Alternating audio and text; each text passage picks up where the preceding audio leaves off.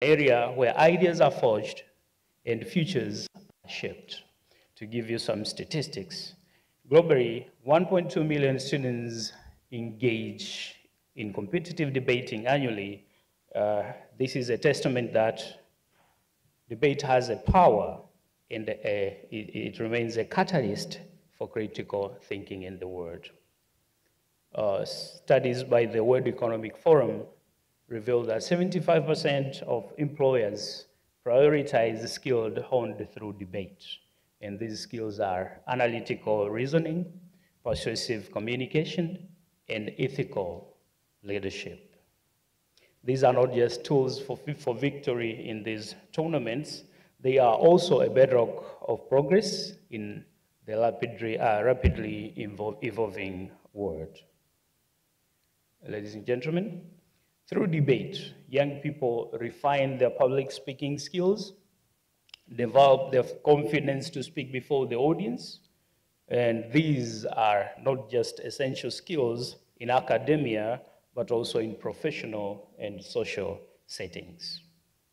Whether in governance, business, community initiatives, leaders must articulate their goals and showcase their visions and negotiate solutions as well as rally support. All of these skills are developed in debates, and this makes all debaters that we have today here and beyond leaders of today and tomorrow and problem solvers in any field they pursue. Moreover, engaging in debates with peers from different backgrounds and cultures broadens their worldview, enhances their cross-cultural understanding, and debate to dissect such complexities.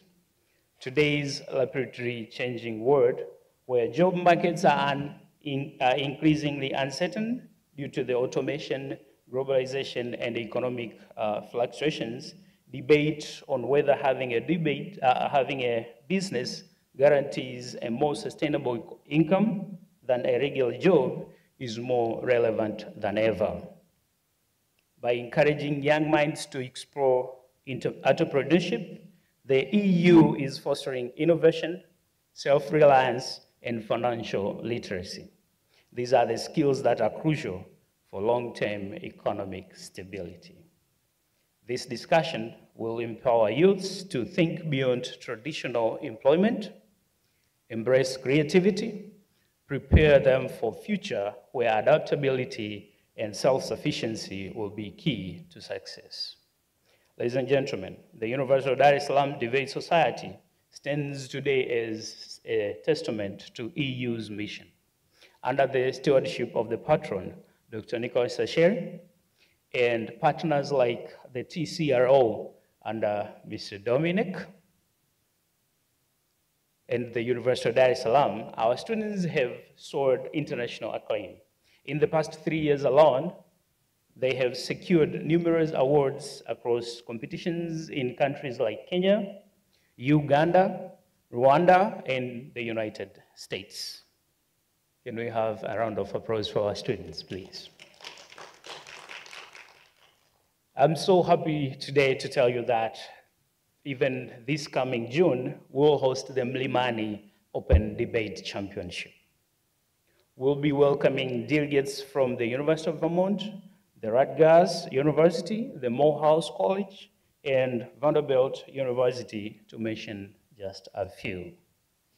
Additionally, in August 2025, this year, we'll be participating in the East African University Debate Championship in Zanzibar, which will be convening over 4,000 students from at least 8 nations. However, our ambitions as a society transcends beyond trophies. We understand that debates unlock opportunity because we have witnessed that our members continue to benefit from scholarships, exchange programs, and leadership roles globally.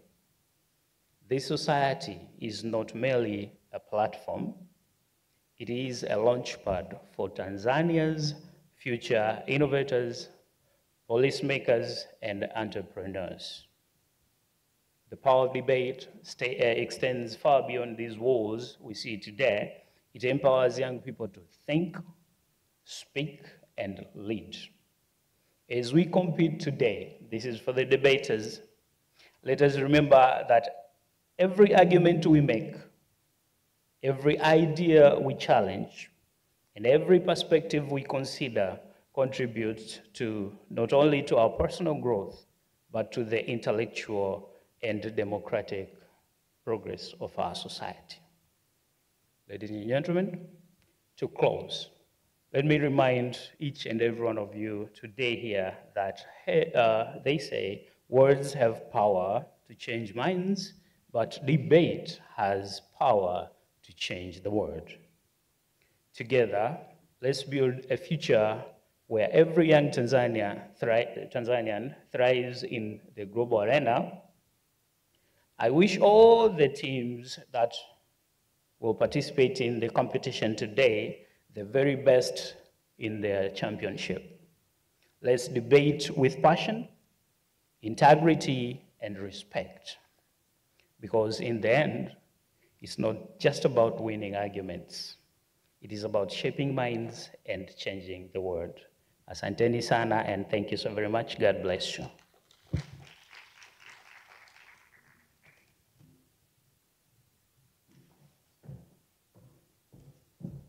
Thank you, Mr. Luimbo, for that empowering message and reminding our contestants of the power that they wield in this changing world. And up next, I would like to invite Madam Zahra Saleh, Executive Director of the Integrating Capacity and Community Advancement Organization, ICAO.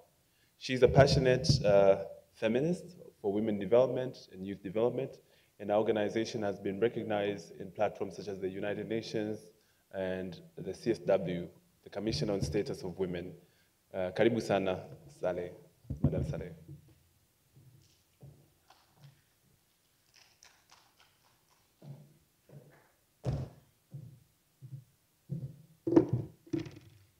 Thank you so much. Good morning. Vijana mambo? Mmepoa sana. Vijana hai hoi. Hai hoi. Nice to see you all. I am always honored when I see a group of young people in front of me because I know what it means to actually choose to be here. I am very much honored. Ladies and gentlemen, good morning. All protocol observed. As I've been introduced, my name is Zahra Saleh. I'm a founder and executive director of ICAO. ICAO means Integrating Capacity and Community Advancement Organization. It's a youth-led, youth-saving organization working in Tanzania mainland. We work in Dar es Salaam, we're in Mara region, and I just came from Njombe this morning as another area of implementation. So I was invited today to just reflect on the self-employment and formal employment. I've been given 10 minutes, and when I read the program, I was like, they should have given me a whole year to explain self-employment and informal employment, because I've been there from the day I graduated to today. I think sometime I'm in the mix between self-employment to formal employment, but then sometime I feel like I'm totally self-employed. But I'll try to use this 10 minutes and share. I think I'll just give the key difference between self-employment and formal employment. The first will be control and autonomy. You know, when you are self-employed, all the control and the autonomy are all in your hands. You decide your working time, you decide your schedules, you decide the roles and responsibilities you have to do for the day to actually achieve. You actually decide on the strategies and the objective of the day and the year, and everything is on you. Unlike the formal employment, you get hired, you are employed at a certain role, and in that role, you are being told what to do, when to arrive, what are your objective, what you should achieve, and maybe in that role there are several of you, maybe 5, maybe 10, and you really have everything scheduled for you, no other worries. You just have to walk in your day work, do what you're told to do, go home, nothing is on you. Unlike self-employment, the minute you decide to say, you know what, let me put this down, you go to sleep while thinking. When you have decided to put anything down, that means whatever was left on that table, you'll find it like that tomorrow, and it might be on the whole effect on your whole vision and everything. There's a lot of weight on your shoulder, what I can say, when it comes to self-employment. But also, another key difference is income stability. When you are self-employed, the stability of your income depends on your effort. How hard you're working, how hard are you strategizing, how much are you selling, how much are you marketing, how much are you branding. It's all on you when it comes to income stability. But when you are formally employed, you know your income is stable, it's there on the contract. Sometimes whether you show up or you don't show up at the job, you have the income. So that's stable. I hear even especially in the government offices, there's that much flexibility, unlike private companies. They can count the day you come in for you to get paid. But when it comes to the government formal employment, whether you show up, whether you don't show up, you have your salary right there. So that's stable income for you. But for self-employment, the income depends on how much you have put the work, how much you have made an effort to ensure that income has come in and everything is paid, enough for you to remain with something to pay yourself. So income stability when it comes to self-employment is something that totally depends on you. But also there's another key difference is the risk and responsibility.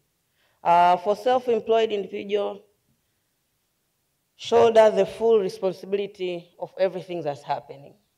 Like the risk, all the things that has been decided, the decision making, how the company is going, if it's growing, if it's failing, all the risk is being faced by you. Unlike when it comes to formal employment, you just have to do your task, your role, and the rest of the worries goes to the owners and the companies and the bosses. You just have to do your work and go home. But there's also another key difference about work-life balance. When you're self-employed, they say, which is, I barely see it as a self-employed person.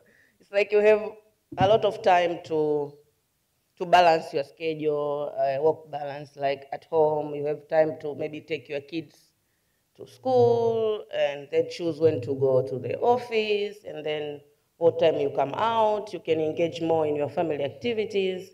And like the formal employment, you always have to be scheduled, go to office on time, and do as much as is supposed to be done as per your contract. But all this can go by the book. I'll tell you now my personal reflection when it comes to self-employment and formal employment. And where at personal level, I would totally still choose, beyond all the challenges, all the risk, and all the responsibility a self-employment person can face, I'll still go for self-employment rather than the formal employment. Why? Because first, young people, we like things that sound sexy, right? Let's just state this. Kuajiliwa na kujiajiri. Which one sound more sexy? Kuajiliwa? Really? Kuajiliwa na kujiajiri. Which one sound more sexy? Kujiajiri?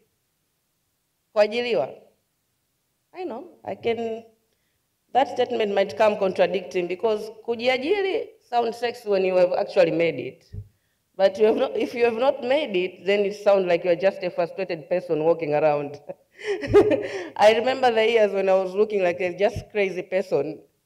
not knowing what they are doing, what they are saying, and what are they? Did they even go to school? And the myths around the societies, when you are self-employed, it's like you either failed in class, or you didn't even have a degree, or you went to school, but your mind is not actually fine, or maybe you didn't pass those high marks that you were supposed to get.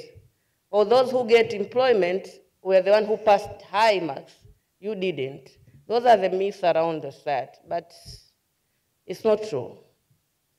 Because now there's a very big issue of unemployment around the world. So whether you actually passed, we now see doctors on the street.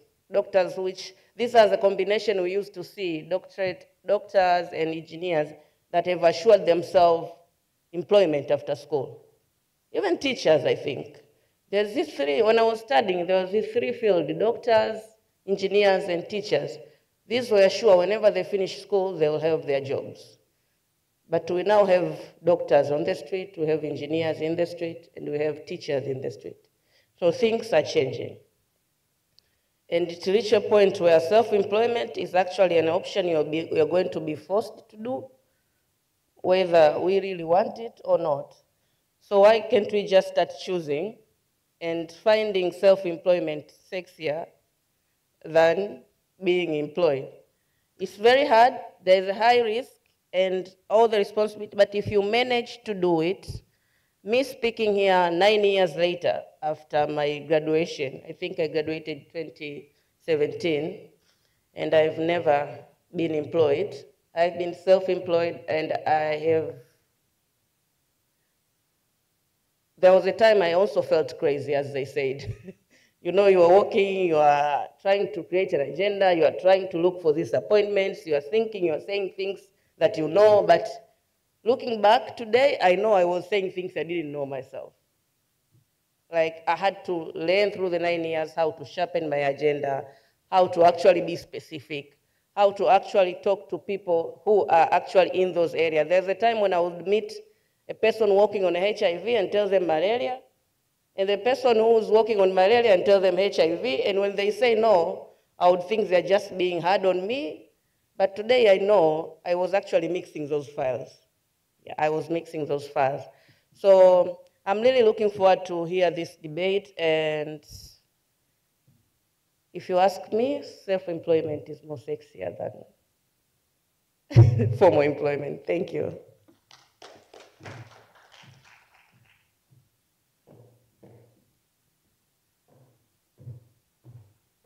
Thank you so much, Madam Zahra, for that uplifting message. I hope they've heard from you. Self-employment can be also sexy. And to our live audience that's tuning in via the channel,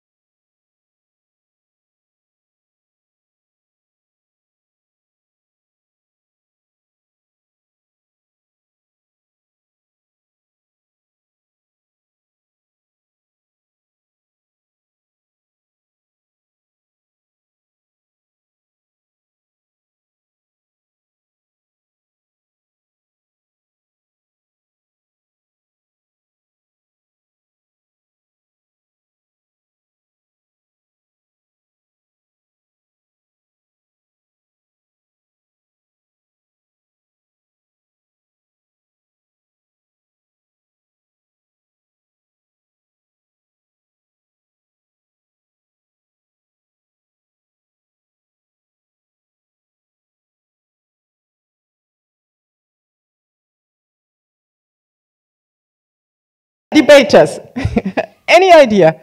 What could be included in business environment? Yeah, okay, I'll leave you there. You might be nervous, you're preparing. Anybody? Yes, please. Competition is an element of it. I mean, you have, everything which you need for your business to strive. You have the taxation, regulation, and policies. You have the business regulation. You have the trade policies, the regulation, investment, infrastructure, energy, everything you need, basically, right? This is what the business environment, because it needs to be conducive for you as a business to grow. So what does the EU do in order to help foster the business environment? So currently, one of our big programs is supporting the Blueprint. The Blueprint is a regulatory reform agenda of the government, and we are supporting it in 3 pillars, which is the legislative environment, where you have the laws and the levies and the fees. Then we have the governance aspect of your regulatory agencies. And then we also have to improve the IT systems. I don't know whether you have noticed, but since a year probably now, you can actually register your business within 1 day if all the documents are in order and from home, right? Because of the IT system. So you can actually do that from home. Who we are also supporting is the Tanzania Board of Standards, particularly for micro, small, and medium enterprises to make it more cost effective and efficient to comply with the regulations. So since I would say maybe 2 or 3 years, the micro and small enterprises get for free the certification. And TBSF has been processing thousands of applications for certifications. So I would pick another couple of initiatives which I think might be interesting to the young generation we have here with us today. I don't know whether you've heard about the regulatory, the regulatory sandbox by the Bank of Tanzania, which we have supported in order for startups to be able to start and experiment the business without having to register for the proper licenses. It's like in a protected kind of area, which is called the sandbox. And in Zanzibar, we are helping to develop the startup policy together with the Dutch embassy, or with the Capital Markets and Security Authority, we have supported the crowdfunding guidelines. Right? Crowdfunding means you can set up a platform and ask little contributions, which in the end become a considerable amount for you to implement your idea. And also when we look at more innovative and financial instruments, we can look at Business Angels Network. The EU has supported the first cohort. Does everybody know what a business angel is? Yeah. What is happening here? You have to wake up. You see? Okay, anyway, a business angel is, let's say we formalize a little bit more the support you get from your friends, family, and maybe more remote friends. You formalize it more in a legal engagement where it's another element of financing you can tap into in order to bring forward your business. And the EU is supporting the government also to look into new financial instruments like green bonds, or a venture capital fund. So I'm coming to my second point. That will be my last point, not to keep the debaters over there still nervous. I can see they're still writing. Sorry for that. So moving to access to finance, we understand it's one of the most important issues and challenges young entrepreneurs are finding themselves challenged with, basically. And I think the EU prouds itself to say we support the whole life cycle of businesses, whether you are at your very early startup stage, whether you move into micro, small, medium enterprises, or whether you are a matured venture business. So from the very beginning, I want to give you an example. We have the Funguo program. Anybody heard of Funguo? Yes. Aha. We are supporting Funguo with 5 million. And what we do is, through a competitive process, you can get an acceleration grant. That means you already have a business, but you want to accelerate it. And so far, over the last 3 years, we have supported 65 businesses or startups with roughly 5.2 billion Tanzanian shillings. The next call will be in June, somewhere around there. Then we also have a fund focusing on fintechs, those of you who are very interested in that space. And we have, now if we go a little bit more into the, just a second.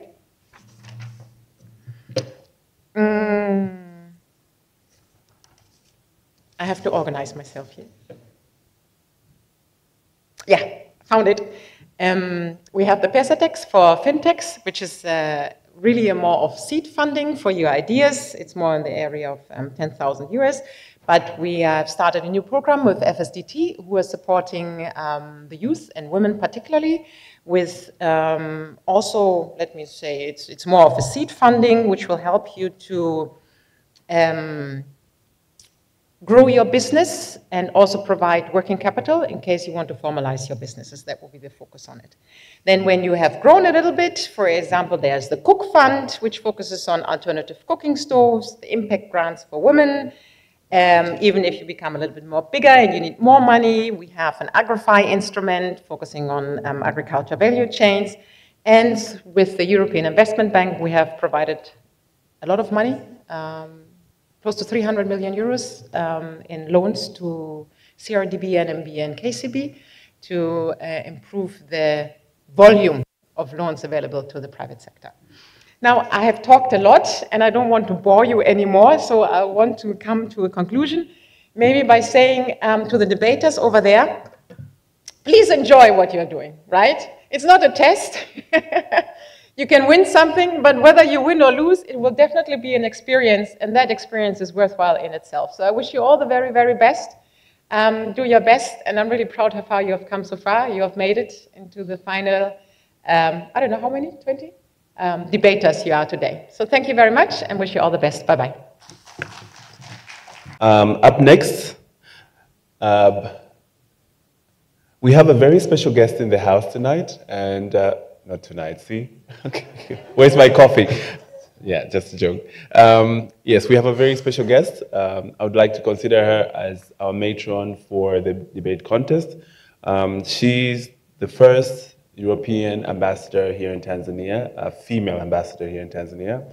Under her leadership, we've had the first youth sounding board, and she's been very proactive in terms of bringing young people closer to policymakers and bringing young people to spaces that some of us would have not been able to be before. So without further ado, I would like to invite Her Excellency, our special guest, Madam Christine Grau, to say a few words today.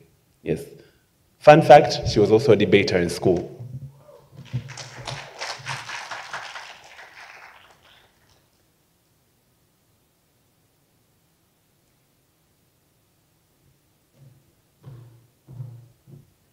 Thank you so much, Paul, for the nice introduction. I was just, they started to giggle here on my right side, so I was just wondering what was going on. Now, good morning, everybody. It feels a bit like night, I agree. Yeah? It's the light here. So anyhow, I'm really, really very pleased to be here. And I understand very well how difficult it must be for you debaters to sit here and wait. You have a great day in front of you. So I'm very pleased to be here today. Bear with me very shortly. I will not be very long. I just want to share some experience because for me it's also quite nostalgic to be here. I have been many years ago in the same position as the debaters who are here today. I really remember that very well, and I think it will be the same for you. This is an experience that will really last with you for a very long time. We have done this during my studies, for example. We have done this pretending to be negotiators, like in the framework of the European Union or the United Nations. You really learn a lot when you're debating. But I think what is really, really important, what comes out of this debate, is that you use evidence. You use facts. You really try to discuss important issues, but based on the research that you have done and on the assessment you have made on a specific situation. But of course, also the debate today and tomorrow that you will have, it will really increase your public speaking confidence. And of course, and that's the most important thing, you will learn to respect other people's opinions.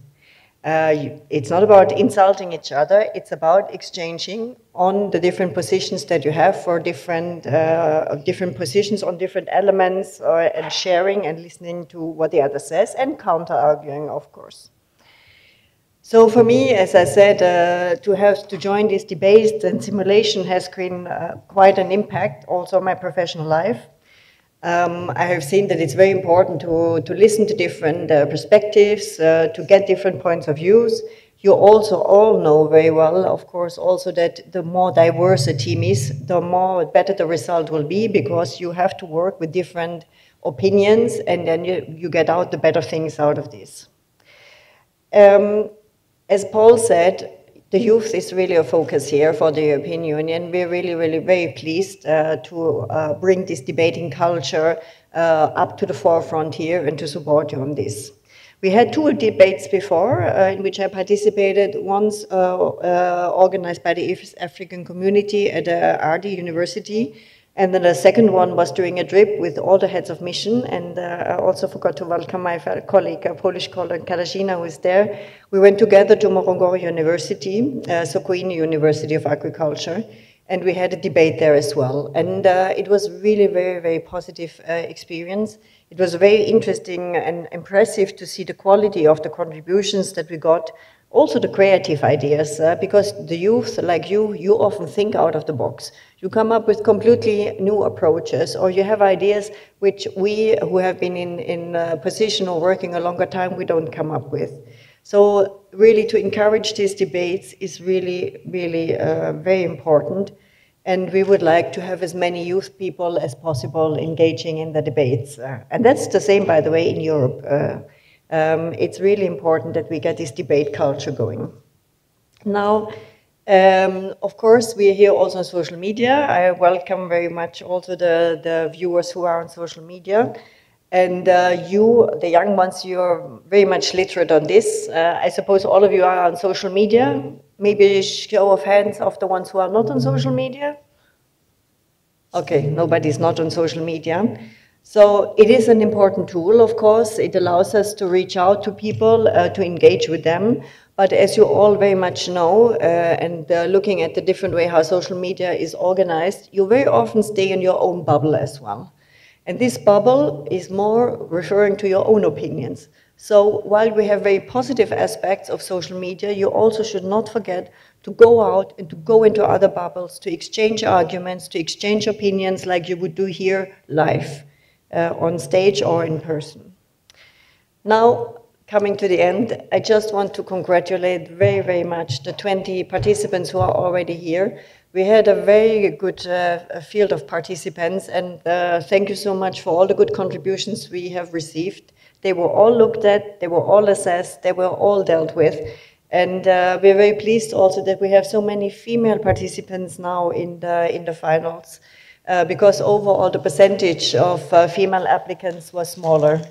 So there you go, ladies, go strong, and the men, and of course go strong as well. But yeah, we're very pleased to see the very positive and very high quality contributions we have. Let me just say now a word about the prize. We have been very lucky that Poland is actually inviting the winners to Poland. Thank you so much, Katarzyna, for that. Katarzyna will speak tomorrow. You have probably already seen on social media the interview with her, but that's quite an exciting trip coming up. As I have heard, Warsaw is a wonderful and interesting city, so very vibrant, a lot of young people, a lot of culture. So that's something really to look forward to. I just want to say another word also of another issue on dealing with young from the European Union. We have the Youth Sounding Board, as you heard. Paul is a very good example of that. He has joined the Youth Sounding Board. It's one element for us, the European Union, really to hear the voices of the young people in Tanzania. They're engaging with us early on, so it means in the policy making, but they're also our ambassadors for the youth. So please reach out to them if you want to discuss as well. If you have ideas, they will certainly feed them back to us as well. And also if you have ideas about policies, about things where you think we should do more, We would be very happy also to get the feedback, of course, of this debate. We could maybe do it in other places as well. I think that that would be very positive, but we will assess. And as I said, the Youth Sounding Board is a very important tool for us overall. Now, I will not talk about what we do to support businesses because Janet has covered it all. I just want to say a word about what we're doing for scholarships also. We have Erasmus scholarships, so please have a look them up. We have very good information on that on our website as well. And many of the member states have also bilateral scholarships. This could be of interest for you students because, again, it will broaden your horizon. It will bring you in new aspects which will have a clear impact on your professional life as well. Let me conclude. The first debate can start. I'm very pleased about this. Now, I am afraid I will not be following here in person because I have some other meetings, but I will be here tomorrow to follow the finals. I'm very interested to see what's going to happen, who is going to pass through. Have fun. I think this is the most important thing. Enjoy it. You will really get something out of this, and kila la kheri. Thank you.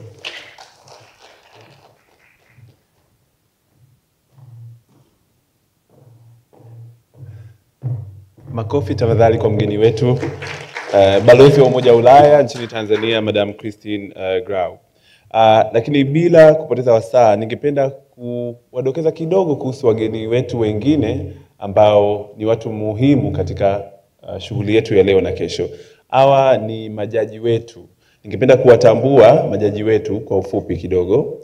Tunaye Dr. Winnie Samuel Nguni, ambaye ni lecturer hapa Chuo Kikuu na anafundisha masuala ya marketing hapa Chuo Kikuu. Lakini pia tunaye ndugu Ibrahim Zutu, Head of Business Advisory at NBC, National Bank of Commerce, Tanzania. Lakini huyu ni kijana pia, kijana mwenzetu.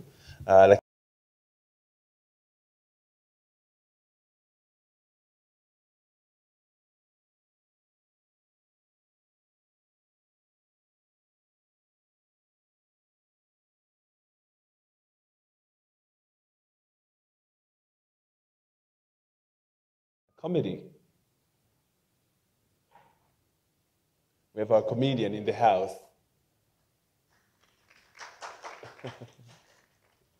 Yes, tunamwacha balozi aendelee na majukumu yake, lakini tuna comedian ndani ya nyumba. Ningependa kumkaribisha na yaseme mawili machache. Kama tunavyojua leo ni siku ya vijana. Kwa hiyo ni lazima tuhakikishe kwamba hatuko tu ku debate, lakini pia tunaongeza chumvi fulani hivi kwenye mambo. Karibu sana.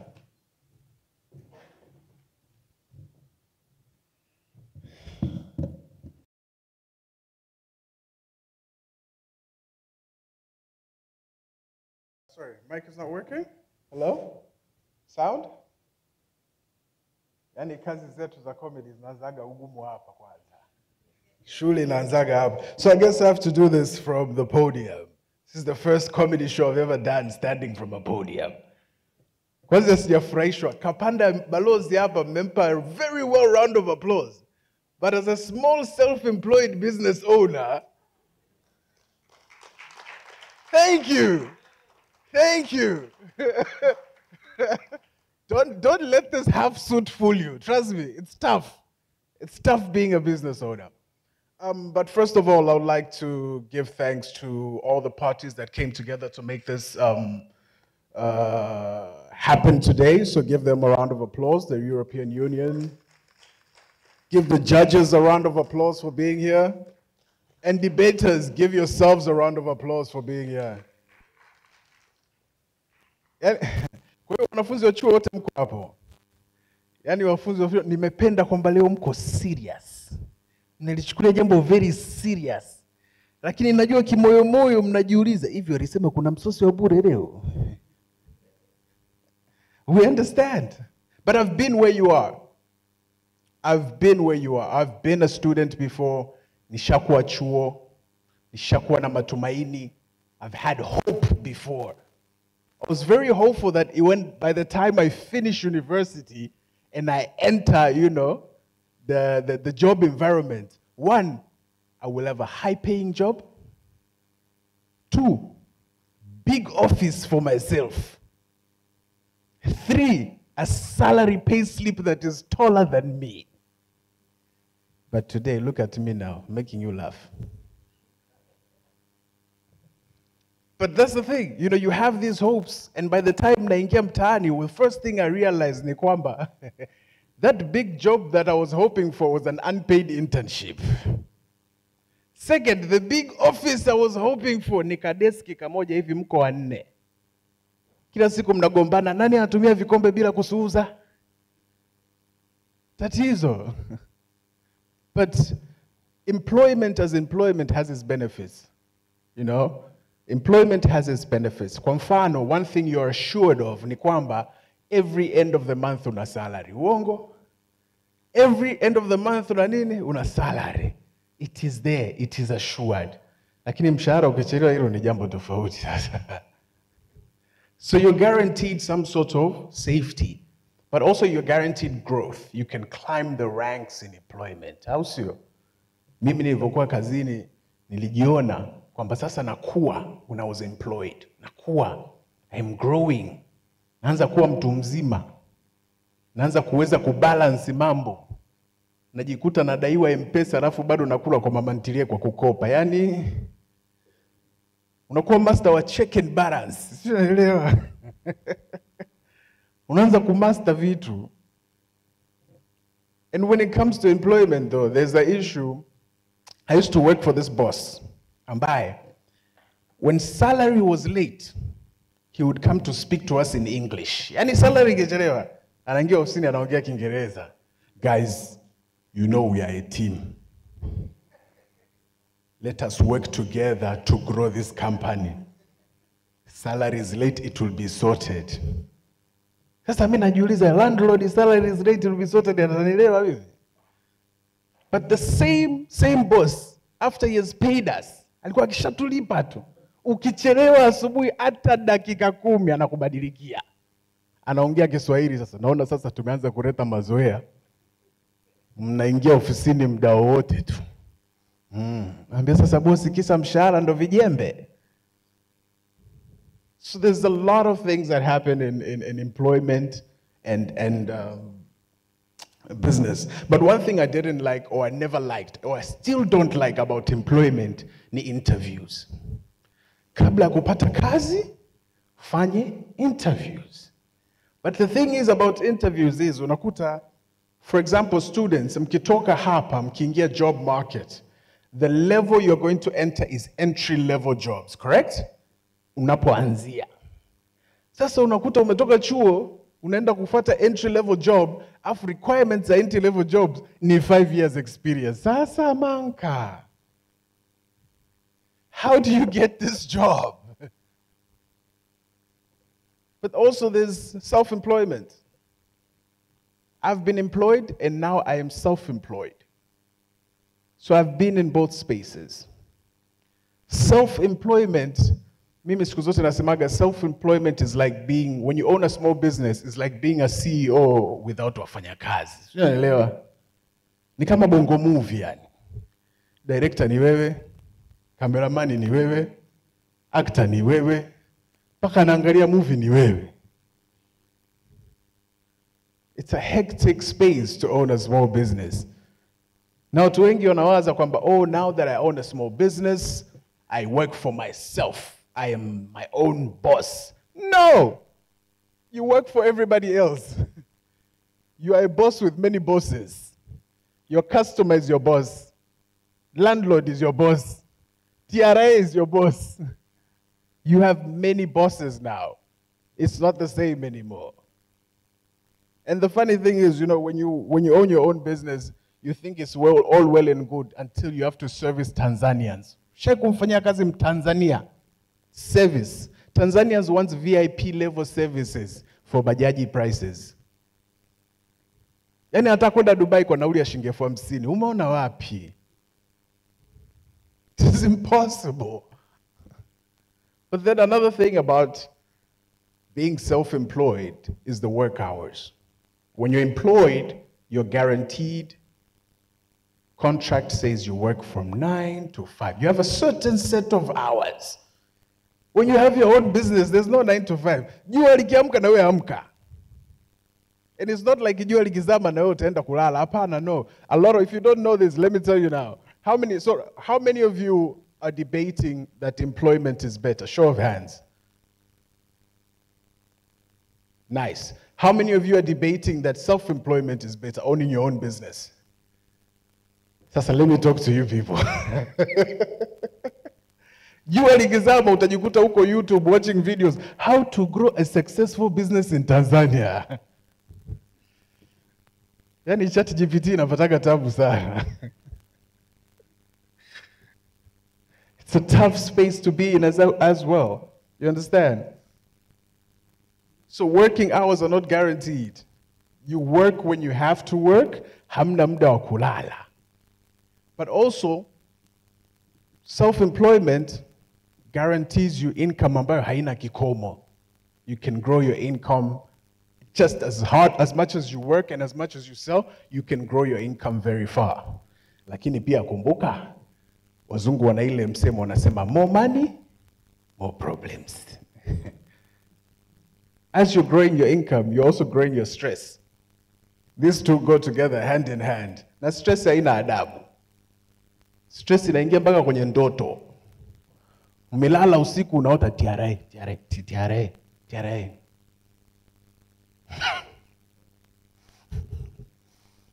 But yet again, this is the question we face today.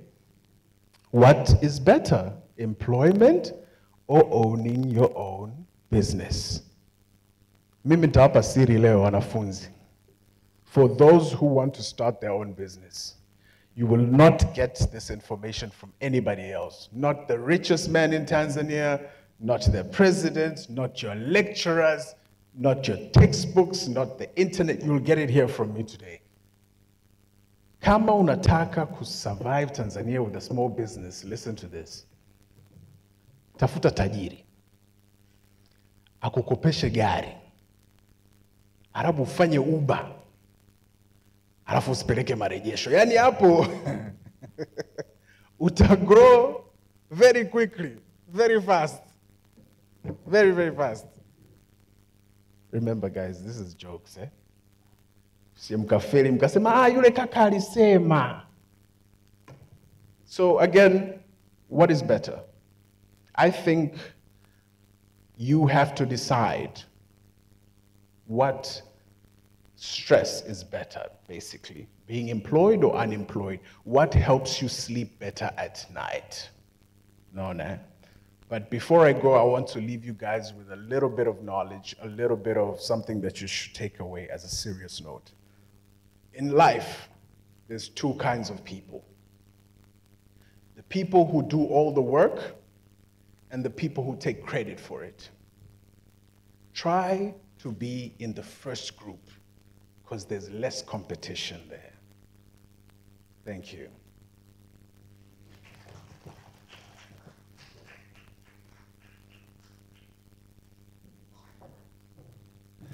I hope you've heard the wise words of our comedian, Mr. Ali. Be on the first group. The work is what will give you meritocracy instead of the noise. Up next, I would like to invite Eben to introduce our teams as we're about to start the debating competition.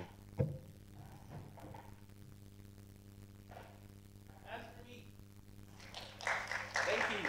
Thanks very much.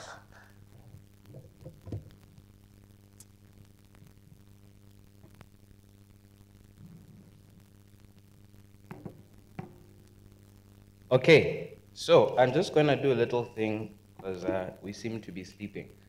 So when I say EU, you say debate, all right? When I say EU, you say debate. EU. EU. And then I'm going to translate that to Swahili. Okay, I'm going to try it again. When I say EU, you say debate. EU. EU. Nikisema tuya, sema yenga. Tuya. Tuya. I think that was a good try. All right.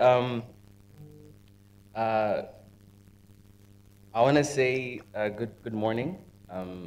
The representative from the Polish embassy highly esteemed judges, debaters, ladies and gentlemen, welcome to the final of the European Union Youth Debate Contest.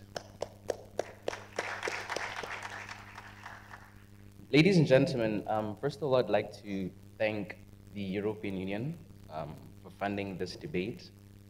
First of all, my name is Eben Mzava, the Programs Manager at the Tanzania Competitive Rhetoric Organization.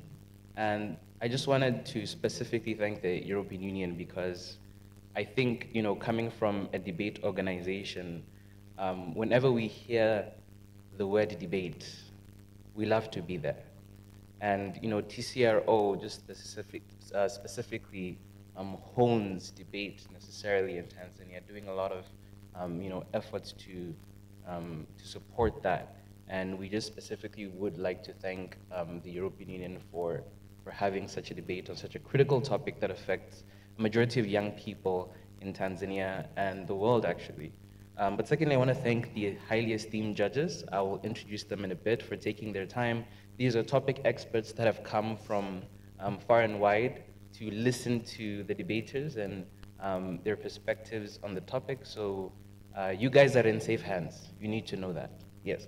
But lastly, I want to thank the debaters. For those of you who don't know, we had at least over 500 participants or applications that came.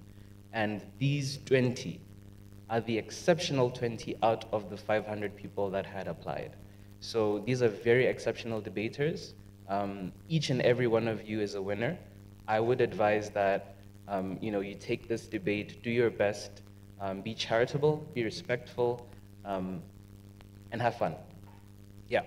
So before I talk about the debate format as well as the time margins and how things are going to work, I just want to briefly introduce our judges for all of us, starting with the chief judge. We have Dr. Barwani Mshale. So, Doctor, you could just wave to people. Let's clap hands for Dr. Barwani. So, Dr. Barwani serves as the Director of Learning and Strategy at Tuaweza East Africa, leading research, learning, monitoring, and evaluation work. He holds a PhD in natural resources and planning, policy and planning from the University of Michigan, and a master's in environmental science from Yale University. Barwani is a staunch human rights and democracy activist with a passion for contributing in balancing rural development and environmental conservation goals in the tropics. Baro is an active mountaineer, 9 times up Mount Kilimanjaro, is something very, very amazing. Self-made chef, social runner, recreational table tennis player, and avid dancer. Baro is a former fierce youth debater with multiple national and international recognition for outstanding oratorical skills. Sir, you're very much welcome. The second person I would like to introduce to you is Ms. Zena Msonde. So Ms. Zena Msonde is the esteemed co-founder and CEO of #Tanzania Limited. Her career began in the fast-paced world of telecommunications, where she honed her skills in navigating the complexities of network technologies and consumer dynamics. Now, as the driving force behind #, Zena is applying her telecom legacy to spearhead initiatives that redefine the transportation landscape in Tanzania. Her leadership is characterized by commitment to innovation, a keen understanding of market trends, and an unwavering focus on delivering cutting-edge solutions. Zena stands as a testament to the seamless fusion of telecom expertise and tech innovation. Her leadership inspires her team to reach new heights, and a strategic vision propels Tanzania's transportation industry towards a future defined by technological excellence and positive societal impact. Welcome. The third judge I'd like to introduce to you is Mr. Ibrahim Nzutu. Mr. Ibrahim is a financial sector advisory expert as well as an entrepreneur. Mr. Ibrahim is the Financial Secretary Advisory Expert and the Head of Advisory at NBC, the National Bank of Commerce. He specializes in strategic planning, Financial inclusion, known for his entrepreneurial mindset, Ibrahim leverages technology to drive impactful solutions. In addition to his leadership role, he is also a visionary entrepreneur, running ventures in the fast-moving consumer goods, that's FMCG, in the FMCG sector. His dynamic approach to business innovation continues to inspire growth and drive meaningful change in both the financial and technology industry. So you're very much welcome today. The fourth judge I'd like to introduce to you, my boss, Mr. Dominic Makifulefule, the Executive Director of the Tanzania Competitive Rhetoric Organization. There's much I would say about Mr. Dominic, but he is also the head coach of the National Debate Team of Tanzania. He spearheads TCRO's efforts in organizing some of East Africa's largest debate competitions, hosting students from more than 8 countries and over 2,000 students actually annually. In 2018 alone, TCRO hosted the Pan-African Universities Debate Championship, attracting over 400 university students from across Africa to engage in compelling, engaging discussions on national and continental pressing issues. With a deep belief in the transformative power of debate, Dominic is committed to reshaping Tanzania's culture, debate culture, using a platform to nurture critical thinking, public speaking, and global engagement among the youth. The final judge that I would like to introduce today is Dr. Winnie Nguni. And Dr. Winnie holds a Bachelor of Marketing from the University of Salaam and a Master's in Logistics from Molde University, that is in Norway. She's a committed trainer, consultant, researcher with proven public track record. Apart from being a professional in marketing and logistics, she has vast knowledge on agribusiness, value and supply chain management. She holds a PhD in agriculture, tourism, value chain management from UDSM and the University of Copenhagen, that is in Denmark. She has sufficient experience in organizing and facilitating various programs related to entrepreneurship, business planning and competition, value chain management, and networking. So far, she has worked with different organizations such as DANIDA, the Danish International Development Agency, the Swedish International Development Cooperation Agency, and the International Labour Organization, that is the ILO, to research and publish on issues related to SMEs, gender in tourism, and the agricultural sector. She has consulted in project management, monitoring and valuation, market research, business planning, supply and value chain analysis, and as a facilitator of several marketing and logistics related courses held at the University of Dar es Salaam. There's a reason I took my time to read the bios of all these amazing people, and that is to tell you that we are in the midst of very experienced people. So debaters, please don't lie to us. We know what you're going to be talking about. So before I introduce the debaters, how the time is going to be working is each and every individual speaker has their own specific time that they've been allocated. The first speakers are going to be given 5 minutes for their speech. The second, third, and fourth speaker are going to be given 3 minutes, and the last speakers are going to be given 4 minutes. So debaters, I assume you can see this paper in front of me. So I am going to be sitting at the bottom, and when you're left with 1 minute, I will simply show this to indicate that you have 1 minute remaining, and when your time is done, I will clap my hands twice to indicate that your time is up. And once your time is up, you are given at least 15 seconds to wrap up your speech, and then sit down. How the arrangement is going to be is that from the furthest chair, moving inwards, you shall arrange yourselves in terms of your speaker positions. So we're going to have the first speakers on the furthest, coming to the fifth speakers, who will be closer to the center of the stage. So without wasting any time, ladies and gentlemen, I would like to invite the first session, or the participants for the first session. On the affirmative team, let's give it up for Team Green. We have Nema Theonest from Mbeya University Science and Technology, Nicholas Mukanya from Ardhi University.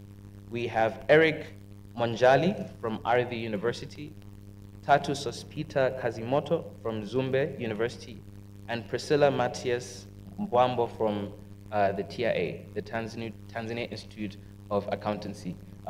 Please take the stage. So let's have the affirmative team on the left side and the opposition on the right. On the opposition team, we have Team Yellow. Team Yellow, where are you? That's better. We have Jacqueline Malavano, the first speaker from Muhimbili University. Twaha Mruma from St. Augustine University of Tanzania. Vilius Kayamuka from Muhimbili University. Dinalas Mdolo from the University of Dar es Salaam. And finally, Diana Abdi Shabani from Tumaini University.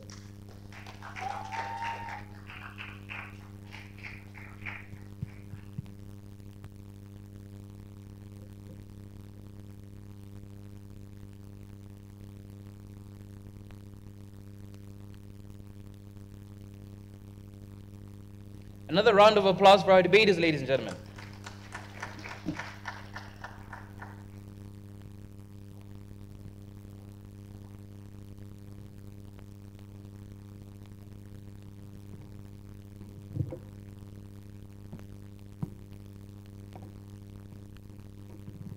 Welcome to the first session of the European Union debate contest, final first session.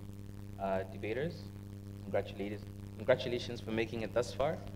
We are going to begin with the first speaker of the proposition team. You're welcome.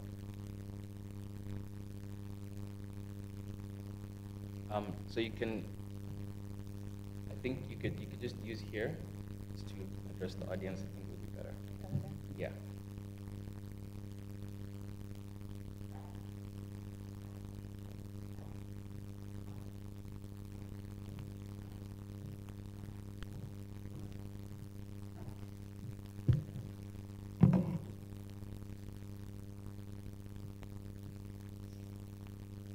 Thank you very much for this golden chance and opportunity.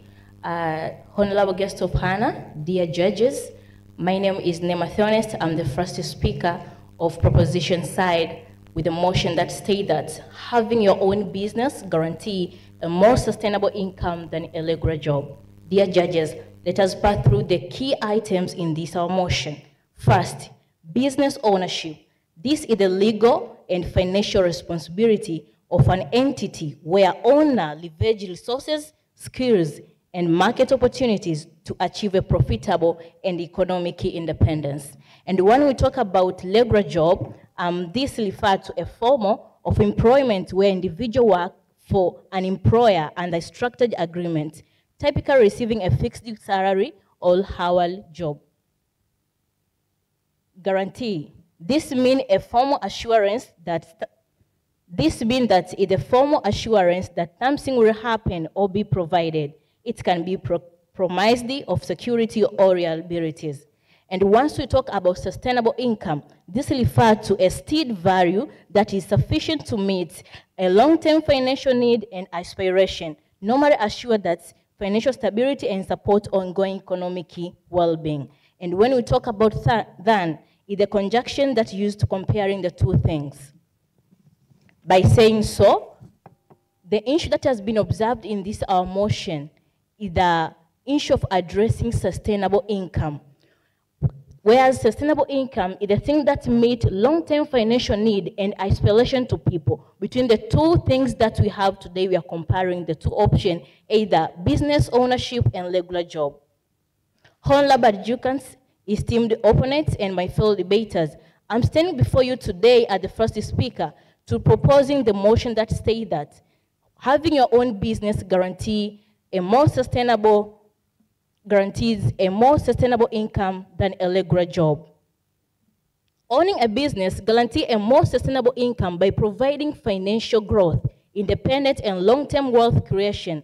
This has been declared by the Global Entrepreneurship Monitoring of 2023 that 65% of entrepreneur income grow over 5 years. Companies compared to 40% of salary employees.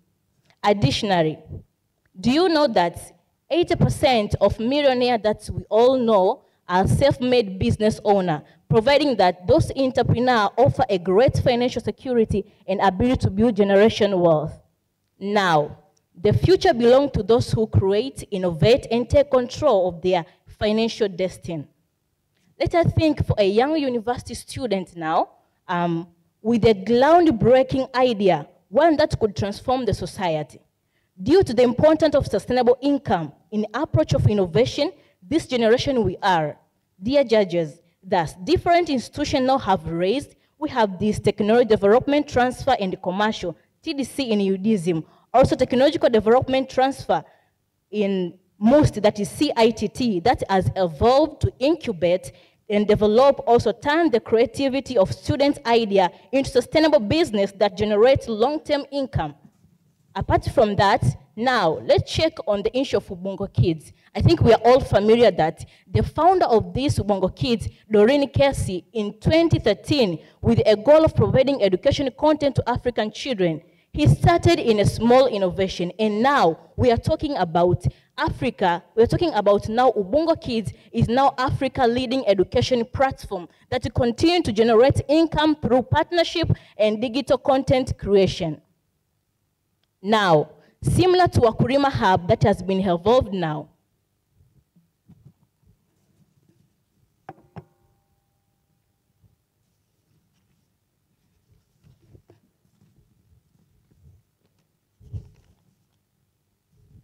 Dear judges, now while many believe that regular job provide a sense of financial stability through predictable salary, insurance, and NHIF benefit, it is very crucial to recognize that there is advantage of often limited. In reality, regular job can only offer fixed income that does not adapt to the growth of financial need. Also, they believe that in consider of the nature of entrepreneurship is often perceived that being competitive and risk. However, it is important to understand that carries a path involves some of their competition in challenges. According to World Bank entrepreneurship, that in emerging markets are able to generate 20 to 30% of high profit than the salaried employee. By saying that, dear judges, let me welcome my fellow to give out their points, that the first point is going to be unlimited earning potential, work-life balance, adaptability, building assets for long-term, and fear losing. That will be presented by Nicholas, and the fellow Eric will start. Thank you.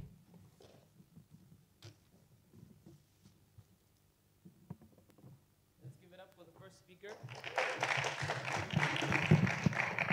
We thank that speaker for that fine speech. We'd now like to invite the first speaker from side opposition. Good morning. So we had two options. One, be assured to survive, or strive to stay alive. And we chose assurance. Benjamin Franklin, one of the founding fathers of the USA, once said that by failing to prepare, you're preparing to fail. And ladies and gentlemen, having a business, sleeping, not knowing what tomorrow will be, how much you'll earn tomorrow, is basically not preparing and preparing yourself to fail. So as the first speaker from the opposition, my name is Jacqueline Malavanu, and I will be introducing you to our arguments. I will also give one argument that says that regular jobs cushion individuals from economic impacts of economic fluctuations. I will also outline the points that my fellow presenters will say, but I'll also give you live examples to show you how regular jobs attract sustainability, unlike how self-owned businesses can. Our second speaker, who is Twaham Ruma, will tell you about how regular jobs offer extra benefits and opportunity for income growth. But our third speaker, Vilius Julius, will pick you into the career longevity and tell you how that can impact career growth, but also lead to sustainable income. Our fourth speaker, Shindano la Mdahalo, will take you on a journey of finances and tell you of how regular jobs provide low financial risk as compared to entrepreneurship. But also, finally, our fifth speaker, Diana Shabani, will summarize and set uncertainties that that perhaps have occurred, because she's the last speaker, and she'll put on the scale the two sides and weigh to you, and will show you undoubtedly that sustainable income only comes through regular jobs. In this course of this debate, dear judges, we expect that the proposition side to prove that regardless of all the risks that exist on their side, they are able to reach sustainable income. We expect them to prove that to prove how guaranteed is their customer base. You want to start a business, but how guaranteed is their customer base, and how sure are they that they're going to earn that amount of money? And we also want them to prove that regardless of the drawbacks that exist in the business world, they're still better than regular jobs. And failure to prove this, they will be declaring to this house and to the world that they have lost this debate and they're happy about it.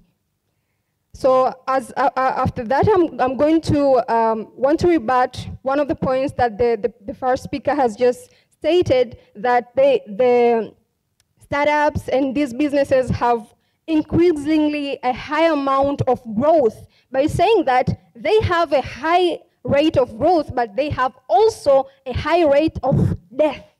So as much as they can grow, that is as much as they can die. So the Startup Impact have done a research on this, and have shown that most of the startups die within 3 years, and the ones that survive die within 5 years. So if 60% survive within 3 years, it means we remain 40%. So the 40% that may have income growth are the 60% she was talking about. So I believe that as much as they can grow, they can die, and the rate of dying is greater than the rate of growth. So I don't think that point has a stand. I'd beg to differ with that. And now let me take you to the real deal here, regular jobs. Our first argument from the opposition side is economic fluctuation. How economic fluctuations? Regular jobs withstand challenges that come with economic fluctuation, and because economic fluctuations come with things like climate change, they come with things like, the pandemics, like the COVID-19, they come with things like changing in national policies on trading and things like those. And these shake most of the time, they shake the entrepreneurship side, they shake the self-owned businesses. And I'm gonna give you an example that in the research that was done in 2019, it showed that in the agricultural field, climate change affected the entrepreneurs who are in the agricultural field, and they lost more than 500 million just because of the uncertainties that came with climate change. And just to remind you, 30% of the national income in Tanzania comes from agriculture, and 40% of the exports. So this loss is very significant, and it's not something to close our eyes on. And this survey was also done by the IMF and the Econ Social Research Journal. So that's basically where I end. And what can I say? This is how regular jobs can make us sustainable if we don't consider them as just regular. Thank you. We thank that speaker for that speech. We'd now like to invite the second speaker from side affirmative.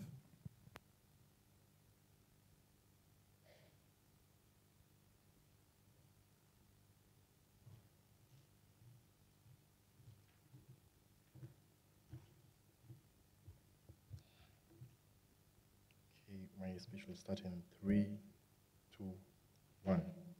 So I would like to remind side opposition that we do not condemn job ownership. Like, we do not condemn the employment that comes from formal jobs, but we agree that self-employment, it helps you to achieve sustainable income better than regular jobs.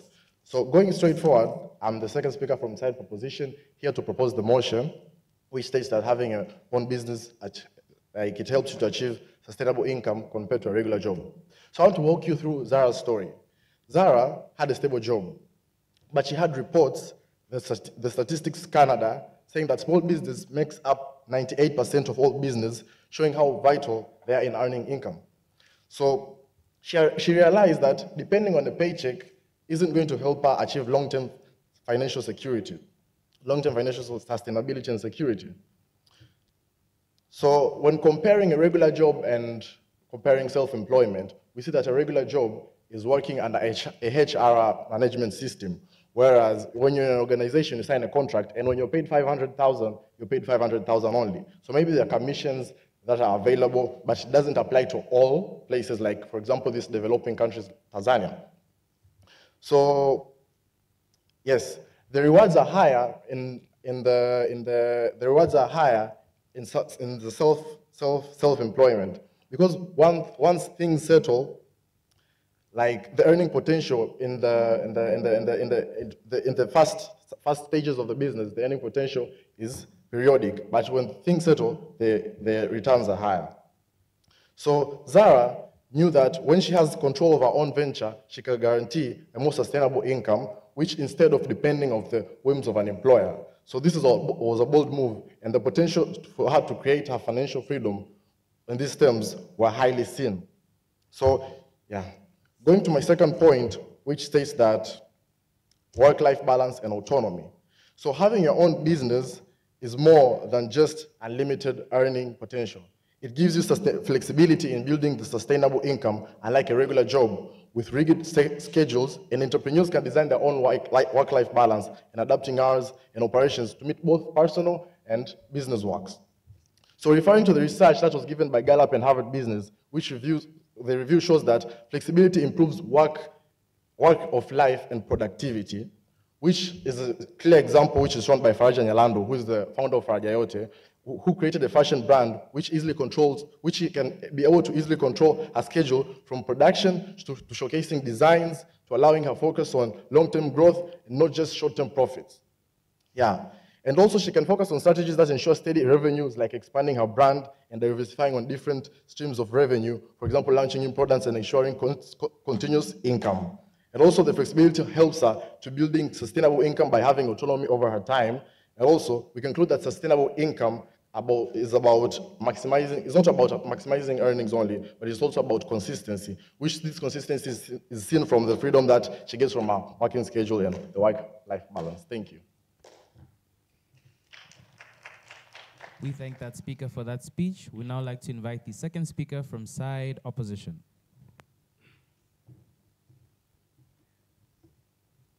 As for what Jacqueline said, having a regular job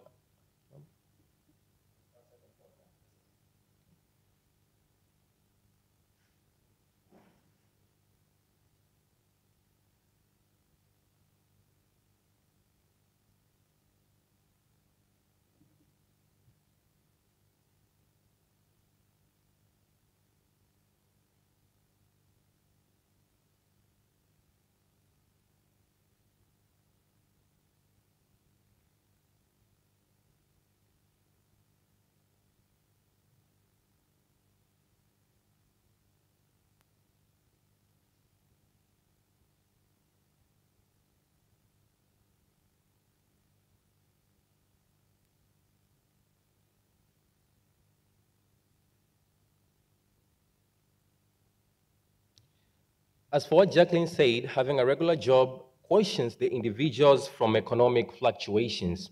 As to rebuttal the proposition side, they said about the story of Zara, but they didn't say who is Zara statistically and logically, because this is a matter of fact and not assumptions. So therefore the story of Zara might sound, but having a regular job sustains a more sustainable income.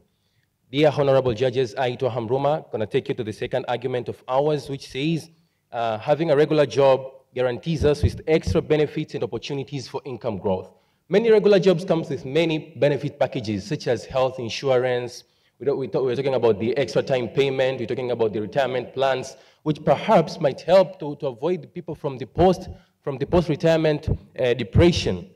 Taking an example of a teacher who teaches a school, getting accommodation from the school quarters, but as well having 20% of the salary every month to the NSSF, National Social Security Fund, on which 10% is cut from the employer's salary and 10% from the employees. You can't find this calculation on a self-employed individual, but as well, under the umbrella of a regular job, a person is able to lob to other opportunities. We have Dr. Winnie Nguni here, a senior lecturer of UDism, but due to that title of her regular job, she has been able to lob into other opportunities. We had her yesterday on the consultancy of the EU debate training. She never came there for free. She was paid due to that title of her regular job. But as well, she's here as a judge. She's not for free. She's paid as a judge of this contest. So what I want to say is that having a regular job also lobs you to the other opportunities. Thank you.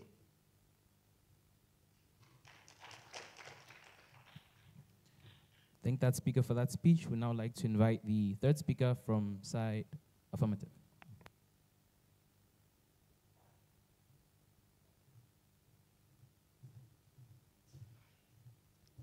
Fascinating, isn't it?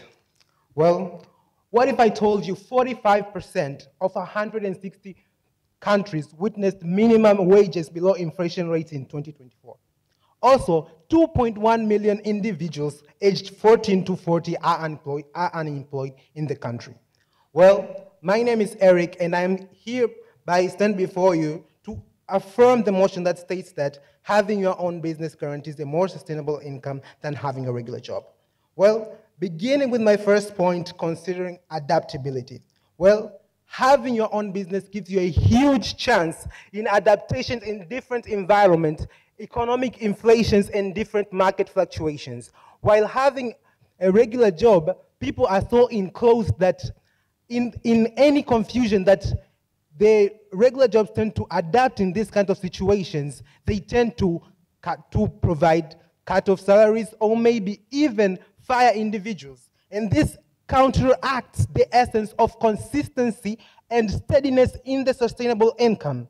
Dear judges, according to, during the pandemic, 50% of the population worldwide witnessed a cut-off in salaries, and 297 million people were earning $1.9. $1.9. That's so low money to consider a stable income.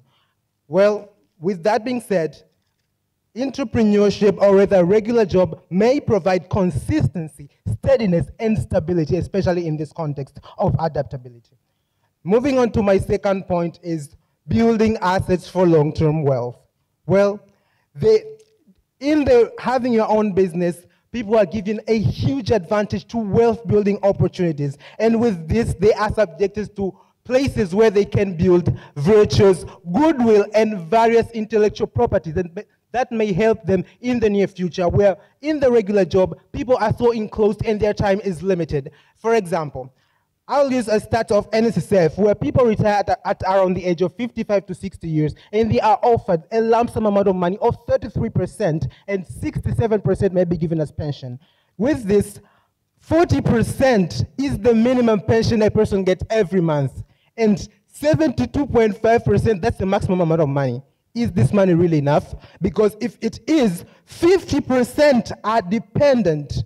These retired people, 50% of them are dependent to their loved ones, to their baby children, or anyone who cares for them.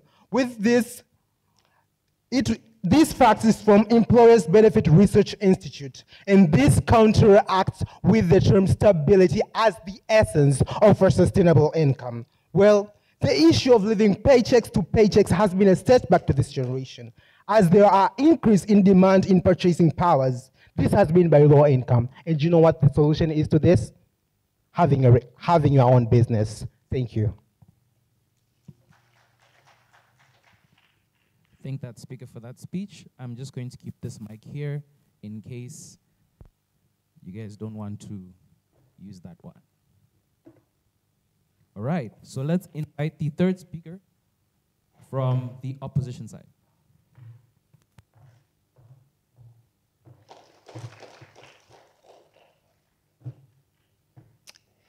Have you ever imagined how painful it is or costly it is for a person to lose a job that gives daily income?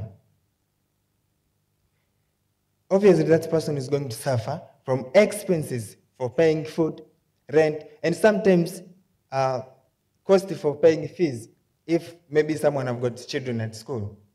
And there is high probability of losing job, of losing income when you have got a self-owned business. My name is Velius Julius, and I'm going to tell you why I'm going against the motion that self-owned business guarantee more sustainable income than regular jobs.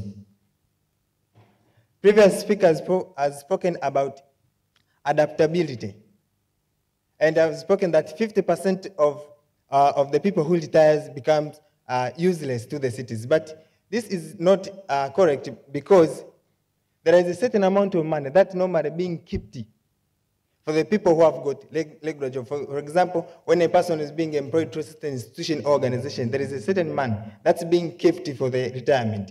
So that one will be given as a pension when that person retires. But also, when you have a regular job, there is extra benefits and opportunity for growth, as my previous presenter from my side have said. But my point is career longevity. For a person who is employed to a certain institution or organization will have high rate of career longevity. This means that there is much time for you to stay in a certain position or in a certain employment. You are going to stay with that employment for a long period of time. And this one will ensure economic sustainability. But for the people who have got their own business, there is no a good economic sustainability because there are high risk of losing their job. This is evidenced by the study that have been conducted by Sheba in 2021. That was about fire outbreak in Kariako. That 224 traders who were working in Kariako lost their job. And this is equal to 14% of the traders who were in Kariako in that time. So that means that they did not have more sustainable income for their living, because when they lost their job, there was no anyone to give them amount of money for living. Despite the efforts that was conducted by the Prime Minister of United Republic of Tanzania, maybe to roll out what was the source of that fire and whatever. So that those procedures that were done is not able to give them back a source of money. So that's the problem of having self-owned business compared to regular jobs. Thank you. We thank that speaker for that fine speech. We'd now like to invite the fourth speaker from side affirmative.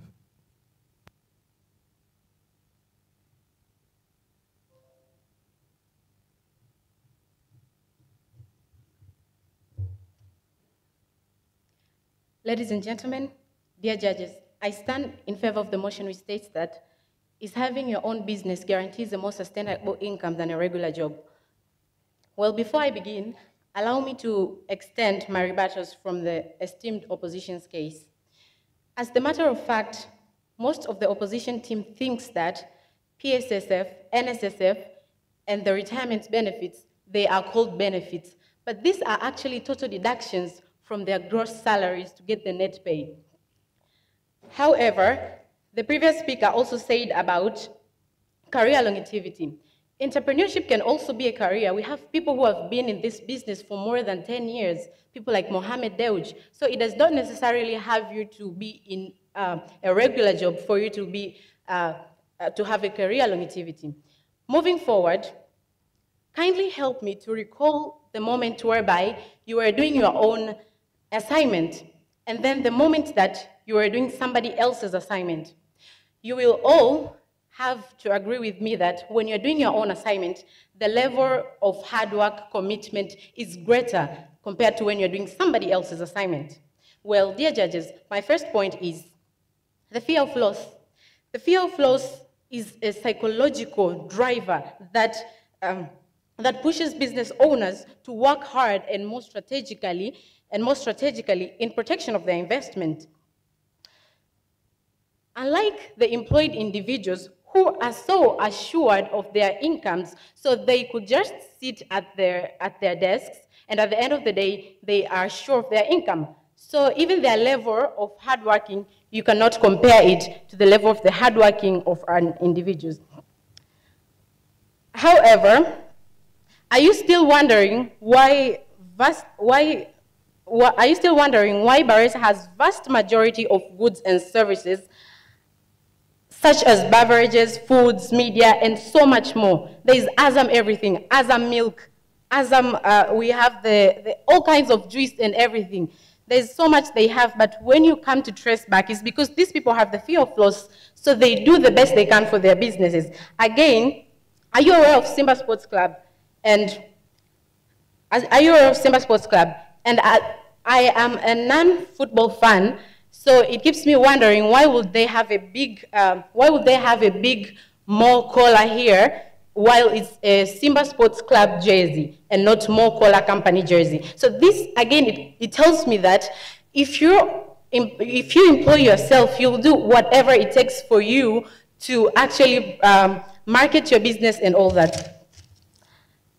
The second point, there you go. Did you know that out of the world population of 7.6 billion, over 600 million of them owns business, and 3/4 of these individuals creates legacies?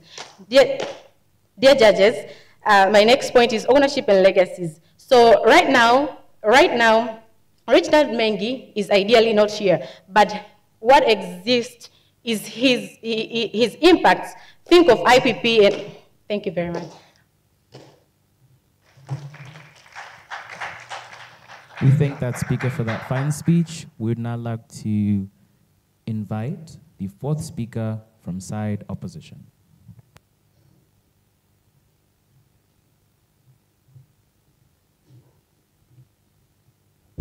Thank you for this good chance.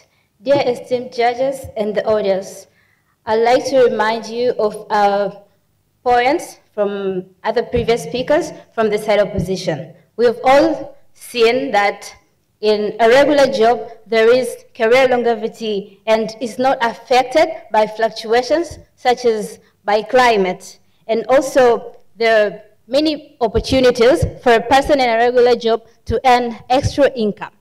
And let me introduce myself. My name is Shindano la Mdahalo from the University of Dar es Salaam. And my point is, in a regular job, there is less financial risk. What do I mean when I say this? Okay, so in a regular job, an individual's income is not directly tied to the success or failure of a business. Whether there is a pandemic, there is a strike, or there is any sudden holiday break, still people who are employed are guaranteed of their income monthly. So let me take you back to some of the few days where we all know there was the Energy Summit, which was attended by the heads of states in Africa, right? We all know that. And due to this, there were some restrictions of movements whereby some businesses had stagnant growth of their businesses just because people could not go to the shops and shop. But coming back to the people who are employed, they are assured of the income because regardless of the educational institutions being closed, yet students can do their assignments at home, teachers can communicate with their students and submit their tasks, and this assures them that regardless of the restrictions of the movements, still they have their own incomes. And also, let me take you back to the COVID-19 pandemic.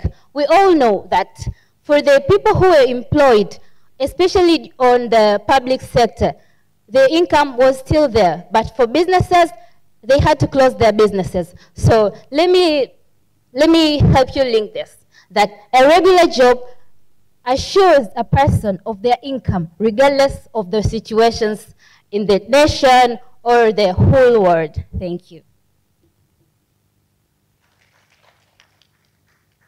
We thank that speaker for that fine speech. Now, to sum up the case of the affirmative side, we would like to invite the fifth speaker from the affirmative side. Priscilla?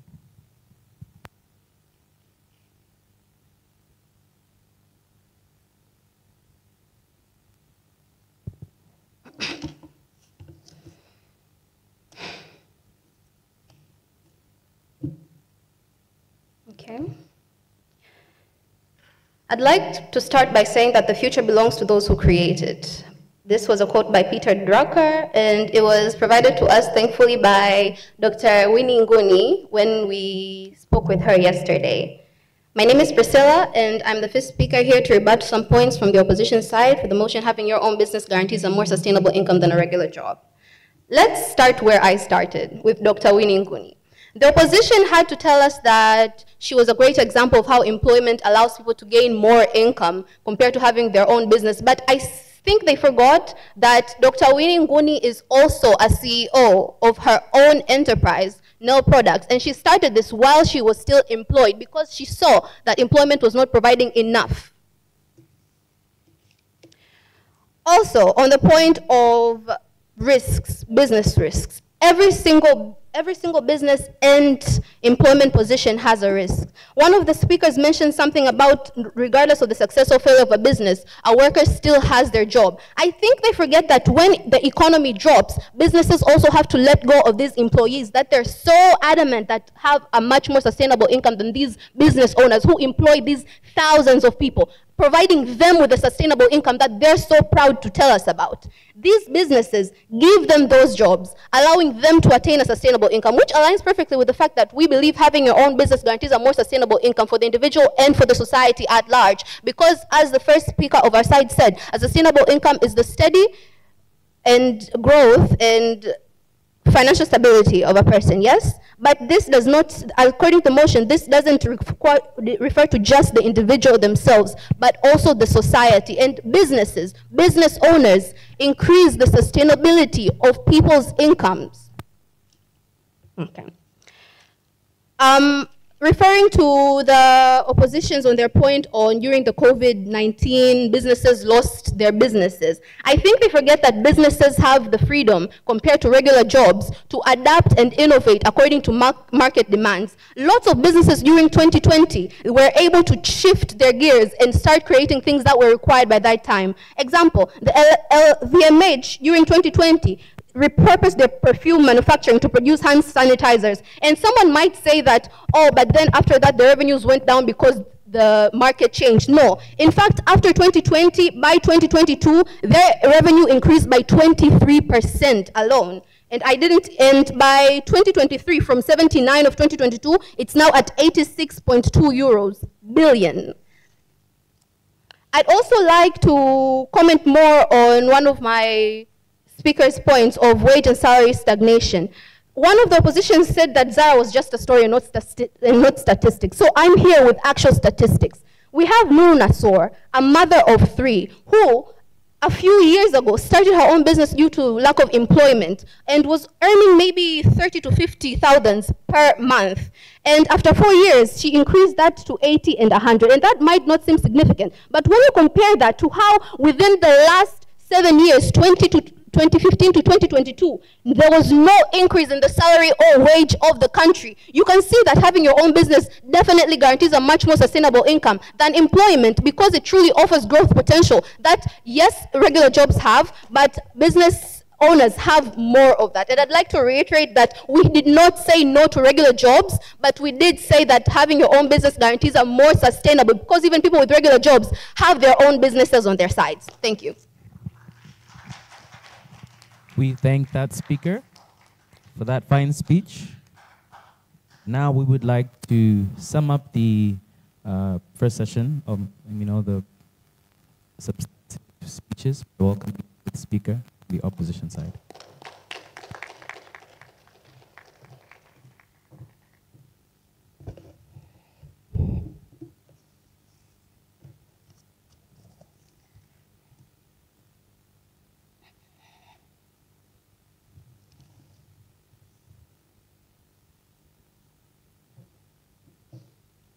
I'll start on my next word.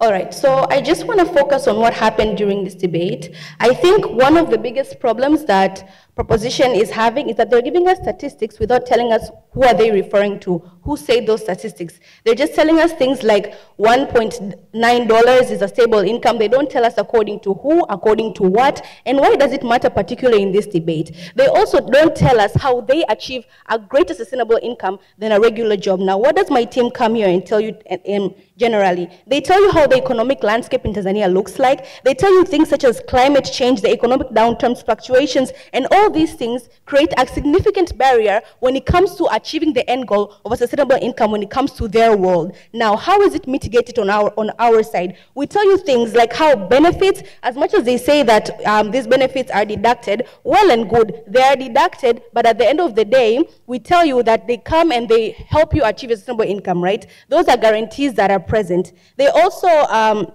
we also tell you how certain aspects like calamities, things that are unpredictable by nature, can cause fragmentation or just an overall business to succeed, right? We tell you things like just recently the Energy Summit, 2 days people were not able to conduct their businesses because they were not able to conduct their businesses. Some of them were not able to, basically, when certain things like that do happen, it does create a gap when it comes to the business owner, because 1 day is a significant loss. 2 days is even worse. Where do we go? From opposition, what do you get? We have consistently demonstrated that regular jobs provide a more sustainable, predictable, and secure source of income. We tell you that this is the foundation for sustainable income. Now, what do you get on their end? Number one, they fail to address the risk that exists on their end. They really try to avoid this question. So we are here to tell you that World Bank in 2023 tells you how in Tanzania, more than 50% of small businesses collapse within their 2 years. And by the 5th year, the failure rate increases to 80%. Now, how does this guarantee a sustainable income when you have a guarantee of failure? They gave us examples of Bahresa, Modeuji, and people like Reginald Mengi. Now, not everyone are these people. Not everyone has the opportunity to keep trying and keep trying and keep trying. Most people are lucky they have even one chance to attempt this business idea or these ventures. So we tell you, when it comes to achieving a sustainable income or the goal of a sustainable income, it is so important for individuals of all aspects to secure a regular job, because besides the impact that we tell you, things of benefits, it also tells you how, at the end of the day, it does achieve a sustainable income. We think the idea of being your own boss, this narrative, is romanticized by proposition, and we think it is actually deeply problematic, because as much as they're advocating for something, they don't tell you the risk or the problems that are behind the curtain. They don't tell you again, things like how the economic fluctuations can be a problem. They don't tell you how risk and the bureaucracy that exists in even attaining these businesses or certificates that help you process or have a business. They ignore the devastating impact that businesses have on individuals, families, and communities. So we think these things are very important, and therefore I urge you to vote for our side. Thank you.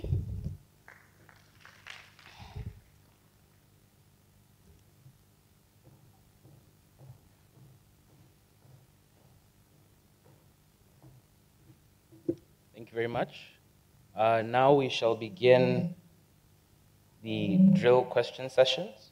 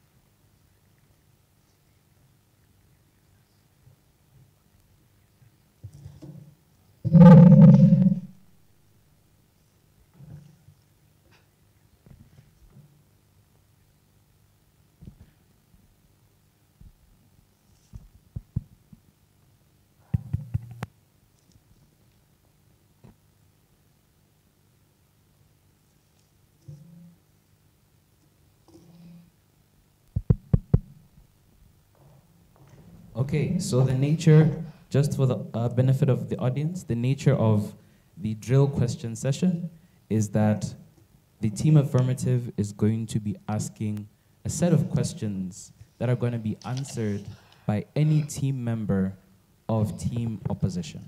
This session is going to be 4 minutes, and it's just a question and answer based session, right? So I'll indicate when 1 minute is left. Anyone is allowed to answer, so all the best. Thank you. Okay, to side opposition, we have a question. You say that regular jobs guarantee a much more sustainable income. What do you have to say for the thousands of people who have those regular jobs but still opted to have their own businesses because of the lack of that sustainability in their income that you talk about?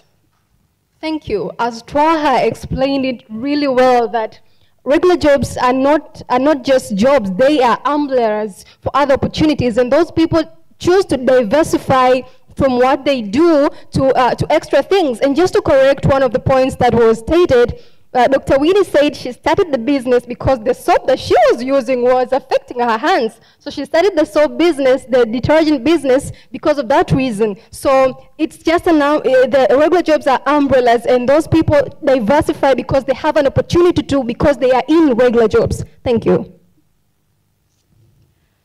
Okay. How do you address studies that show the wage growth for salaried workers are stagnant in many countries? And what do you have to say for this in relation to the sustainability that you say regular jobs have? Sorry, let me answer that. You hear me? Okay, so repeat the second half of the question, sorry. The second half of the question is what do you have to say for this stagnation in wage and salary growth? Thank you. And so in regards to stagnation, we think that it's not necessarily bad, because stagnation was even important during COVID-19, where many lost their wages, but you found that many employees still had the same wage. So we don't think it's necessarily bad. We think that there could be more improvements, but we don't say that this is a reason or a measure as to why many should go for business ownership. We tell you that this is the foundation that we have created when it comes to regular jobs. So it's not necessarily bad as you want to put it. Okay. And there's always room for growth, as we have stated in our case. Okay. If employer benefits are tied to job tenure, yeah? How does this support workers in industries with high turnover rates? And also, how does this pension that one of your speakers talked about, how does it lead to sustainable income, if not just pay for after the employment? Please enunciate. You can hear the words. Sorry. If employer benefits are tied to job tenure, how does this support workers in industries with high turnover rates?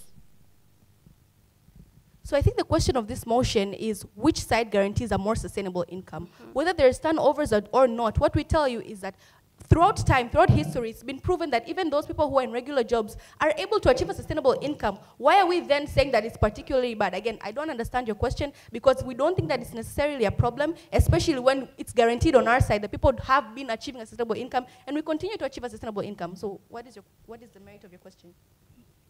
Do I answer that? Okay. It will be connected to this one. Why do many salaried workers pursue side hustles or freelance work to supplement income if regular jobs are sufficient to sustainability? In correlation to the merit of that question is, we did not say regular jobs are not sustainable, but having your own business is more sustainable. I think you just duplicated the first question, because the response to that is exactly what I responded in the first question. Thank you. Yeah. Okay. Taking into consideration that self-employment offers unlimited earning potential due to opportunities through diversification, how does a regular job counter that?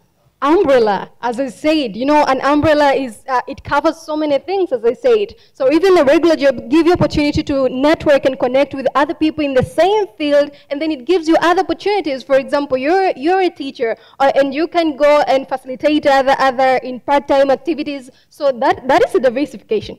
Yeah, and we think the speaker is paraphrasing the same question, and we've already answered it before. Thank you. Thank you very much. That was heated.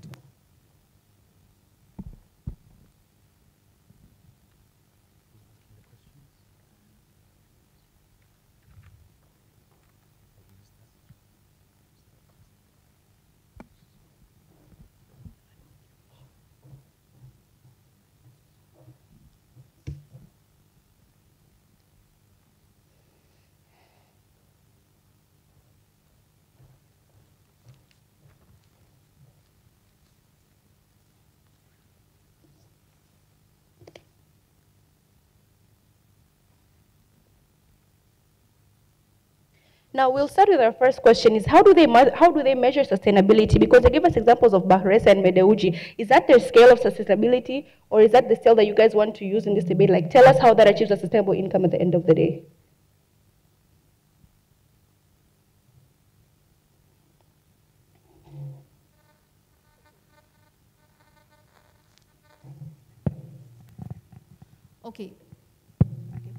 that was one of the measures of sustainable income, because when we mention those examples, we refer to them as them individuals obtaining that sustainable income, and also all the workers that they've employed who benefited with their income becoming sustainable due to these businesses existing. Would you agree that these are the very few privileged people who have been able to succeed in the business sector?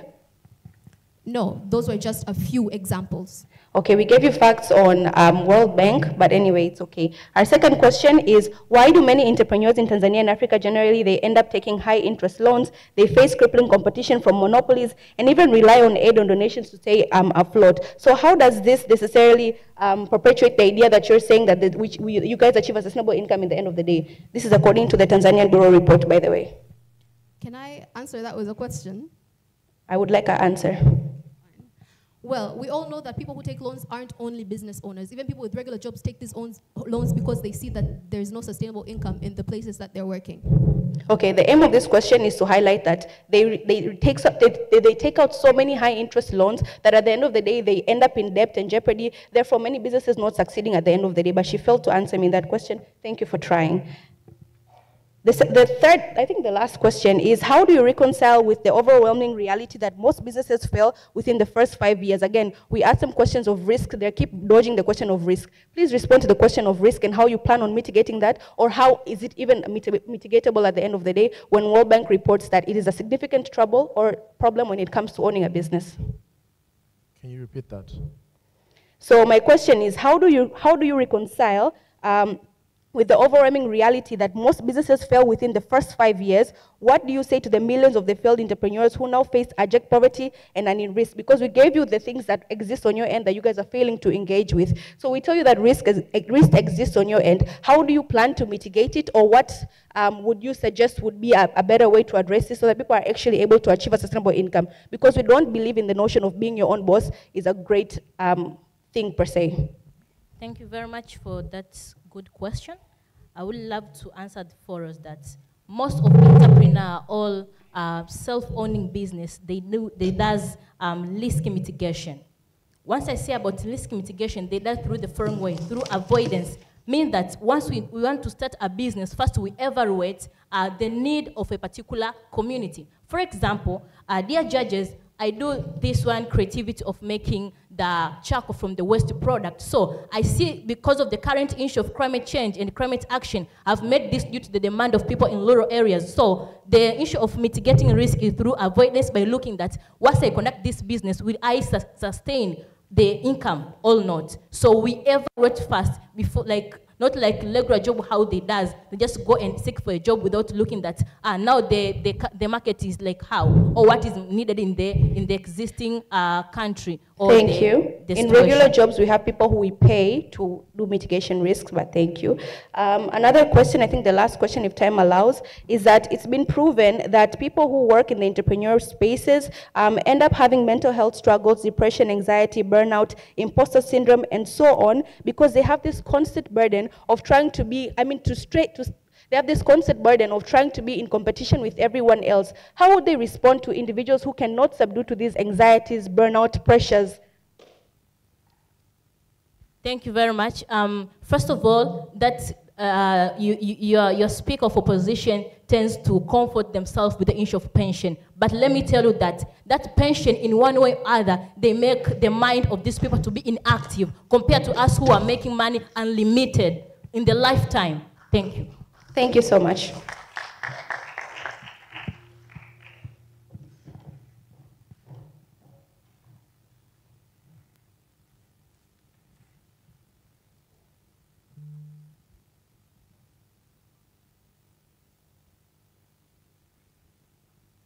All right, thank you very much. So now we are going to move forward to questions by the judges. Because the affirmative team has the mics, we just start with you. I'll hand it over to the judges to ask their questions, and you guys have an overall of 5 minutes to answer all those questions, and then we'll move forward to team opposition. Thank you very much, and well done so far. Very convincing from both sides. Now, my question is not really to pin you down, but rather to get some clarification.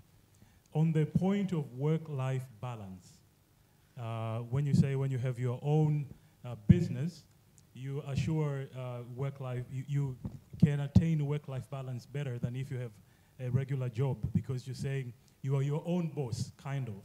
But at the same time, you are making the point that you are constantly thinking about your own business. You are going to bed, you are thinking about it and all that. Don't you think you are rather contradicting yourselves when you say having your own business assures that work-life balance while you are constantly thinking about that business? You're going to bed, you're thinking about that business. Probably when you're going home, you don't have sufficient time to spend it with your family and friends because you're constantly thinking about your business. Can you clarify that for me, please? Thank you. Okay, thank you for that question.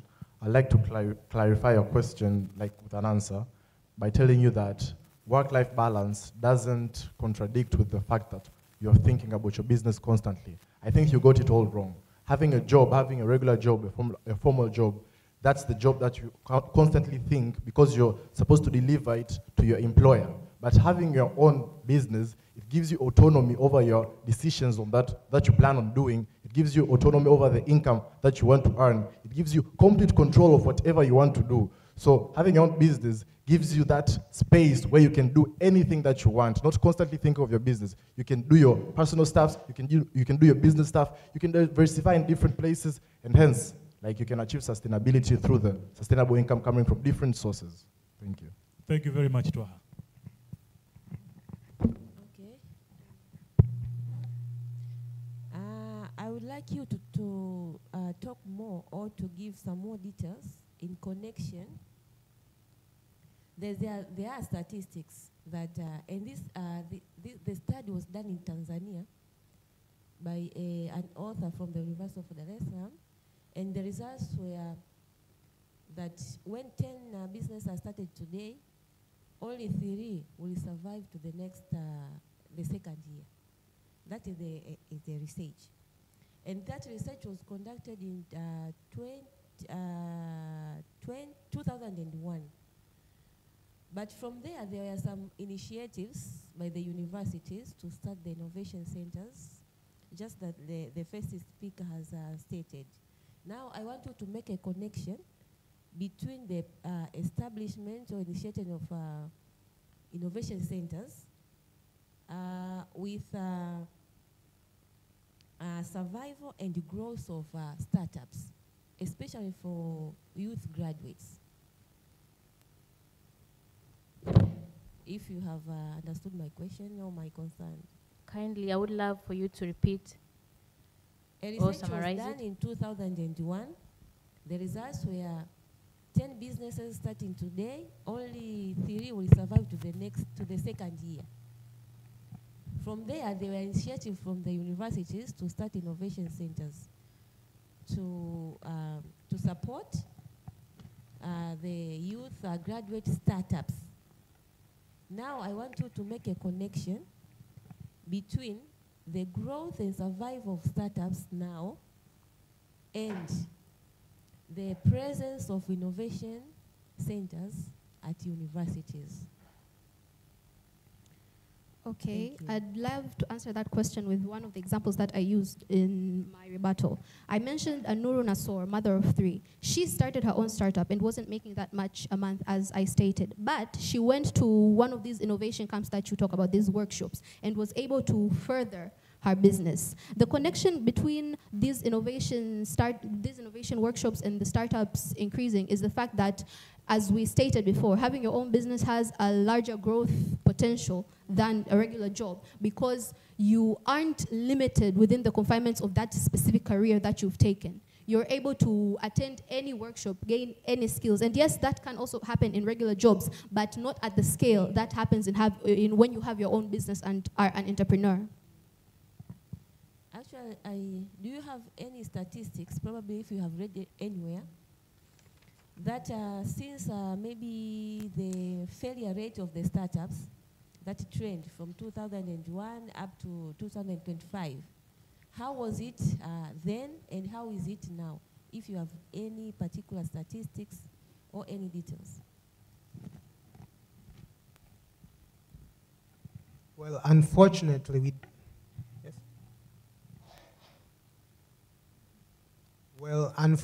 in the case of startups, we do not have any statistics regarding them.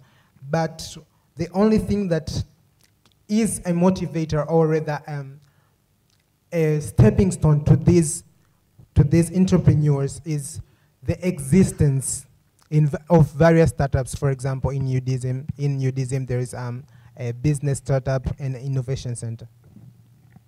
Also, to add up on that, we might not have specific statistics on startups exactly, but we do have statistics on the amount of employees who, after a period of time in the workplaces, started job hopping, looking for greater potential, not finding them, and hence starting their own businesses, where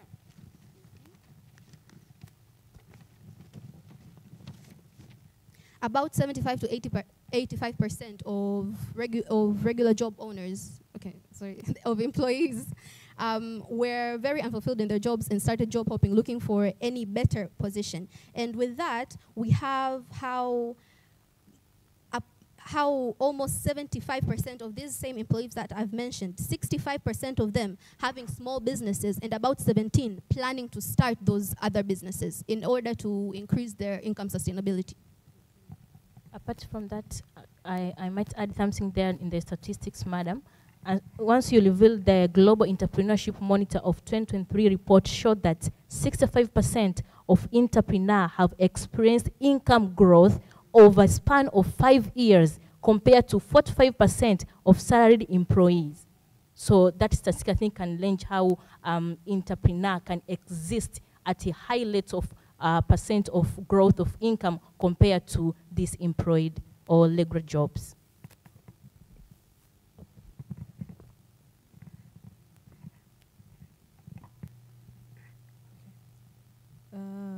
I would like to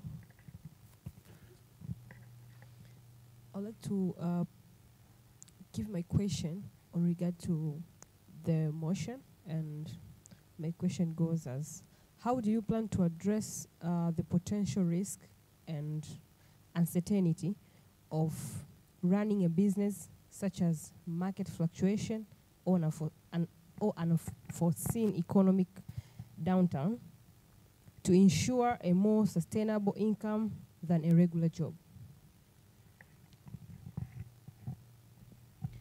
Okay. How we plan to deal with these risks, as we mentioned in our speeches, business owners have a larger range of freedom in innovations and creativity in their businesses, allowing them to be able to cope with any market fluctuations that may occur. We gave an example as a response to the opposition on the COVID-19 crisis that happened, how businesses were able to shift and adapt, and later on, even after it, still shift and adapt to the change in those market fluctuations. Also, excuse me, there was a second part of your question, if you could please repeat it.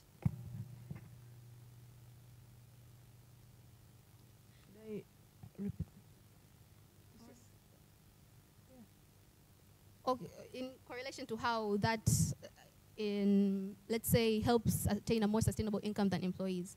Employees might have also the opportunity for innovations, but comparing that, because this is a comparison motion, comparing that to business owners, it's not that large of a scale. And so we have that ability to have a higher sustainable income for individuals and for society, as we mentioned, compared to regular jobs, because of this said freedom for innovation and creativity to deal with those market fluctuations. And you mentioned, yes, I remember, you mentioned a point about dealing with the risk. One of my speakers mentioned risk mitigation. And yes, regular jobs also have that, but that doesn't take away from the fact that business owners also do risk mitigation to deal with those risks. To add upon on market fluctuations, it is easy for a business owner to adapt on different circumstances. For example, I took a case study during the COVID era. Most businesses adapted in selling hand sanitizers, masks, and the like. Unlike having a regular job where people lost their salaries, cut off to their salaries, and some of them even were dismissed in their jobs. And this directly shows how how having your own business can direct impact on market fluctuations.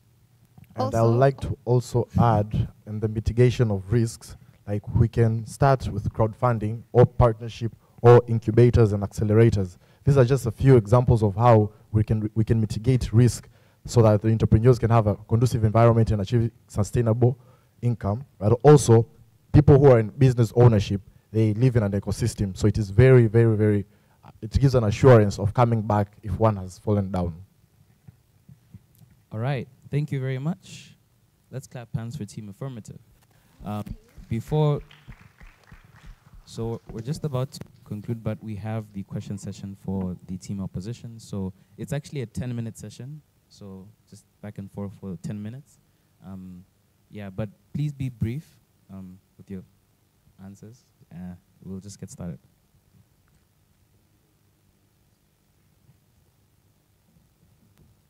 So in this debate, it's clearly pointed out that even side opposition agrees that there is no incremental salary year-on-year salary increase, whereas on side proposition, we do get the sense that there's sort of an unlimited ceiling for business growth. How does side opposition respond to the idea of personal financial growth for employees, given that they admit that there is no year-on-year increase of salaries? Okay, I'm going to respond to that. So actually, there is no, what is this word? There is no assured that every year there'll be an increment, but after every short time, there is always an amount that is added.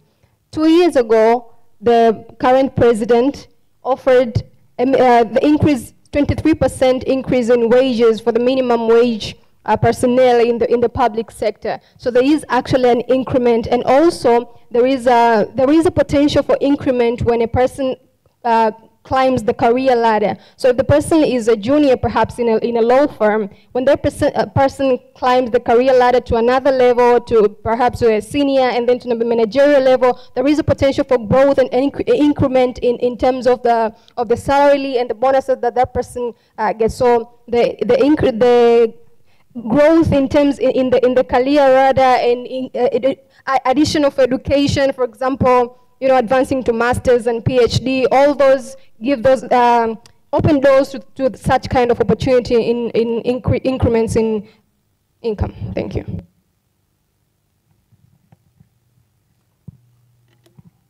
Yeah, I think mine would be very general, but I think it's very important, the purpose of this debate.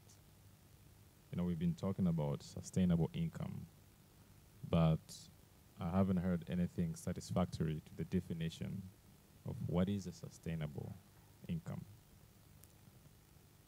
An income can be an income, but for it to be sustainable, gotta have some sort of elements that defines this is sustainable.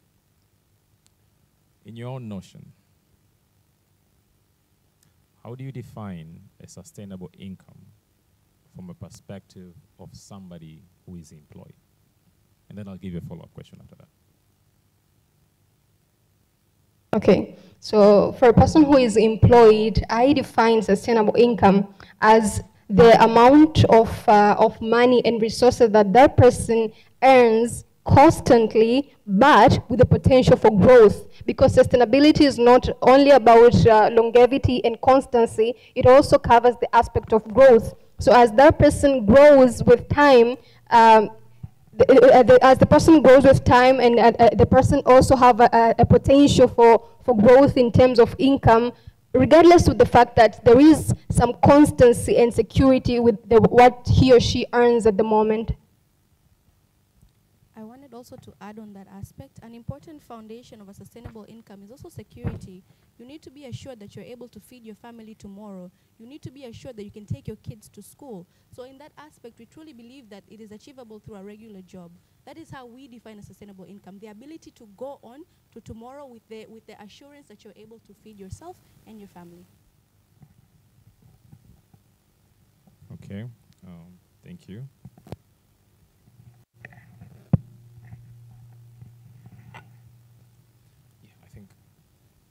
Let me just pass on. I think that's good enough.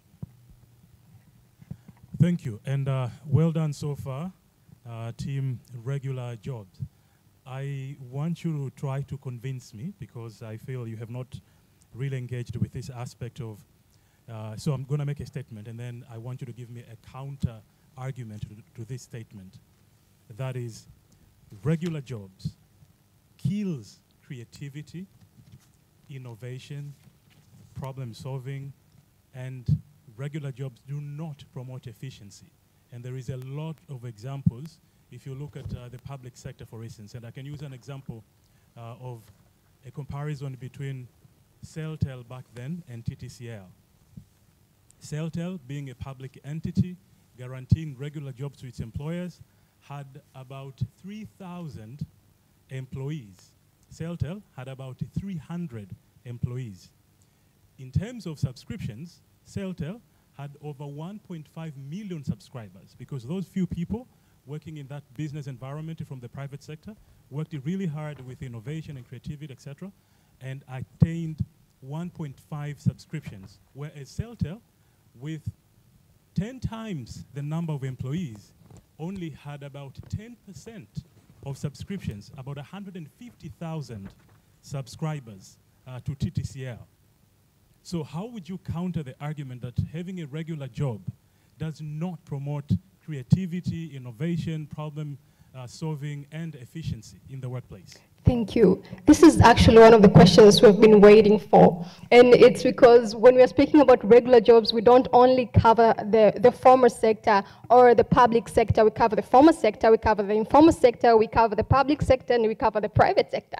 So the two examples all have the people who have regular jobs in there. 3,300, the same thing. But also, I like to counter your argument with telling you the structure of Apple. Most of us like and we use iPhones. So why do iPhones have a competitive and stay in the market for a long time and they have a higher growth rate? You know, so the secret is that how Apple is run. They don't have the manager and then the sub manager, and then they have units.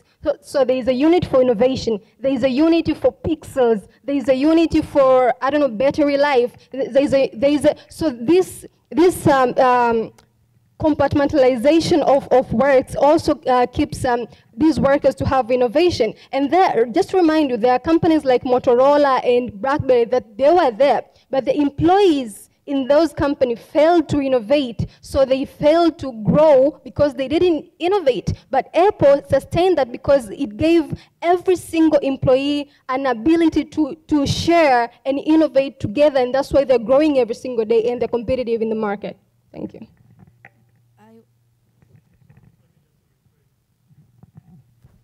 If I can just rephrase the same question in that, if it's my own business, I am more likely going to ensure efficiency. There won't be wastage in my business. I won't have regular people that I'm employing, but I don't need them. I will make sure that I find the best solutions out there, and that is innovation and creativity, compared to if I am working on a regular job. I am guaranteed, you know, like when teachers are working in public schools or some other schools as well, where they are assured it's not someone's business, but it's more of like the public. They say whether these kids improve their learning or not, I'm going to get my salary at the end of the month. But when they're working under someone's business, a private school, for instance, they are going to be innovative in the way they teach, because otherwise, if the kids are not improving in terms of their learning, they are going to get fired, because the business owner focuses so much on ensuring that innovation, efficiency, etc., because there is a business owner there, whereas in the public sector, there isn't a clear business owner, and it's more of the regular job that you're referring to, which still I am yet to be convinced that it promotes innovation and creativity. So there's something called standing out. So if you're in a crowd and you want to have more benefits than the others, you have to stand out. And that's the reason a person will be working in a regional office, and then a particular person will be nominated to be a prime minister by the president, just because that person stood out in a particular aspect. So even in regular jobs, growth is also, you know, it's also brought by standing out. And the fact, and the case that you said of owning a personal business, it is a good idea that you are going to make sure this, but that is it goes to an individual level. Not everybody can do that. Not everybody can put in the work. And that's where comes the statistics that most business people are enthusiastic and they are moved to start businesses, but then they can't carry the weight that comes with it, and then the businesses die in 2-3 years. Thank you. Can I also add? So we believe that individuals are incentivized by. We believe that individuals are incentivized by 4 things: 1, money; 2, ego; 3, ideology; and 4, coercion. So I wouldn't necessarily say that having a regular job kills innovation. Like, it's not a cut-across statement. We feel as though the more as we develop as a country and as a nation, there is a need for that, and regularly, these jobs would have to do that. It's not a matter of choice, but as we are advancing, so will innovation, so will creation, so will all these things. So, being that actors are incentivized by those 4 things, naturally we will end in that aspect. Yes, thank you. Yeah. So something on as an additive to that. I think when the chief judge gave me an opportunity for a follow-up question, it was a bit of a slow afternoon for the youngest judge in the panel. Yeah, so the follow-up question was this.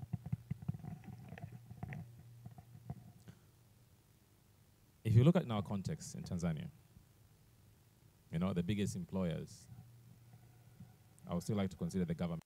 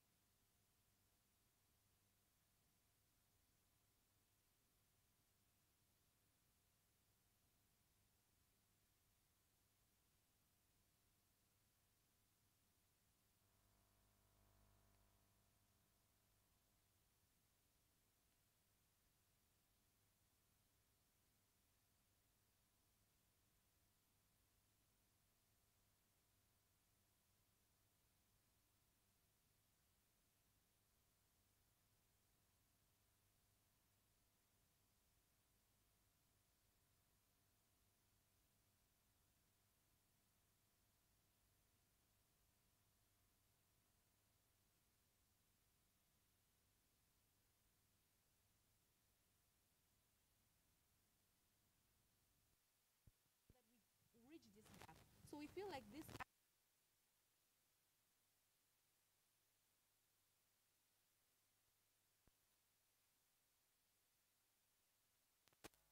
job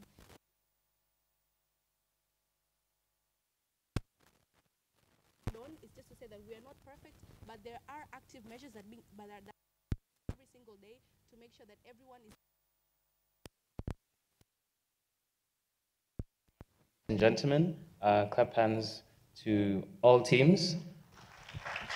Now, before we break tea, there's just one final session, and that is for each team captain to come and tell us why they deserve to win the debate.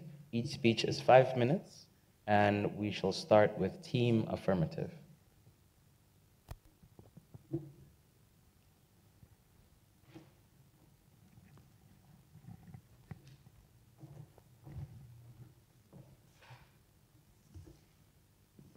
Hello again. Okay. I'd like to start by letting you all know what the motion wanted from us. The motion wanted us to pick between the two options, which one better provided sustainable income to the people. According to opposition themselves, their first speaker, we, side affirmative, were supposed to prove that regardless of risk, business ownership could help attain sustainable income, that we should also guarantee, we should have a guarantee of our customer base and money gain and how we deal with the drawbacks in the market for someone owning a business to attain sustainable income. And for them, we expected them, since they believe regular jobs provide more sustainable income than a business, for them to show us exactly how only having a regular job guarantees this sustainable income. And what about those, the large percent of people who have regular jobs and own businesses? Why they owned another business after getting a job, if not for more sustainability in their income? Now, we, regardless of what the opposition said, were able to prove that regardless of risk, with innovation and creativity, the freedom that business owners have, are able to deal with the risks and be able to maintain this sustainable income for both the individuals and the society at large. We were also able to guarantee customer and money gain, again, by talking about how businesses have a large range of being able to deal with market fluctuations by shifting and adapting according to what the market base wants. And the drawbacks in markets, again, we also talked about the same thing, that businesses can be able to innovate, to adapt, they're flexible to meet the market demands. As a business owner, they have the power to technically just autonomy again, to decide what is the best course of action for the business to grow. But they fail to show us how a regular job can be the only way sustainable income is obtained. In fact, they agreed with us. In one of the questions, they kept saying that in the umbrella of regular jobs, diversification, so they agreed that even when you have a regular job, they still had to look for other forms of income because that regular job was not sustaining their income. And so I believe we deserve to win this because we were able to prove, regardless also of what they said, with actual statistics and facts, why a business ownership guarantees a more sustainable income for the individual and the community. I'd also like to remind the opposition that sustainability deals with long-term. Tomorrow is tomorrow. We're talking about the long-term continuousness, which we were able to prove in all the points that we talked about. But all they did was time and again repeat their own points, time and time again fail to answer our questions of if you don't stand for entrepreneurship having more sustainability in their income, then that person who has that regular job, only that regular job, how can you compare that to entrepreneurship who have a wider range to provide for this sustainable income that they vouch for? Thank you.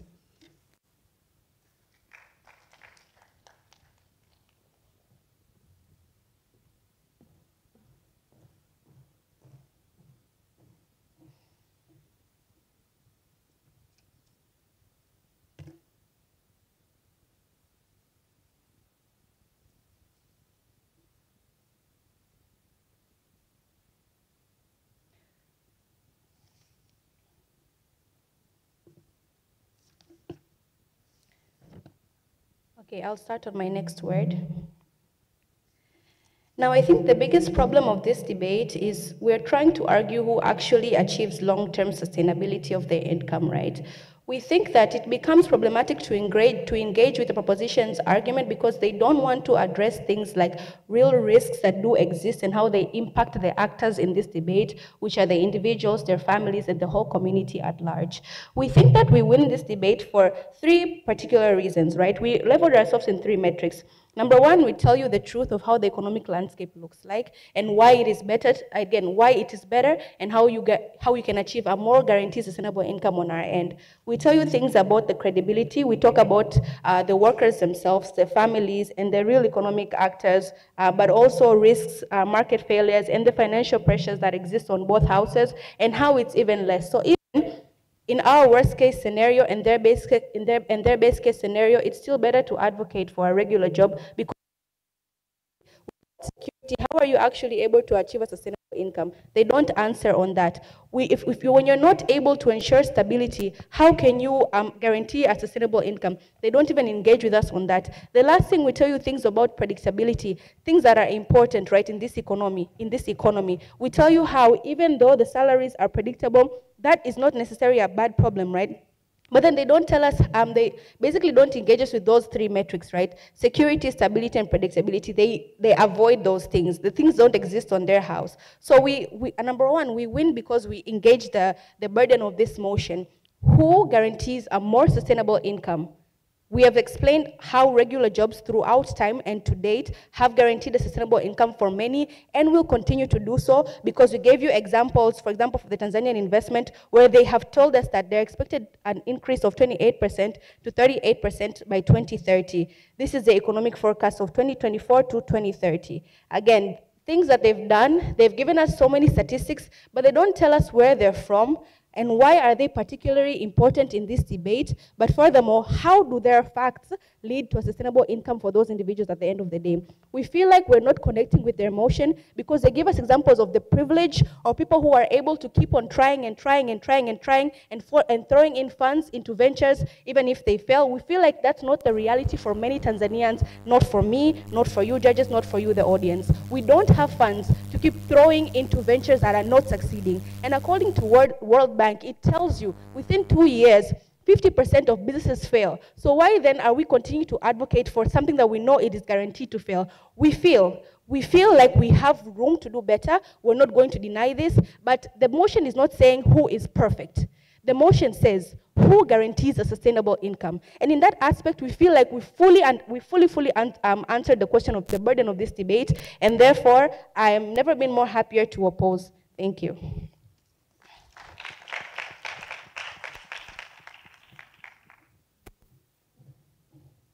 A round of applause for all of our debaters. Thank you very much, debaters. I think you may all go back to your seats. I think at this time, I will go with the judges to the VIP room and hand it over to Rio Paul for the most important part of the day.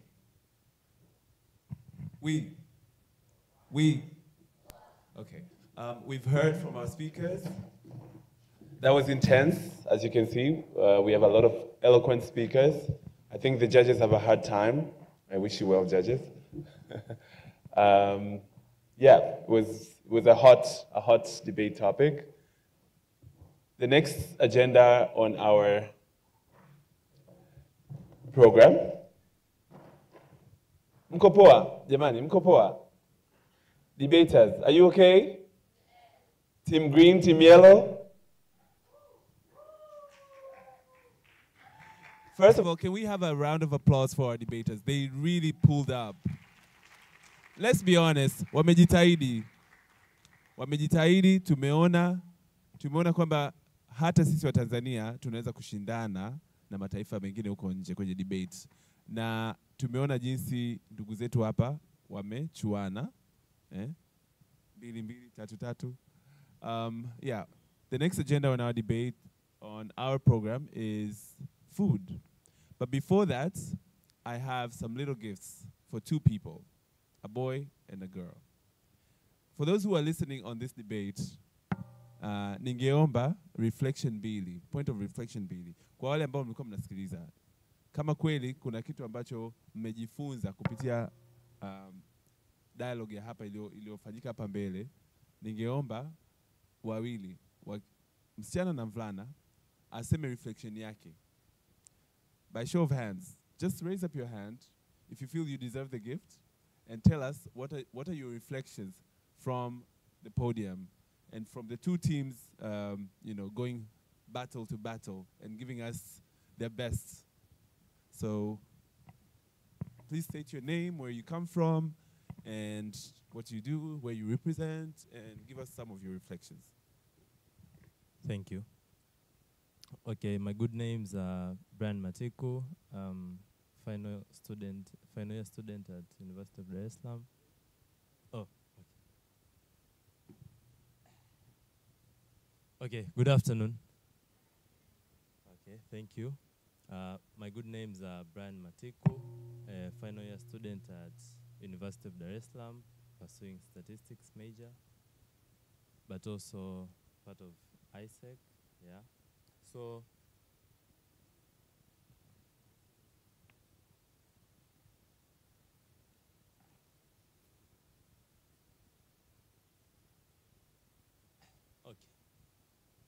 as I introduce myself,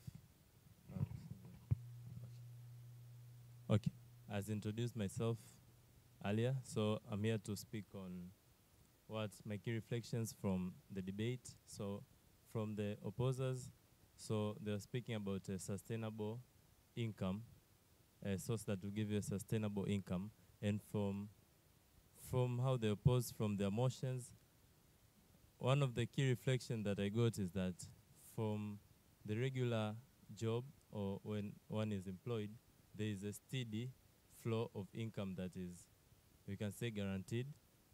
But when you're on a business, you're on the riskier side, that you have to accept the risk that today you're in for it, that you're going to get something, or you might not get anything, but you stand at the end to get, if it goes well, then you're going to be on the path, you're going to be having a sustainable income, but it has a risk at the beginning.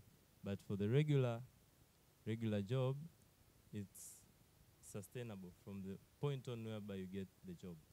Yeah, so that is the key reflection that I got from the debate. Yeah. Na kulikuwa na dada hapo, naomba uje pia utupe reflection yako.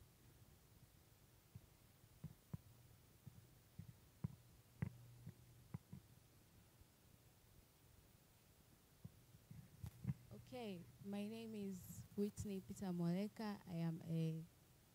Whitney Peter Moleka. I am a second year student studying BCom in marketing. I would like to say my reflection is on the codependence of the two. Well, it's not really on defending which one is right, because we all know one needs the other. We can't have a business without employing people, and employment can't come without the businesses, right? Yeah. But, well, it was heated, and apart from the heatness of the motion, I would like to say a few points that could add on the debate.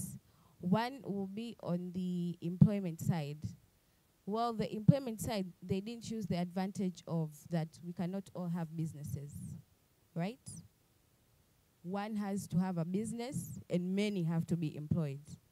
Then on the part of the business people, they didn't choose the advantage of income range. When you say sustainability in the income, but they didn't use that, these income people, we have a set of income earners, like low income, middle, and high, right?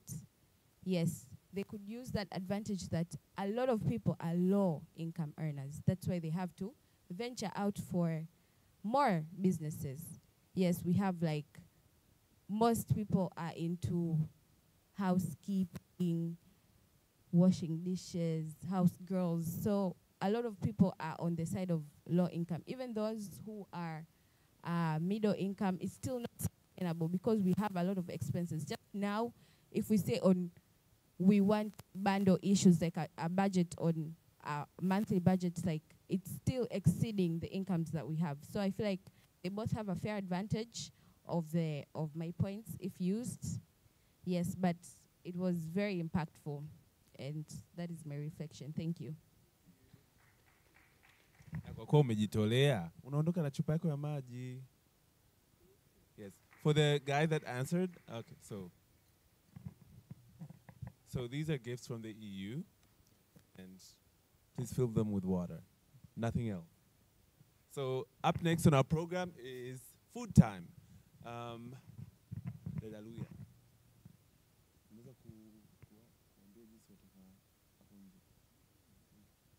Yeah, so we'll step out, you'll get your coupon, and you'll have some food. It's a health break, and then we have to monitor time because we have to come back for the other teams who are going to debate. But I hope you enjoyed the first round. Please participate, have your reflections, analyze the groups, see which team you reflect with, see which team you cheer for, team gani una bet, team gani una root for, team gani unakika itashinda. Mkeka ni mkubwa bado, team ziko 4. Kwa hiyo you came to cheer for somebody, make sure you cheer for them, motivate them, get them to win. You know, remind them that they're here to win. As we go for food outside, please have conversations. And these are moments where you as students sharpen each other and motivate each other. Na kama nilivyosema hapo awali, tumeona kwamba timu zetu zina nguvu, ziko machachari, na Watanzania tunaweza kushindana hata na vyuo vingine. Na nahisi debates kama hizi baadaye zinajenga vijana ambao wanakuwa na more confidence, more outspoken, and they can, you know, be able to tackle challenges that come on their face. Yes, I am reminded, please, as we step out to have some refreshments, we only have 30 minutes. So let's keep time in order to give the other teams a chance to be debating on stage and be evaluated accordingly. So thank you all, and let's meet here in 30 minutes. Asanteni.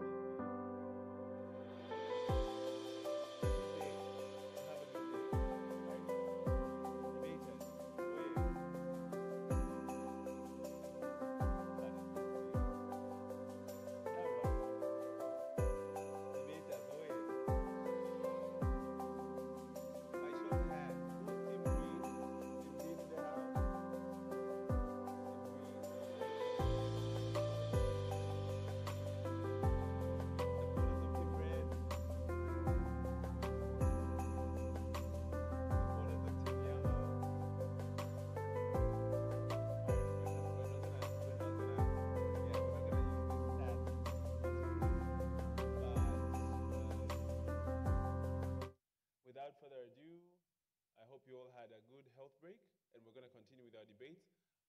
I believe our judges have had their moment and their conversations in assessing the first round. And we're going to session 2. And I would like to invite Eben to moderate the program and take us further for session 2 of the debate contest. So, makofi kwa Eben na majaji wetu tafadhali. Hi everyone. So moving on to session 2 of the European Live Debate Contest, we shall be having Team Red in affirmative and Team Blue in opposition. So please allow me to invite Team Red. As we had done before, the affirmative team will sit to my furthest left, and the opposition team will sit over here. So may I invite Team Red? We have Karen James Nika, Eric Josephat Kaja, Timoth Jeremiah Mbaga, Mary Kibiria, and Kija Faraja Ibrahim Maduhu. Also allow me to introduce Team Blue to you. We have Manus Daniel Ruta, Ma Elface Ocha, Elian Aradia, Stefan Revocatus Maganga, and Mahuvi Kavenuke.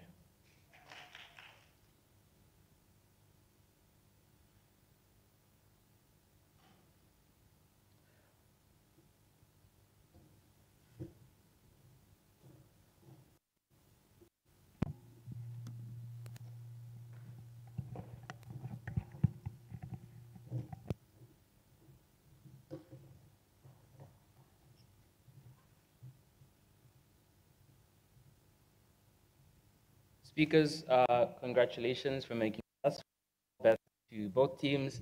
I will remind you guys that the first speakers are given 5 minutes. Third, 4 last speakers are going to be given 4 minutes. When you guys are left with 1 minute, I will indicate that you guys have 1 minute remaining. At the time that you guys are done, clap my hands twice, and you have around 15 seconds after that to summarize your speech. You also have the option to either use this mic or the mic that is placed in front of you. Yeah. So let's invite the first speaker from side affirmative. You're here.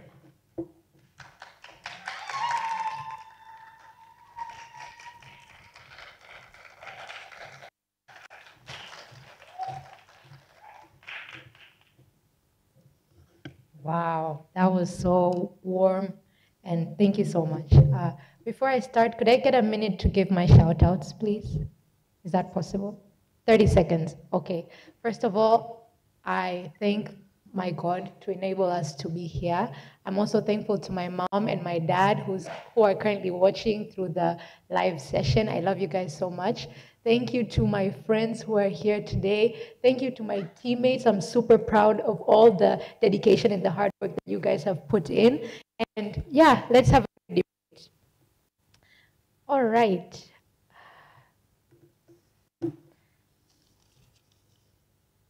I'll begin my speech in 3, 2, 1. Ladies and gentlemen, more than 60% of Africa's people are under the age of 25. This means that the youth of Africa hold in their hands and their hearts the power of tomorrow. They are the engineers of growth and financial inclusion, right? But before I get into that, my name's Karen Ika. I am a representative of Team Red for the EU debate. Now, the winner of this debate is a person that's going to necessarily prove one thing. They're going to prove that sustainability in accordance to the motion, right?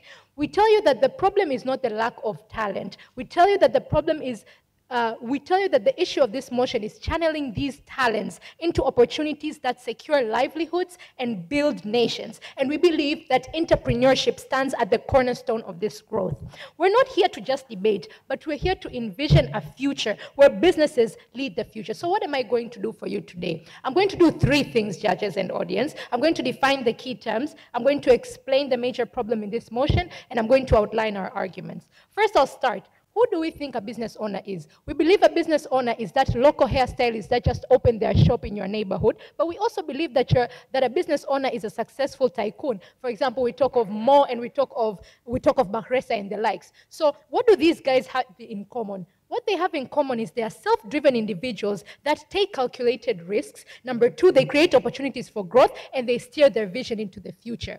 They're characterized by having their own schedules, they manage their own finances, but most importantly, they have risks, but they are rewarded with potential for growth. On the other hand, employment stands on two fronts. We have formal employment and we have informal employment. Formal employment, verbal or written agreement between a professional and an organization that specifies their duties, their pay structures, and their benefits, right? But when it comes to informal employment, and this is something that side negative needs to talk about as well, these guys don't necessarily pay taxes. They are not exposed to these benefits whatsoever.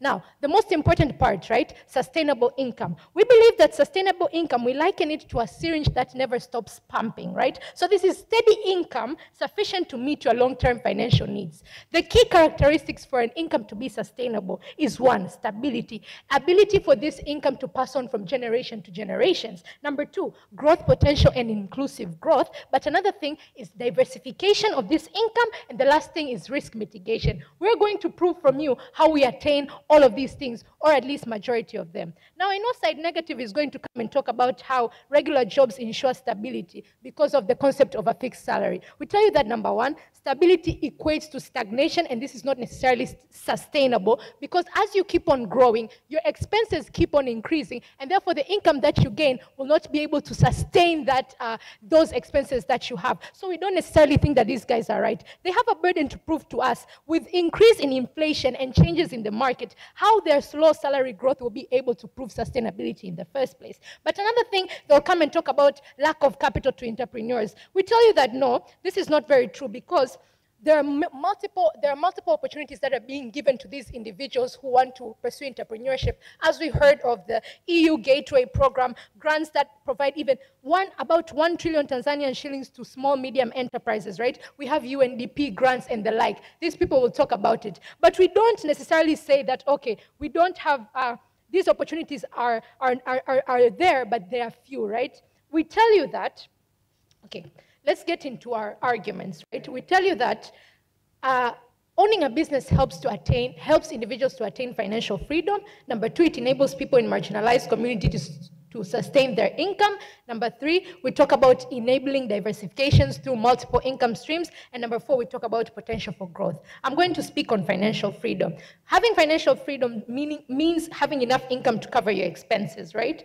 The thing is simple, okay? This is a very simple concept. People are poor because they don't have a source of income, and they don't have a source of income because they don't have jobs. And who provides these jobs? Businesses are the ones who provide these jobs. So don't you think that the problem is the ecosystems that have been set in place that don't enable these businesses to actually grow in the first place? When I talk about the ecosystems, I mean the regulation constrictions that have been set in place. I talk about the extreme tax cuts which are provided to these businesses. This is not a problem of entrepreneurship in and of itself. It is a problem of the systems that have been set in place. And we believe that we solve this problem because if we do account for these reasons, then we are going to create a world where businesses thrive and people necessarily better their lives, right?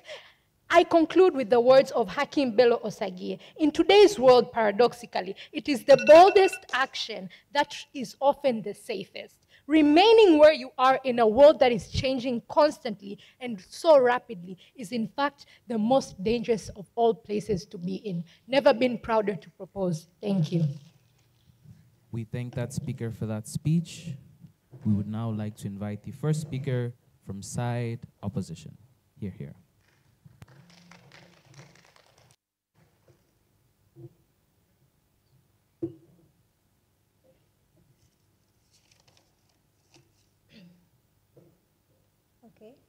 I start my speech in 3, 2, 1. Ladies and gentlemen, I want to take you back to the year 1929, where the world faced the most catastrophic economic crisis history has ever seen, the Great Economic Depression. But before that, my name is Venus Ruta, and I'm the first speaker from Side Opposition. So, the Great Economic Depression, huh? Businesses collapsed. Entrepreneurs lost everything overnight. Banks shut down. But do you know who still had food on their table? Do you know who was at a better position, although everybody was affected? That one guy with a regular government job. And this just reflects the nature of regular jobs, and not just government ones. They're like lifeboats in an economic storm, while entrepreneurs struggle to swim for survival. And I commend Side Proposition for that motivational speech, but we are here today not to be motivated, but to learn from facts, realities, and practicalities of the world that we lived and live in now. So having highlighted these facts and realities, I'll start with what having a regular job looks like to us. So 1, it looks like having a fixed monthly paycheck that guarantees stability. 2, it looks like earning income in a less risky way. 3, it looks like being able to regenerate income without the fear of losing your main income stream. 4, it looks like growing professionally and skill-wise. And ladies and gentlemen, I have just touched on the 4 important elements of sustainable income, but I'm gonna keep it flat for you guys to understand. 1, it is an income that mitigates risk through predictability, a word that is clearly not associated with entrepreneurship, but with a regular job. 2, it is an income source that is stable, like the one offered by a regular job, while for entrepreneurship, profits fluctuate according to existing economic conditions. 3, it is an income with potential for diversification without fear of losing the main income stream, as it is done by entrepreneurs where they have to put their focus in even the incomes they diversify and generally shifting their attention. 4, it looks like an income source whose growth is not limited by resource accessibility and constraints. And I'll get more into this while I am explaining my arguments. So, ladies and gentlemen, I want first to cite the 4 main burdens that Side Proposition have to prove to us today. Number 1 is how risk versus reward in entrepreneurship equals to stability. Number 2, how the stability they offer is practical and not only dynamic. Number 3, how they have the potential to diversify their income streams actively without affecting their main income stream. Number 4, how they better have access to growth resources like capitals and loans than regular job owners. So I'll start by outlining our points, which actually prove all these burdens that we have laid forward for Side Proposition. So these points are accessibility to growth resources, predictability of income, success rates, impact of external economic conditions, which will be covered by the first, second, third, and fourth speaker, respectively. So starting with the first point, which is the access to growth resources. Access to growth resources is better in regular jobs. So first, I will tell you why this is true and how does it work. So people with regular jobs have room to leverage employers' resources for growth professional-wise. We have big institutions like the University of Dar es Salaam, where they have different teachers, they have lecturers, assistant lecturers, and we see how they're able to provide scholarships for these people to grow professionally, and when they come back, they don't go back to those same positions, they grow. The growth aspect you're talking about for sustainable income. But for entrepreneurs, especially for small businesses and startups, they don't have this accessibility is not as easy. It's not easy for them to access loans like a person with a regular job would. It is not very easy for these people to access capital. And while they might focus on the large entrepreneurs like Bakresa and more, let me tell you that those make up the 1% of the population. We're talking about the other people who are struggling in this sector. And so, ladies and gentlemen, I would like to conclude my point by telling you why this is important and how it is related to sustainable income. This is important because this growth is what brings sustainability, what keeps a person in a position to cater for their long-term needs. And so I will leave you with words to ponder. Remember, being an employee might mean working 9 to 5, but being an entrepreneur means working 24/7 and calling it freedom. Thank you.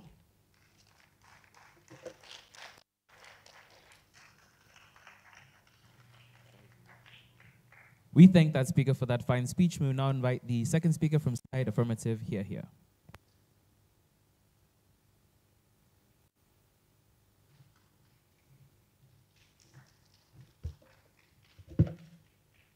Ladies and gentlemen, good afternoon. I will start my speech in 3, 2, 1. In this rapidly changing world, where there are new challenges and opportunities, and the technology is racing at an unprecedented pace, the traditional labor market is no longer stable as it was. Therefore, being an entrepreneur is not just an option, but a necessity. I'm Eric Josephat Kaja, and I'm here to propose and strongly support that having your own business guarantees a more sustainable income than a regular job. I'll start by rebutting the former opposition speaker. You first said that regular jobs promote a stable income by forming a fixed monthly paycheck, but that is stagnation, and it's not sustainability, because today you are paid 1 million, later you have 4 children. How is that 1 million going to sustain the whole family? The second thing, instead of grants, allowances, but in small businesses, we have grants and allowances. For example, the EU last year on October, through the Imbeju and the Imbeju project, supported more than 4,000 small businesses, particularly, and gave allowances to 18 startups in Tanzania, costing more than 1.4 billion. And I will support my motion by saying 1.01 argument is that self-owned businesses create a chance or gives a chance for marginalized communities to obtain income and have sustainable income, therefore supporting inclusive growth. For a person to have a white-collar job as a nurse, a doctor, or a teacher, he needs to have a diploma, a degree, or a master's. But starting a business requires only soft skills, maybe if it's cooking, to become a food vendor, or if you are a tailor, just tailoring skills and being given small allowances. Therefore, for marginalized communities, particularly women in rural areas who have no access to formal education, where can they obtain money to run their families? And that is through small businesses. And as you know, the position of a woman in Africa. Supporting a woman, that means you're supporting the whole family. A woman-led businesses that cater for the family needs, that means it's going to bring development in the whole family, cater for the needs, services, health services, social services, water, and all about that. Therefore, that's bringing inclusive growth. When you speak about inclusive growth, that's sustainable income. Example, I have said that also the International Labour Organization, through the Women Entrepreneurship Program, is funding and supporting women-led businesses in 5 countries in Asia and Africa. And the recent data show that 50% of those have increased their profit after that funding and innovation provided by the International Labour Organization. Thank you.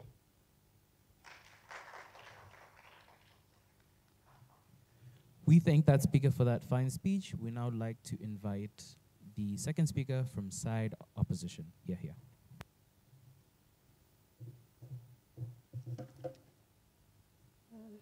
Protocol observed. My name is Nema Ochola, second speaker from the opposition. And before I start my speech, I'd just like to comment from the previous speaker that just left the podium. If something is a necessity, then it has to meet all the requirements you need. But regular jobs have proved to meet all the requirements one needs to make sure they meet their day-to-day life needs, rather than entrepreneurship that is constantly faced by changes and unpredictability. Rather, it cannot fit to suffice all the needs one needs to meet on a day-to-day basis, especially when you gave an example of a person with a family of 4. They need a more stable income, not an income that constantly fluctuates. Now I will start my point by taking you back and reminding you a bit on what Mark Twain said. I would like to use this quotation as to my advantage, although it may seem controversial, that for a person to succeed, you need two things. One, ignorance, and second, you need confidence. Now, I'm going to tell you my points that are predictability and the future security. When I'm going to elaborate on this point, I will tell you 4 aspects. One is, how is this true? And how does it work? Why does it matter? And the relevance of this according to our motion. Before I proceed, allow me to bring it to our attention that the employment we are talking about is what fits the description that has been provided under Section 13 to Section 44 of the Employment and Labor Relations Act of 2019, Chapter 366. Under these provisions, irregular employment also includes having a timely and a fair remuneration, which into our context, it's a monthly remuneration. Hence, a profit that is earned or an income earned from the regular employment is predictable. One can plan the future because the income is predictable. But the income from regular jobs is also sustainable because it's secured. An employee is secured from the unseen and the seeable risks. For example, sick is also paid. But an entrepreneur who is sick has lost a day because they cannot earn on that day. But also, a regular employee is protected in the future in case of retirement because they have retirement benefits. And these retirement benefits come from the social security schemes that are mandatory to all the employees. Hence, their income is more sustainable even at the time when they cannot be more productive as they were when they were young. And therefore, I would like to recommend a regular job because entrepreneurship cannot suffice this. And let me cement on this. In a perfect market that is faced by constant competition and consumer preferences, entrepreneurship is faced by constant changes and unpredictability. And policies of a nation that keep changing affects entrepreneurship. Thank you. We thank that speaker for that fine speech. We'd now like to invite the third speaker from side affirmative. Here.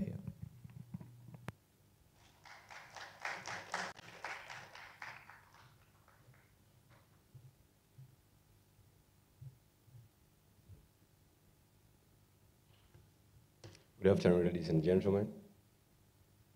My name is Timothy Jeremiah. I am going to start my speech. 3, 2, 1. Okay. Imagine fixed to a single person. That means that you're going to have multiple streams of income, and that income can sustain you even to uncertain conditions. And this guy is not a dream, but the power of entrepreneurship. And my argument is entrepreneurship provides multiple flow of income. And according to Strober, during the COVID-19 pandemic, it has seen that 50%, and this actually is to many people. So, the opposition side have said that during pandemics or most of entrepreneurs lose their job. That's not true because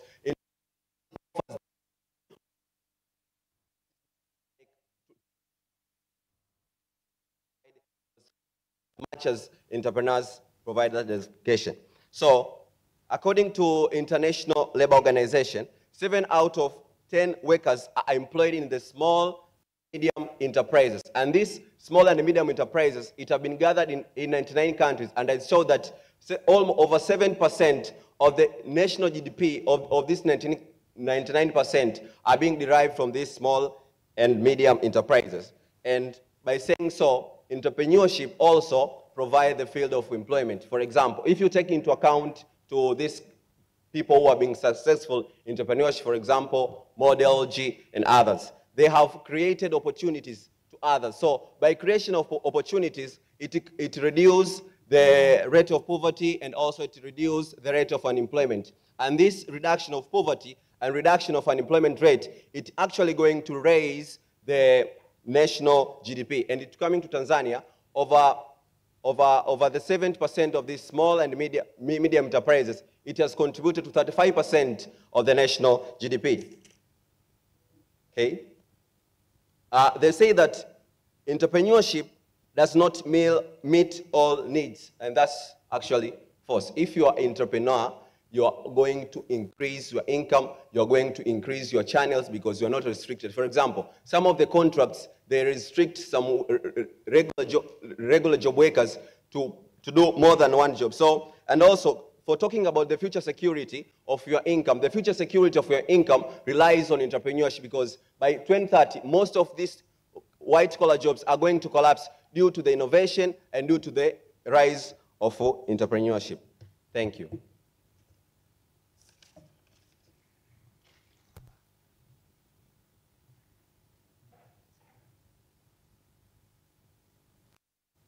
Right. We thank that speaker for that speech. May we now invite the third speaker from side opposition. Here.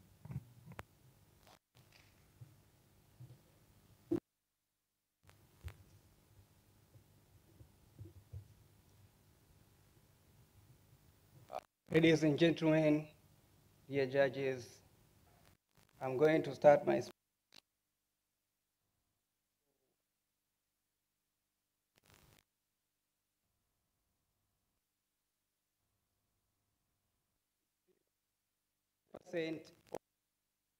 Fail within first year, and 50% fail within 5 years, and almost 7% point of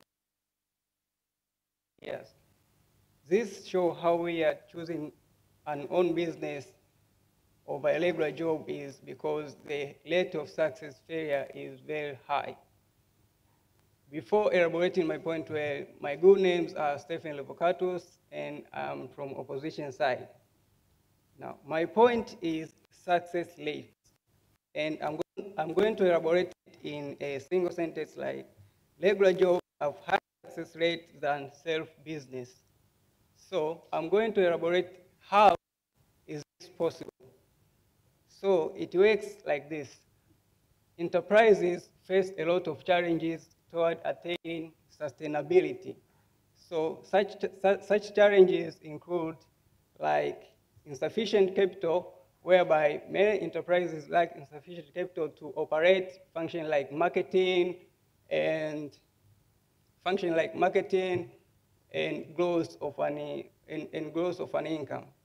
Also, there is competition from well-established brands. The most retail business in Tanzania are challenged by the well-established brands, in which the market become very insufficient, and hence the rate of success become higher. Also, there is a higher taxation rate, which increases the cost for operations, hence it increases the rate of success failure in enterprises. Now, on the other side, on the part of formal job, success is higher because the rate of success in formal jobs is high because it only requires skills and knowledge and education for one to be employed, does not need a capital. Now, I'm going to finish my presentation by giving relevant examples. Example number one, we look at the company of Nokia, which it is mobile phone market by failing to adapt into the new screen technology, iOS and Android technology. The second example is Kodak camera. In 1975, the Kodak camera was the main in the market, but they failed to adapt to digital technology, and hence they lost their market, and hence failure of the business. Now, I'm going to leave you with a quote from the famous scientist Albert Einstein, which states that insanity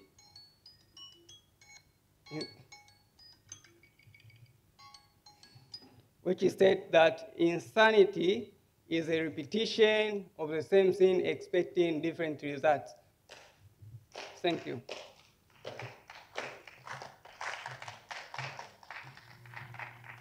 We thank that speaker and speech. We will now invite the fourth speaker from side affirmative. Here.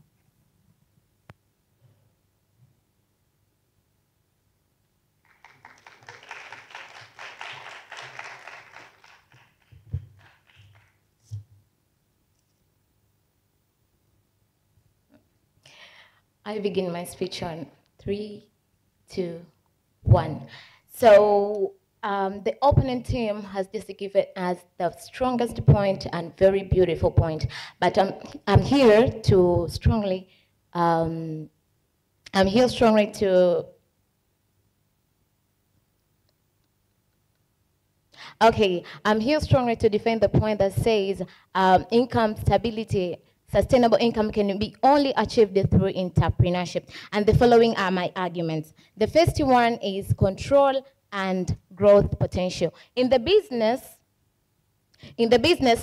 owner has direct control over resources, risk, and profit that are accounted for it. So that to adapt to this risk, they usually come up with different ways of innovation in order to solve commercial challenges, as well as to capture the market and to capture the market, but also to ensure they win the market by increasing their income through increase the prices.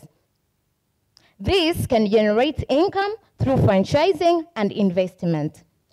But also it can rise to the generation of income in the wide world in the national level, whereby entrepreneurs and such as small enterprises, they pay tax, but also they are required to fill their licenses, whereby the government gets that income.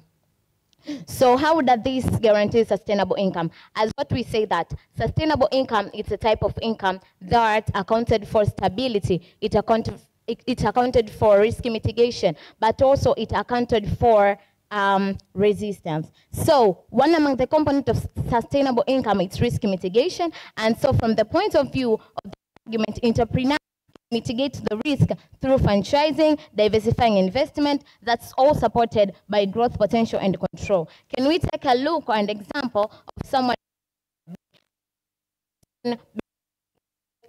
started enterprise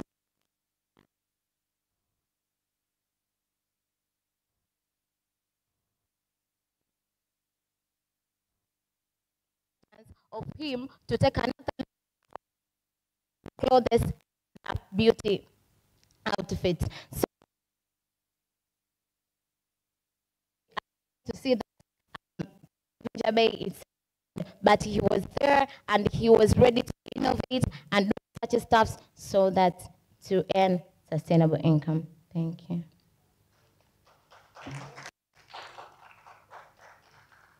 We thank that speaker for that fine speech. We'd now like to invite the fourth speaker from side opposition. Here.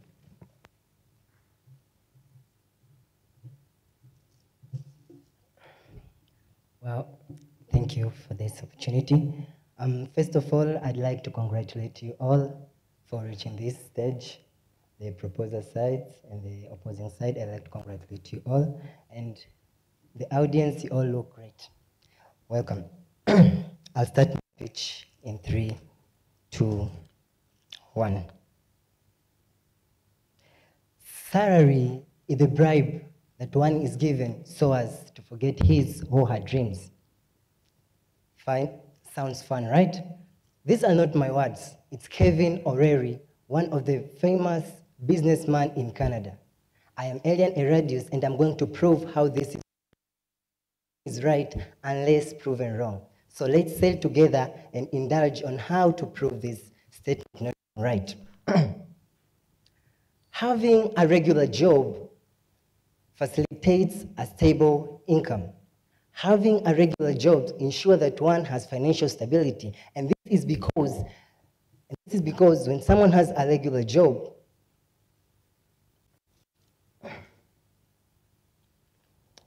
and this is because when person has a regular job, is less affected by external economic conditions. So what are these external economic conditions? The external economic conditions such as bad company news, such as that of 2018 of Facebook, the data and information of its users. Also management and also fluctuation in the market. So all these affect the like how business not affect the employees. Okay, I also have the same kind of question, but I'll help you to know how does this affect the business owners and not employees. First, laws and jurisdictions favors when it happens like there is there is a bankruptcy, total shutdown of the company. So when the company happens to shut down, the first people to be paid are the employees in favor of even the stakeholders or suppliers, other creditors in the company. Also, you may ask yourself, then why can the business owners fire these employees? Yes, it's possible for the business owners to fire these employees, but under one condition. Yes, you'll have to fire me as an employee, but you'll have to pay me all the money that you had to pay me each month at once. Just like how Neymar Santos Jr. was paid over 200 million euros just for playing 7 matches, scoring 1 goal and giving 2 assists. So that was a bingo to him. They terminated the contract, but he also won. Okay, so the impact of this. This is very important in ensuring that one is capable of planning for the future. So when you're an employee, you are aware of the amount of money that you're going to get. So you can plan for future, you can diversify, you can invest in stocks and bonds and stuff like that. Just like how NVIDIA, a company that is very famous in artificial intelligence, soon it experienced a downfall in the stock value by 17%. It experienced a downfall in the stock value by 17%. But this did not affect the employees, but it affected the employees and the business owners. I'll sum up. If I really and doing a commentary on the current financial situation at NVIDIA, I would say like, financial manager, graphic designers, coders, word pressure. Pressure is for the business owners.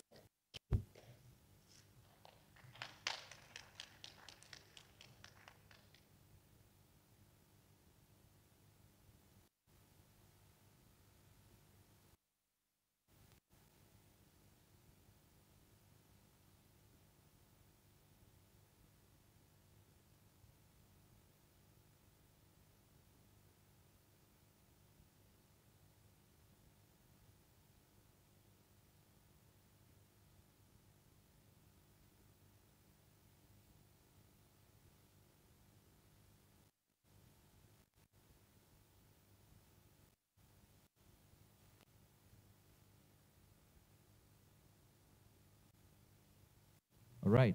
We thank that speaker for that fine speech. We'd now like to invite the 5th speaker from Side Affirmative. Here.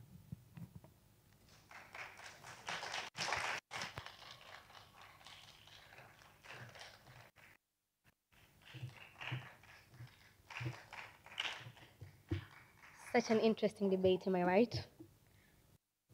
Anyways, I will start my speech in 3, 2, 1. My name is Kija Faraja. I am the Affirmative Side's whip, and I'm here to do 2 things. I'm going to analyze the clashes that were here, and I'm going to show you how Team Affirmative has won throughout this debate. So, I'm going to start first and tell you where we stand as Side Affirmative. As Side Affirmative, we are here not only to debate, but to educate people so that they can become intelligent when they're making their career choices according to which side will give you a more sustainable income. So instead of side opposition coming here to defend their points, we are here to enlighten you. So this is how I'm going to show you how that works. So the main clashes here were growth, stability, diversity, and predictability. Those were the things that were talked about on both sides. I'm going to start on growth. Side Affirmative spoke about growth very well. Spoke about diversifying and growing, creating new products, and diversifying to get more income, which leads to sustainable income. On this side, they say they have better growth. And guess what they said? They said it's because they get training and scholarships to learn more skills. Learn more skills, but do the vacancies increase with your skills? Vacancies don't increase. So you're here learning new skills just to go and become unemployed. How does that lead to sustainable income? That is my question to you. I will go to the next point. On our side, we talked about financial freedom. On their side, they talked about stability. On our side, we talked about financial freedom, and let me make this clear. We did not talk about it as an end, we talked about it as a means. It is what helps us to be free to do a lot of things that can get us sustainable income. There's a lot that we can bring on the table with this financial freedom. On this side of their house, they were very much keen on how stability is their biggest thing, that they have the same salary over and over again. But are your expenses the same over and over again? Expenses increase, but your salary doesn't. Today and tomorrow, the consistency of your salary won't be helpful if something major occurs. If your salary is little, and over time you get a terminal disease, for example, say cancer, how is your consistent salary that is low going to help you? No, it is a sustainable income that comes from entrepreneurship that has been accumulated over time that is going to be more helpful than just a consistent income. Also, in the part of growth, I'd like to go back there. When they talked about growth, they spoke about it in very little terms. In sustainable income, we also talk about inclusive growth. We spoke of marginalized communities, how we help the marginalized communities. This is not about the people who are educated, the people who are in the city. We also account for the people who cannot access this education in order to get employment. We also talk about the people who are in the villages and everything. They have not talked about that. And while I say this, I would also like to remind you, they also did not account for the 72% of the informal jobs. They only spoke about formal jobs, and that's why they spoke about points like benefits. Benefits go to those who have formal opportunities. Tell me, does your house girl have pension? Does the worker outside there cleaning, do they have benefits? Do they have health insurance? No, they don't. So they accounted for very little.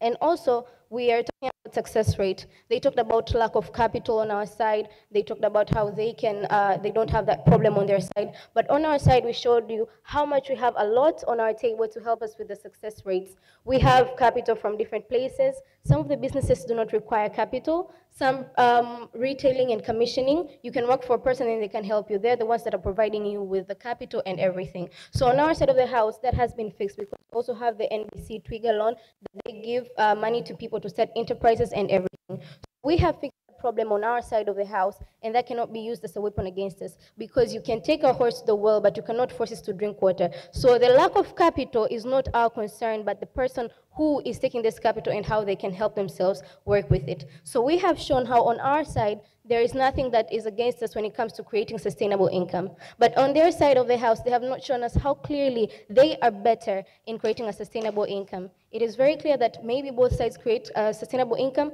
but when it comes to comparison, team entrepreneurship takes the win. Thank you very much.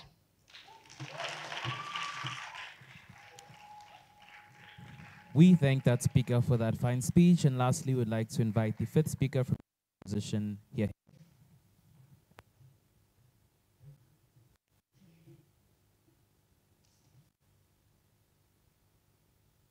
Imagine a world where every young graduate or any person dives into entrepreneurship.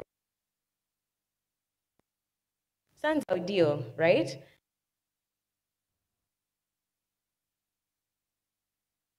Foremost. Esteemed judges, respected audience, and worthy opponents, good afternoon.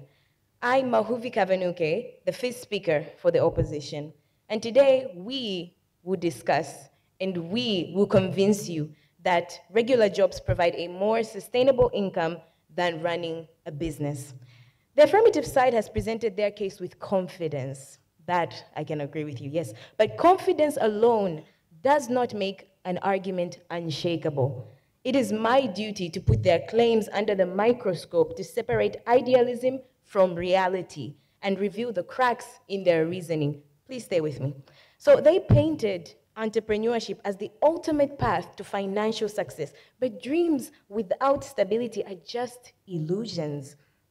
Let me take you back. So I respect the affirmative side's perspective, but their claim that businesses guarantee sustainable income lacks substance. It lacks substance.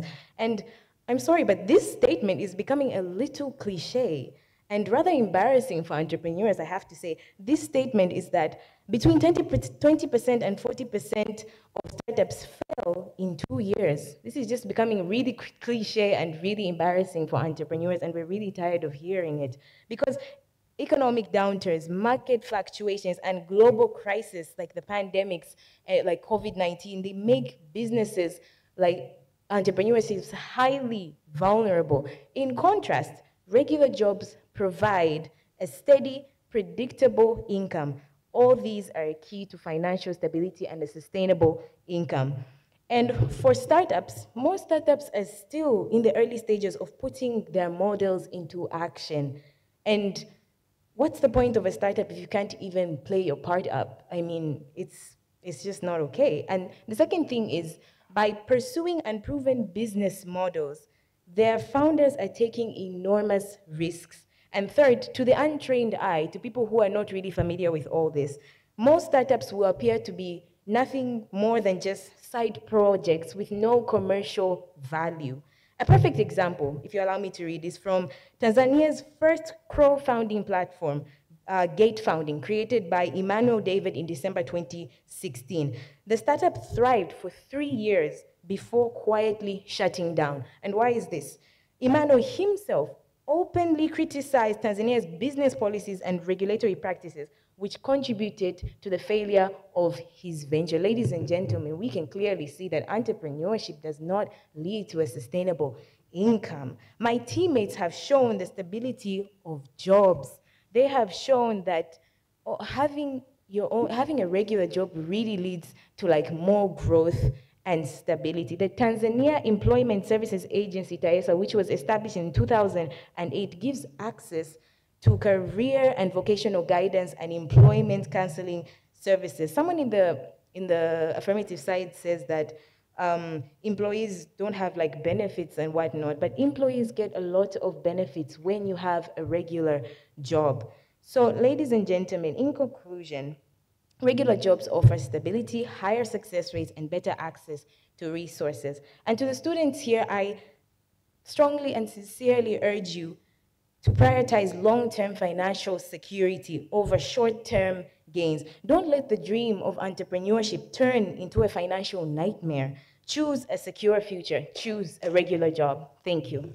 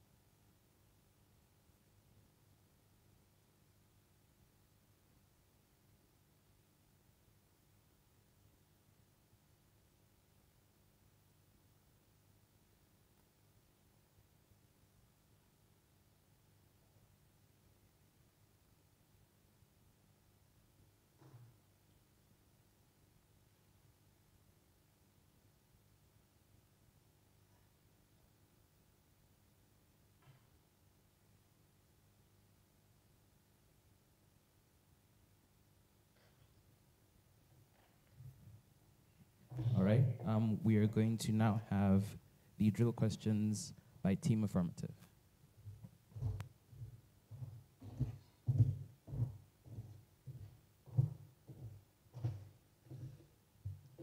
You guys ready? Okay.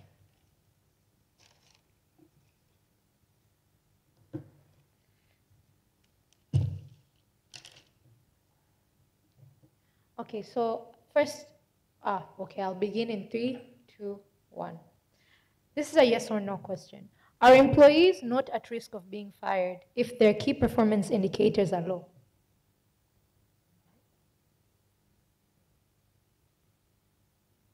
Yes or no question. Are employees not at risk of being fired if their key performance indicators are low? Yes or no? Yes.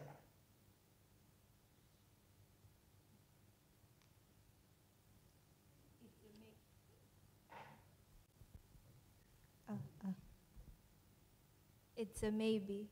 Great. So you guys don't even have confidence in the fact that you are at risk of being fired in the first place. And if this is so, right, how can you argue that jobs offer true income sustainability if these people can be fired? I say it's a maybe because there's so many laws and acts that protect an employee, especially like in public sectors, but also private sectors. That was the basis of the maybe. So you can't necessarily use KPIs as the only metric to decide to fire an employee. Exactly, but there are so many other metrics that allow you to become fired, and so it's not stable in and of itself. Second questions. You tell us that jobs offer more security. Then why do so many people live paycheck to paycheck and struggle with financial emergencies?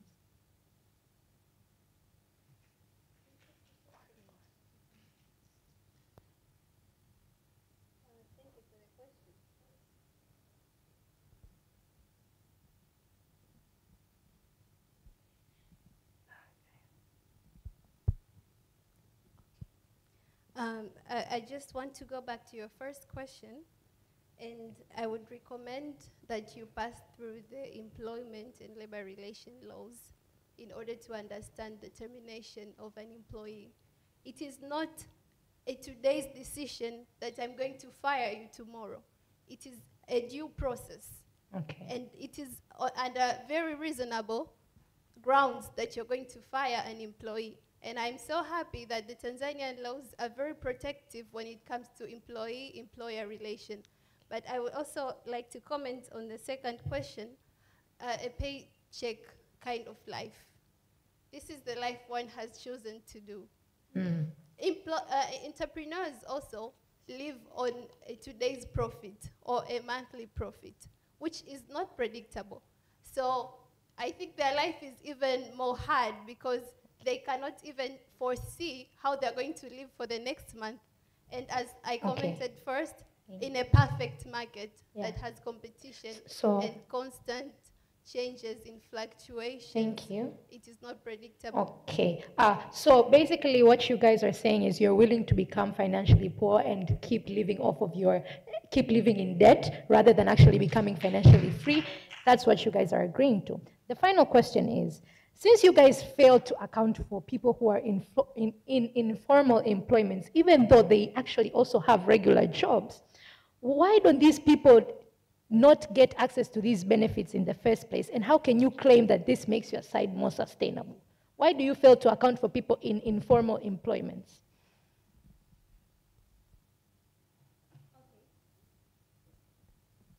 I'll answer your question with a question and then answer it. So for these people, why is their option informal jobs and not entrepreneurship, as you state? Because obviously, according to accessibility to resources and the position that they're in, it is more sustainable for them to opt for these regular jobs than to opt for this entrepreneurship you guys are advocating for. Okay, so you guys necessarily mean to say that you don't even believe that people who are in informal jobs are sustainable in the first place because they're not assured to these benefits that you guys so claim to these people have. Thank you.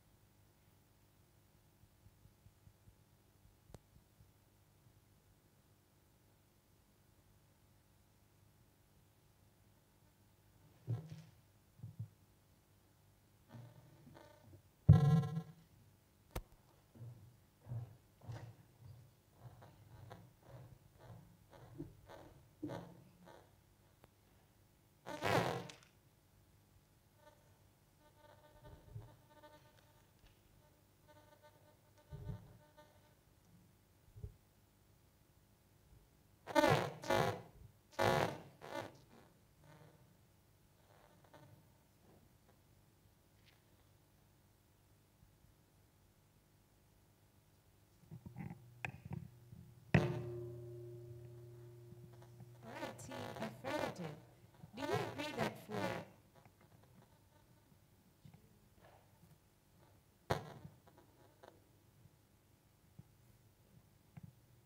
One, two. Okay. All right.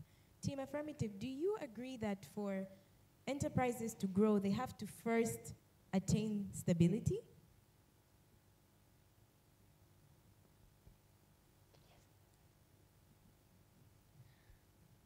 As you said before, entrepreneurship can never have full stability in the way it operates. It usually fluctuates, but we embrace the fluctuations, and that's how it grows, through the ups and the downs. So is it a yes or a no? Yes. Do you agree that most businesses in countries like Tanzania haven't attained this stability and probability? Sorry? we tell you that this is because of the ecosystems that are set in place and not necessarily because of the entrepreneur career that is present in the systems. The regulatory compliances that do not favor these people in businesses, the extreme tax cuts, and all of those kinds of things. It is not necessarily because of the business itself. Okay, so second question, if the existing ecosystems, like the first speaker stated, are the problem, how are businesses better in these already existing ecosystems? Thank you for making this a comparison matter. They're better in this because a lot of solutions have been kept in place, creating laws, training these people to do their businesses better, and expanding even in marginalized societies. It is better than employment in this case because there have been very less solutions that have been there for unemployment in this case. Interesting. So how effective are they? Very effective. We've been giving throughout the debate. And what is the percentage that entrepreneurs have multi-sources of income apart from their own business? What is the percentage that entrepreneurs have multi-sources of income apart from their own business? Okay. According to the Tanzania Investment Forum, it has said that over 35% of the national GDP is provided by the small and medium enterprises. So actually, talking on these entrepreneurs, they've got higher percent to produce their own income.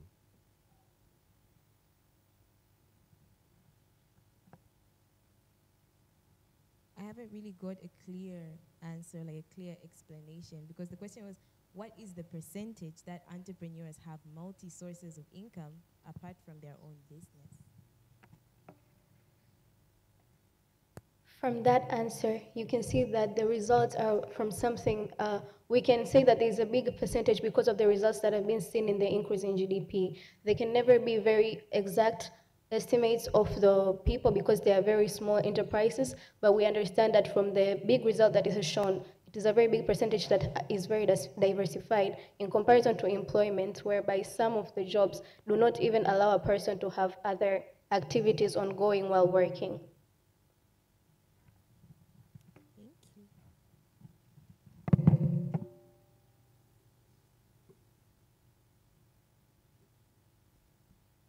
All right, we thank you very much. Now we shall move forward with the questions from the judges.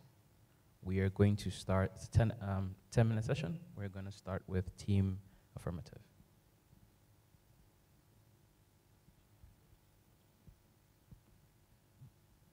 I think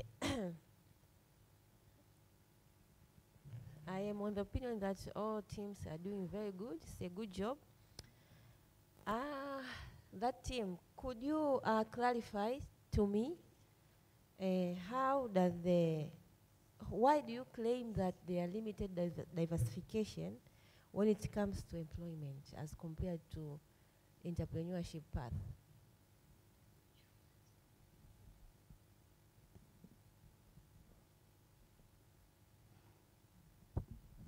Interesting. That's a great question, actually. You are limited in 3 things when it comes to having a regular job. Number 1, your time. Number 2, your energy. And number 3, your income. You see, when it comes to having a regular job, you usually have scheduled fixed times that don't allow you to engage into other income streams. For example, if you say that you work a 9-to-5 job, when are you going to get, and probably you're not going to be able to finish all your work by the time it gets to 5, right? So when are you going to get into this other income stream that you would likely want to get into? We tell you that in the side of an entrepreneur, this person can easily delegate, and this person can easily venture into these other sources of income, right? But we also tell you, number 2, when it comes to your income, we already spoke that your income is limited because it does not increase easily as portrayed by side opposition. We tell you that you have expenses that you need to account for. And because of those expenses, you're left with very little amount of money to actually invest into other sources of income. So that's while for side affirmative, we have multiple we are unlimited in the terms of how much we can earn, right? So we can necessarily earn a lot more money and use it to invest into other things. But I also tell you, number 3, when it comes to resources, right, and creativity, you can't invest in multiple market will and how this income will actually something that an entrepreneur has. They have skills that enable them to innovate and understand what the market needs, what the market demands, and so how their income can necessarily grow. And a person in a regular job does not have this information. They do not have these skills, and so they're not at a better position to diversify and increase their income. Okay. How do you recommend on this situation where you have a fixed salary, you have incentives, you have bonuses, you have allowances? Does it, the perspective of diversity streams, or you made your point just basing on a fixed salary that an employee is getting?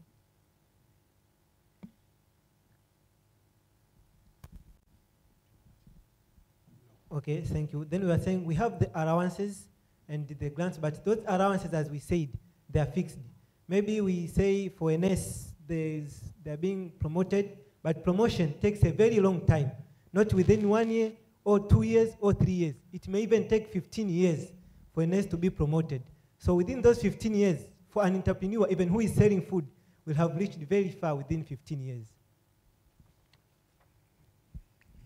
Thank you very much. I also have a very short question to the team affirmative, and congratulations so far. And the question is, you have been criticized with the number of how long it takes before startups fail, etc., and they even said it's even becoming a cliche. Now my question is failure a bad thing? So I'm just offering you a lifeline there to rescue yourself from that hole. Is failure a bad thing? Thank you for the second chance. We didn't get the time to rebut that, but we would like to talk about that. I started talking about it in the failure rates.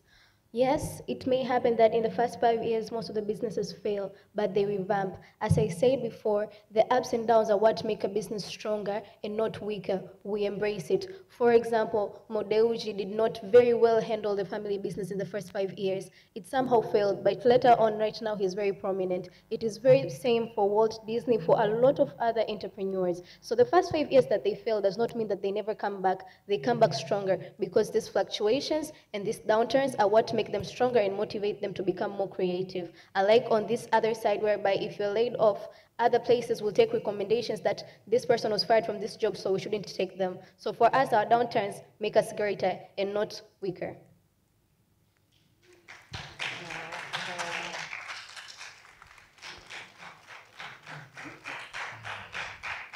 Okay, all right. First of all, Karine, Kifaraja, you guys look alike. Eh? Nindugu, ama? That was just by coincidence. Okay, sawa. Yeah, so I would like you to convince me a bit around the issue of financial freedom that I heard one of you spoke about. You know, into entrepreneurship, the common structure is having a legal entity, maybe like a company, more Deuji, those are extreme moments. Having a company is considered as a person in the lights of the law, but I think commonly word that is used, let's say a legal entity, all right? And usually, business owner of these companies, they are considered differently from the legal entity or that particular company. For example, if you're speaking about Karine, if you own, let's say, you own a Karine mill ground, the Karine mill ground will be treated differently from Karine as a person, all right? Now I'm coming to my question. If Karine mill ground, makes a lot of money, become quite successful. When we go back to the issues of financial freedom, just like what I said today early in the morning about define this terminology correctly. Like in the morning, I talked something about sustainable income and how important that we need to be able to define what sustainable income is. So when I come to the issue of financial freedom, so the scholars right now, they define financial freedom into different stages.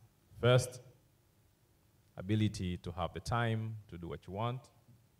Secondly, ability to spend your money in a way that you want. You can go shopping, you can go, while others are working and stuff like that. And then lastly, is the ability to become debt-free. A lot of business, to thrive, they need debts. So which means a lot of business, they're tied up to debts. I want you to hold on to that thought, number one. But secondly, as I mentioned earlier, the difference between the business owner and their business, these are two different people. So sometimes, as a business owner, maybe you may not have direct access to the fund or the money that your company make. Because remember, you're gonna have your board of directors, you're gonna have other shareholders. There's quite a bureaucratic process. So my conclusion, all the evidence they're pointing towards entrepreneur not being financial freedom from this context. Please convince me otherwise. Because I see on the other hand, employees, if they're having a good salary, most likely the level of debt they can have is different from corporates. Most likely if they wish to spend the money the way they want, maybe the only person who can ask them is their husband or their wife, if they're married in this case. But I see it difficult from an entrepreneur. So, is it fair to say entrepreneur cannot achieve financial freedom? Okay, thank you so much for that question. I think it really brings back things into perspective of how entrepreneurship actually does attain financial freedom. You speak of how companies have shares, right? And when you are a business owner, you're most likely going to be the major shareholder of that particular business because you initiated it and you started it. What happens is when Karen's milk company makes a lot of money, as it should, those profits that are going to be attained will be spread out throughout those shareholders, right, in form of returns. But then, as I pay for my expenses, what will remain will come to me, right? So that's necessarily where you become financially free because the earnings that you have gained, the amount of profits that you have gained are not limited to the contract that you have made with your employee. That's the difference, and that's where financial freedom can be attained, right? We tell you that debt exists, right? But being able to cover that debt is what necessarily makes you a person who is financially free, and it differentiates you from a regular worker. Me having debt, me having debt of 100,000, but having income of 10 million necessarily means that I am able to pay for that debt, and that is what side entrepreneurship stands for. Thank you.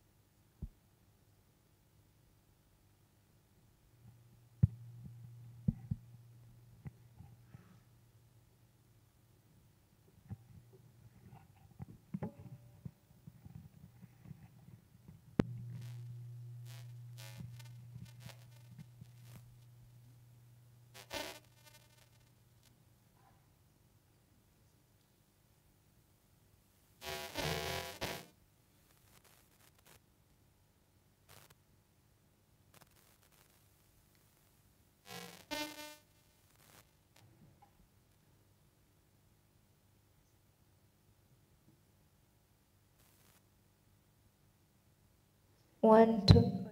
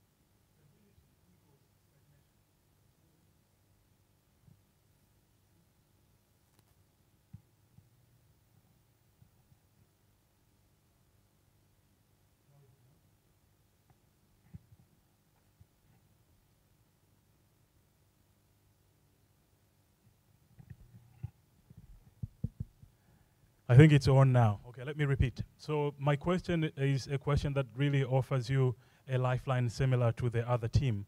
I'm just building on what Elena Radios started with that quotation that salary is a bribe, etc., etc. You have been making your argument that a regular job offers that stability. They have come up with a counter argument saying that stability equals stagnation. But you have not engaged very effectively so far in arguing that stability does not necessarily equate to stagnation. If you believe so, can you make your argument to convince us that stability does not equate to stagnation? Thank you. Okay. Okay, thank you for the question. I think here we are dealing with humans. The employees are humans and not robots or machines of which are programmed like when you are given salary, it's when you remain stagnant like that. Okay, so the moment someone decides to engage in employment, he or she has the plans. And the plans comes from the fact that I know I'm going to be paid 1 million per month. So when I'm going to be paid 1 million per month, I know what am I going to do with this 1 million per month.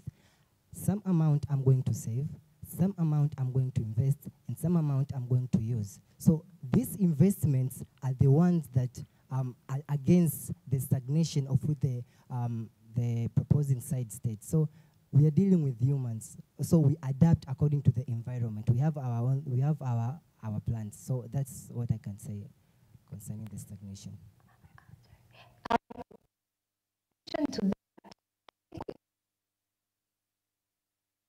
and how it is related to sustainable income.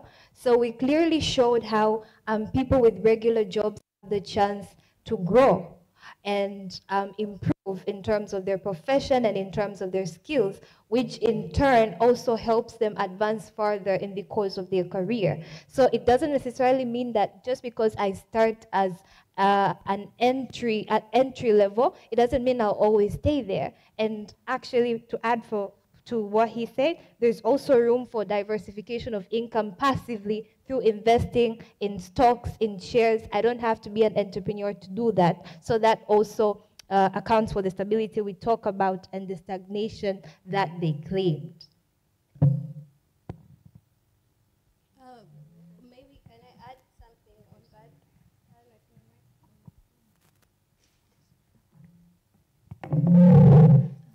I will just give an example of an employee that has led to one of the most successful company today, which is Apple. And a good example is Tim Cook, who joined the company in 1998, but he succeeded to CEO in 2011. So there we can see growth, although it has taken quite some time, but he has grown from a position he was in to a higher position, which comes with more income and more stability. I'd also like to add a little bit on that. So I think that innovation thrives in stability. Like regular job holders can make long-lasting plans, and also because they want to improve in the future. So even with this stability, they are assured that if I get a certain income every month, I'll be able to make this certain long-term income. So it also brings a lot of creativity and a lot of innovation, which will enable them to look to the future, because they know that with this stable income, I'll be able to do this and this and this, 1, 2, 3. Thank you. Okay. Hello. Okay. My question will go like, given the increasing reliance on entrepreneurship and the gig economy, what evidence do you have to suggest that a regular job provides more consistent financial security than owning an operating business?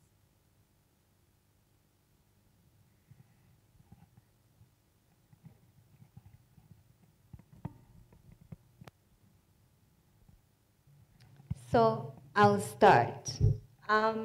First of all, to answer that question, we have to understand how the economic landscape of Tanzania looks like in terms of accessibility to these resources that enable entrepreneurs and equal accessibility to similar resources for regular jobs. So looking at the economic landscape of Tanzania, first, I'll tell you that these loans and probably the debts that side proposition talked about in terms of entrepreneurship, they're not just accessible to anybody who wants to start or just anybody who has a small business. Matter of fact, banks also have to ensure profitability, and so they have to check your income statements and how much you earn to ensure that when they give you that loan, you can really pay them back. So this is just like part of the nature of the economic landscape of our country.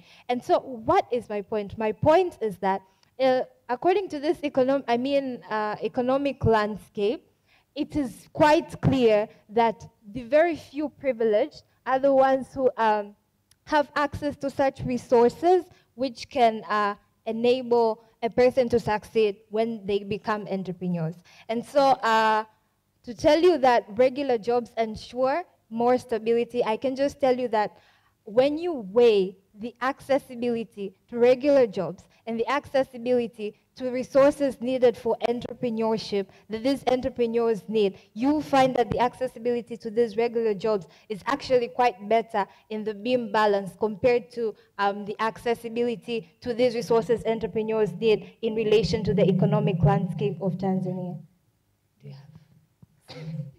I just want to inquire. Maybe I did not get the question clearly, but the judge was asking also on e-economy, right? E-economy. Okay, fine.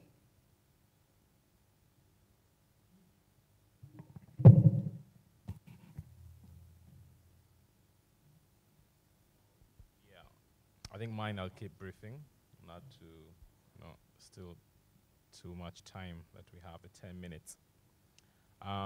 So, do you remember this, what must I call this thing? The chicken and egg discussion, who come first? So I would like to, tie my question into that analogy as you're responding to me. I look at entrepreneurs in one group, and I think entrepreneur makes the regular job seekers existing after they existed, in a sense that the notion that I'm building, I think you guys need entrepreneurs, in a sense that they are the one who employ you. I do take note of a government being an option to, that for me? being an option to creating an employment for the regular, salary earners. So in this context, please convince me, if it's otherwise, that you don't need entrepreneurs.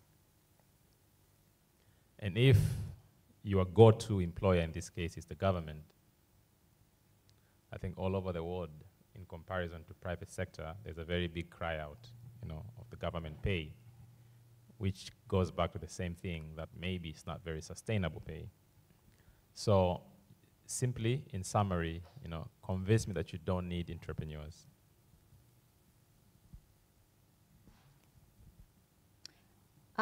Okay, thank you for that very good question. So I would like to take you back in history, in the era where industrialization did not exist, in the era where capitalists did not exist, in the area where the world wasn't as industrialized as it is now. So I can tell you for a fact that in that era, the government was the biggest employer. And I can tell you that these very employees of the government and the government work together to create these opportunities for the industrialists to take over and create these jobs. So we needed these people to create policies, to create this environment in the first place. And I also want to emphasize on what one of the previous speakers spoke about in terms of when we were answering the growth question. She spoke about the experience that is needed to grow, right? And from this experience, we can even see how business people ventured from regular jobs to open their own enterprises from working experience. Thank you. I answered your question. Okay.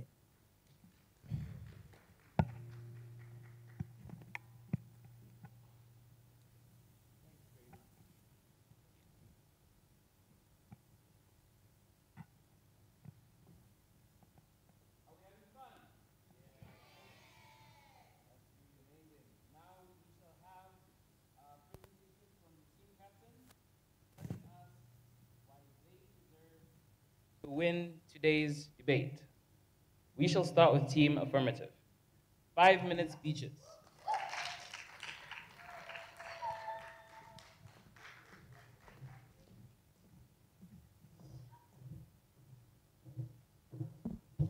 Thank you guys once again. So sweet. So I'll begin in 3, 2, 1. You see, why side negative fails this debate is because of mainly 3 reasons. They focus on many things that we already predicted. Actually, in my first speech, I already predicted what these guys were going to say. I rebutted them, and we cleared their case before they even started talking. But they fail because of mainly 4 things, right?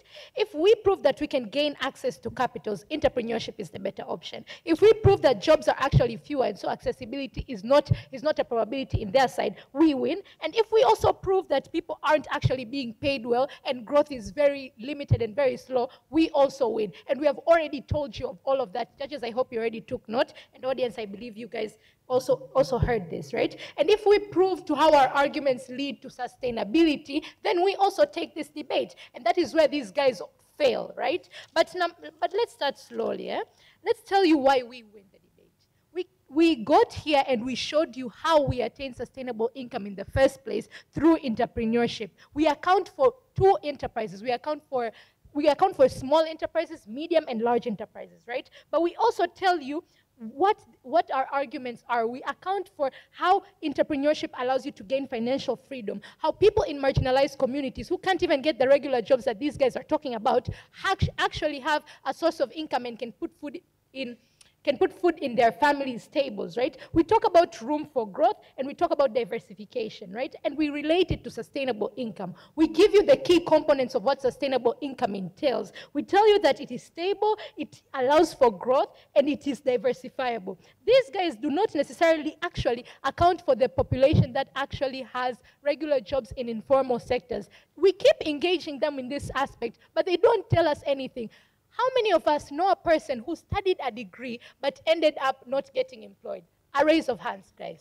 We know that these people exist, and these guys don't engage them in the first place. There are people who don't have these formal jobs and don't have access to these benefits that these guys are talking about, but they don't engage in that aspect. We believe that this puts them at a disadvantage, and therefore they have lost this debate. But they also don't account for the fact of sustainability equating to stagnation. We tell you that having a sustainable income does not necessarily mean, having a constant paycheck does not actually mean sustainability. We talk of how expenses keep increasing with time. And because expenses keep increasing with time, your income that you generate does not necessarily account for this. What happens? You get into debt. And when you get into debt, now you have to work on paying that debt and also providing for your family and providing for yourself. We believe that this side loses on that front, right? We also tell you that, okay, we agree, guys. Entrepreneurship does have risk, but the profits that are realized through entrepreneurship and the economic freedom that is attained through this are way greater. So we would actually love to take this risk in the first place. And we also tell you of how we can mitigate this risk. My third speaker talked about risk mitigation. So at the end of the day, what do you see, right? You see a side that engages and you see a side that keeps ignoring what the truth of the matter is and what the reality is in status quo. We tell you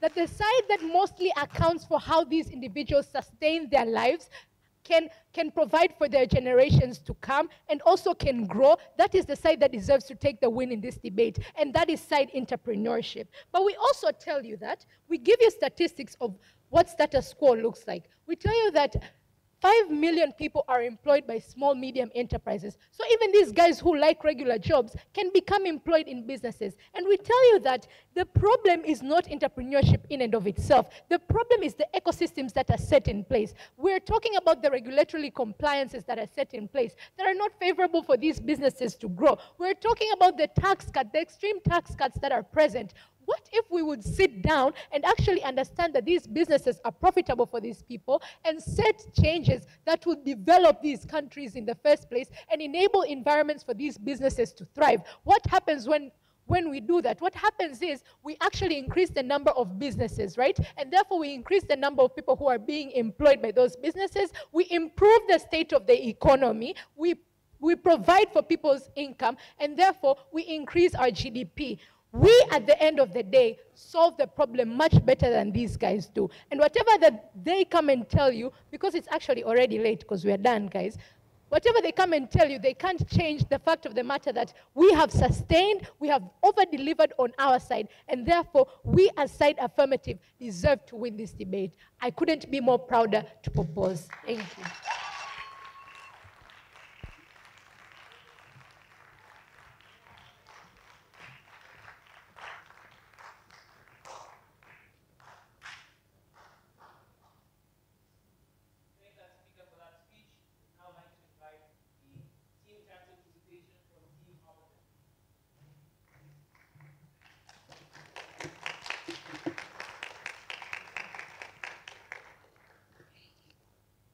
Thank you. This is a really heated moment. I would like to remind the affirmative side, and I would like to, well, I'm a prospective teacher, and you know me, I like to teach. So there's a difference between a regular job and an informal job. A regular job refers to a formal employment position with a recognized employer, usually including a written contract, set working hours, benefits like paid leave and health insurance, and compliance with labor laws, while an informal job lacks these features, often with no contract, inconsistent work hours, minimal benefits, and limited legal protection, typically operating outside of official regulations and taxation systems. I hope I've clarified that. Honorable judges, esteemed opponents, ladies and gentlemen, let's be honest, everyone loves money, but no one enjoys financial uncertainty. Bills don't wait for business ideas to work, and landlords certainly don't accept the phrase, "I'm still building my brand to pay the rent." You can't say that to your landlord. And the truth is, sustainable income isn't about gambling on what might come, which is what the affirmative side is saying.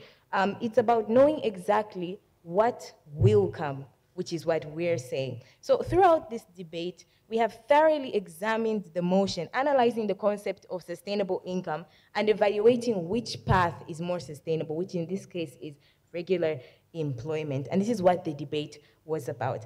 And we must recognize that this debate is not about which option can guarantee the highest income, but rather which one ensures consistency and predictability in earnings. So to effectively compare both sides, let's evaluate the key metrics that determine sustainable income. So this is our contributions versus to what the affirmative have contributed. So the first one is the risk versus reward balance. So for an income to be considered sustainable, it must balance risk with rewards. Businesses, while offering the potential for higher returns, they come with extreme financial risks, including failure, market volatility, and economic downturns. While regular employment, on the other hand, provides a stable and predictable salary, ensuring that risk is minimized while income remains constant. And employees do not gamble with their livelihoods. They receive their earnings regardless of market fluctuations. The second one is sustainability and predictability.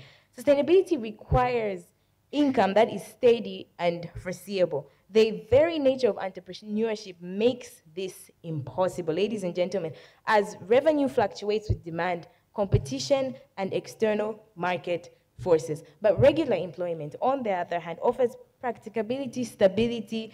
Employees know exactly when and how much they will earn. allowing them to plan their financial futures without uncertainty. And this is what we're trying to say, that they can be stability, and this can force innovation and creation for a person in a regular job. And diversification of income sources, you know, it is argued that entrepreneurship provides multiple income streams, but let us not forget that not all businesses succeed.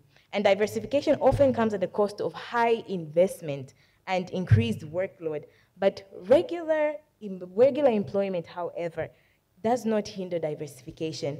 Employees can still invest, they can still take on side projects, and they can still grow their wealth while enjoying the security of a fixed paycheck. The ability to diversify is not really exclusive to entrepreneurs, ladies and gentlemen. So, ladies and gentlemen, we also talk about the growth over time. Employees grow in their careers with guaranteed promotions and salaries. Now, if you weigh these metrics against the arguments presented by our opponents, while they emphasize the potential for wealth in business ownership, they fail to address the fundamental principle of sustainable income, which is consistency. Wealth is meaningless if it is not guaranteed. You need an assurance. And stability, security, and predictability remain the pillars of financial sustainability, all of which are found in regular employment. So, our arguments, ladies and gentlemen, the facts speak for themselves. A regular job provides stability, security, predictability, and low risk, all essential components of a sustainable income. For these reasons, we strongly urge you, ladies and gentlemen, to side with the opposition. Thank you.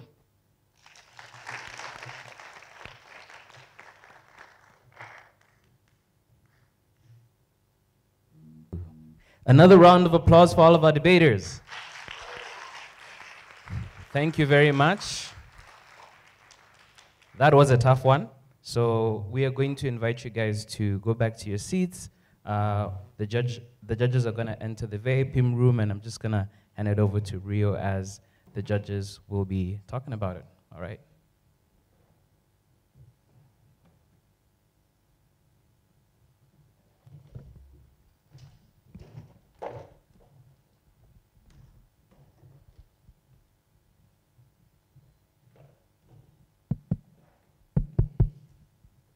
Vijana musilale, lale lale, vijana musilale, bado mapambano. Who knows that song?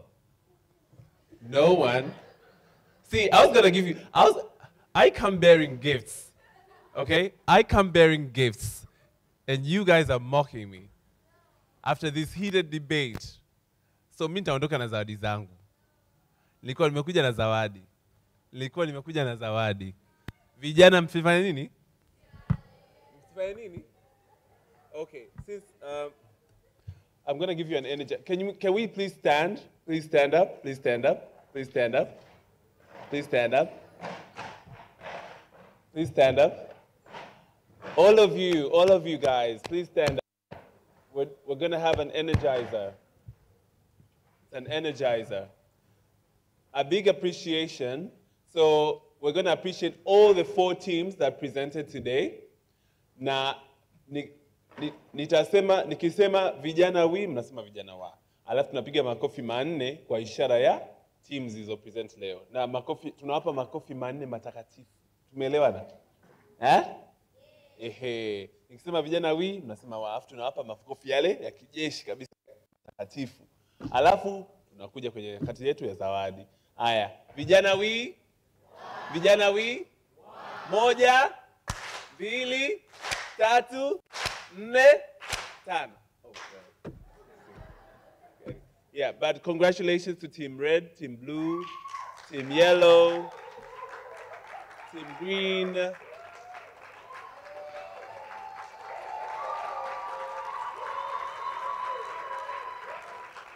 For that outstanding debate. And so before we begin this icebreaker, I call upon my colleague, Janila, from the Youth Sounding Board. Come on stage, please. Nadhani wengi mtakuwa mnajiuliza Youth Sounding Board ni nini. So kama mnavyoona hapa kuna baadhi ya wadhamini.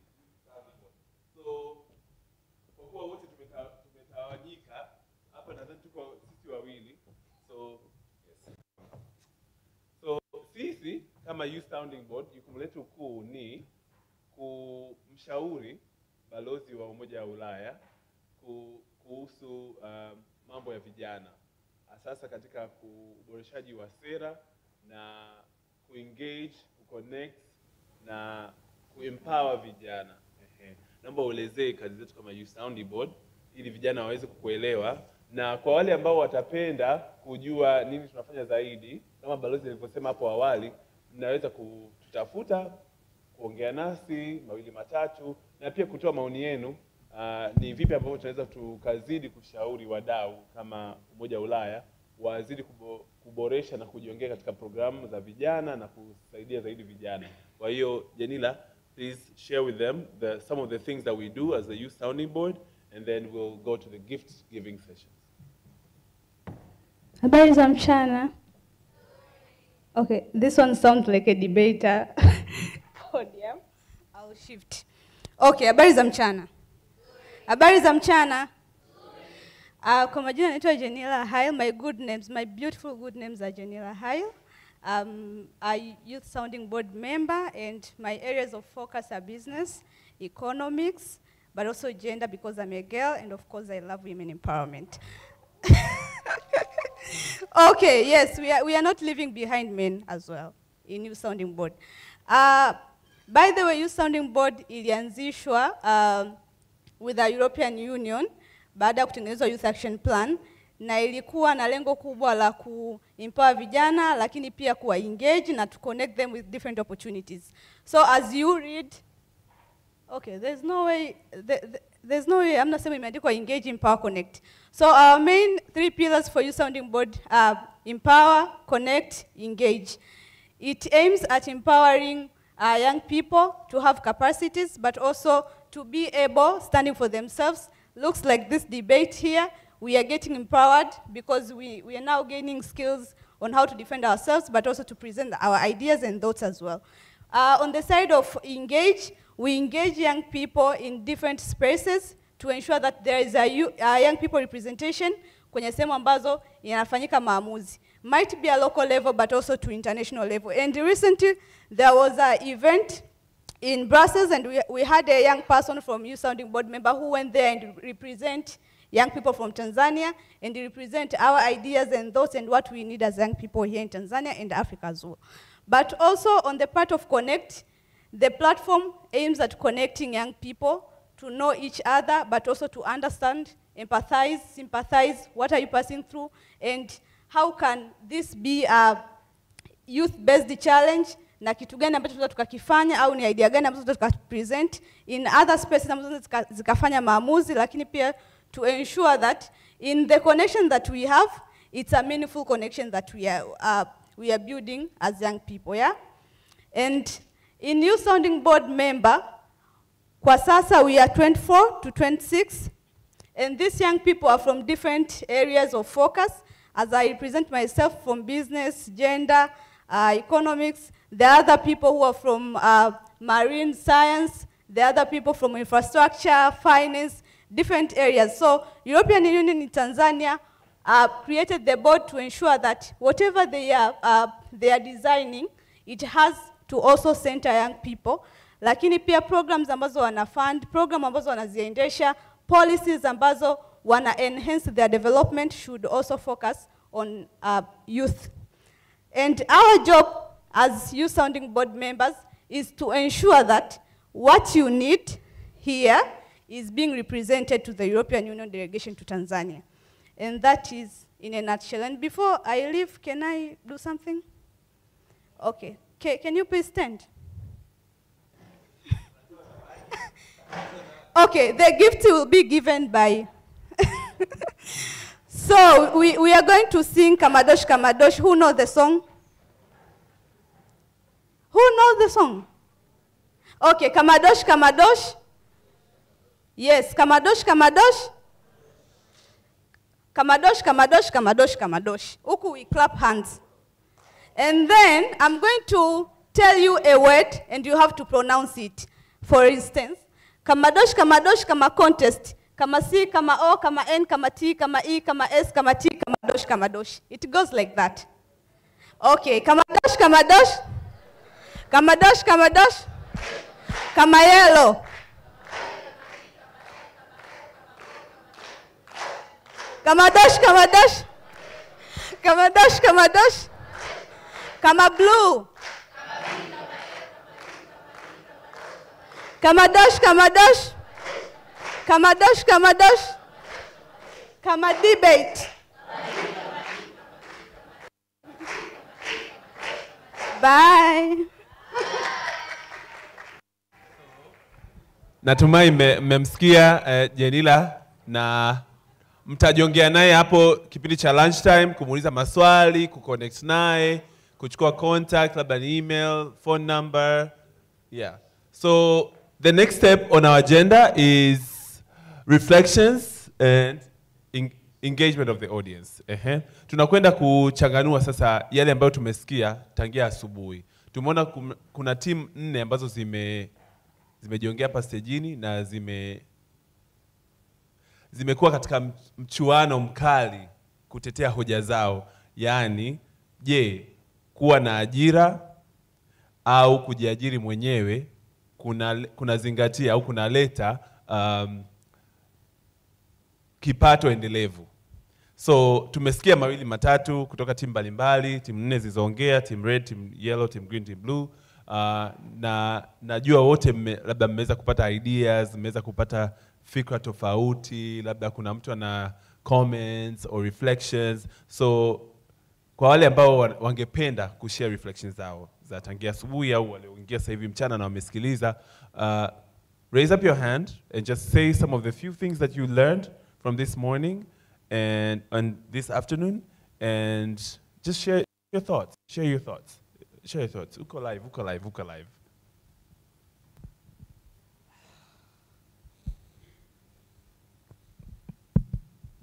My God. You know, why am I laughing? By the way, I'm very, very happy. My name is Beckham Geoffrey. I come from Datu, Dar es Salaam Tumaini University. My name is Beckham Geoffrey. I come from... Ukifika hapa, lazima mauzo. Tangaza chuo chako, jina lako, especially chuo chako. Wenzao wanakuona. The Chanzo. Mnajua The Chanzo sasa hivi is a prominent media. Kwa hiyo tunahitaji sauti. Marketing. Okay, thank you.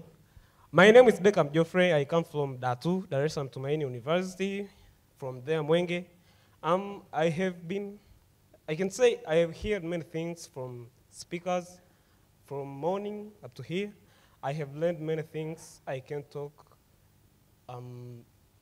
in a lot, but I have learned many things. But finally, I have come with different points for myself. I have observed that, yes, being employed is very, very important, but also self-employment are also important. But I can say I'm agreeing with those things, and I can say, yes, I will be a self-employer, but I will never run from employment, being employed. Thank you. Aya, mwingine kuja tuanze hizi za chini. Sauti jamani, sauti, mauzo. Greetings everyone. Kretas Kennedy by names, a University of Dar es Salaam graduate, 2024 alumni. Well, from morning we have heard different points of views from our debaters, and it was a hot and very interesting debate. Clap hands for yourselves. Actually, I do believe obtaining money is an opportunity or chance of which can come either from any of your side guys, either for the affirmation or opposition. But maintaining that money is discipline. And multiplying that money is an art of creativity. What I'm trying to say, I do believe on or upon integration of both, being self-employed or employed. Why? Because with the point of reflection from my personal life, I'm an employed private academician for international students. But also, I have self-employed myself as a pencil and pen hyperrealism artist. Do you understand what I'm saying? Yes. So, as my reflection on today's debate, I do believe on integration of both. Because you need to ask yourselves on what our dear judges have tried to guide us or to remind us, what does it take? The correct definition of the key terms we had in our motion. What does it mean by the formal job? What does it mean by sustainable income? What are the interconnected dots related to that stuff? And if you get into contact and into where understanding of that is when you can decide your point of stand. Thank you.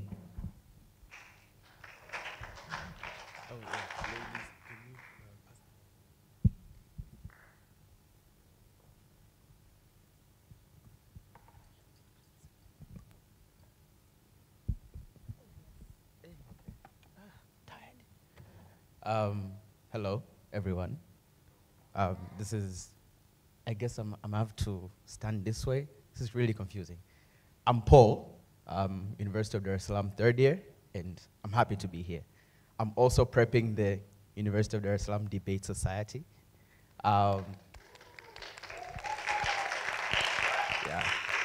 So when you look at this debate from a philosophical perspective, it kind of takes me back to what someone very important to me told me when I was younger, that when you dream big, always remember to put your feet on the ground, that the giant looks in the mirror and sees nothing, but everyone else sees the giant.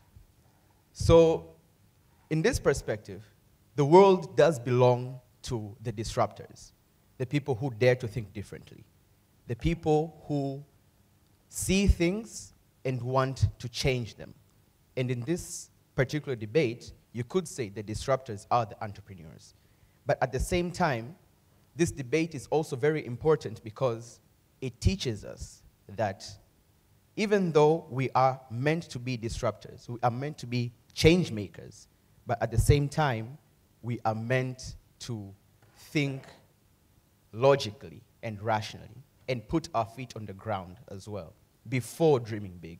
And that is where the side of jobs, regular jobs stand. And this was a very educative debate. I really enjoyed it from start to finish. Congratulations to the debaters. Really entertaining seeing you go at it at each other. And I hope we can see more of this. Yeah, thank you.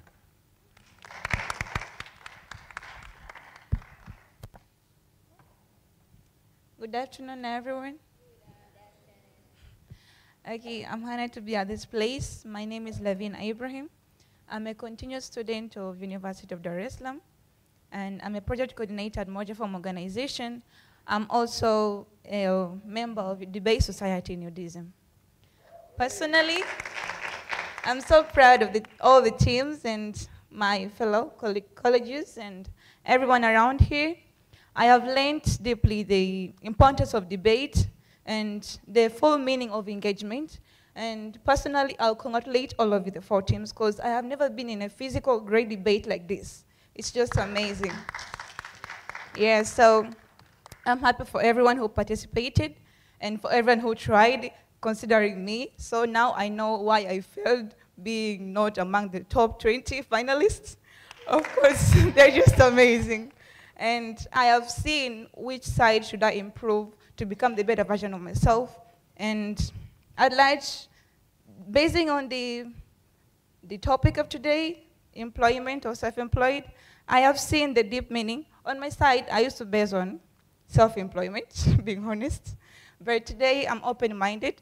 At large, the benefits of being employed, and I have seen that you can be employed, but you can still have a better life than the one who is self-employed. But also, you can have self-employment and be better than the one who is employed. So it just depends on how you base on yourself, just like my brother spoke about discipline and many stuffs. So I'm happy to engage, and I'm happy to be here. I have learned that being employed is also very, very important, and also being a self-employed is extra important. So it just depends on what are your aims, your goals, your discipline, and all things together to become who you want to be and what you want to achieve in life. Thank you.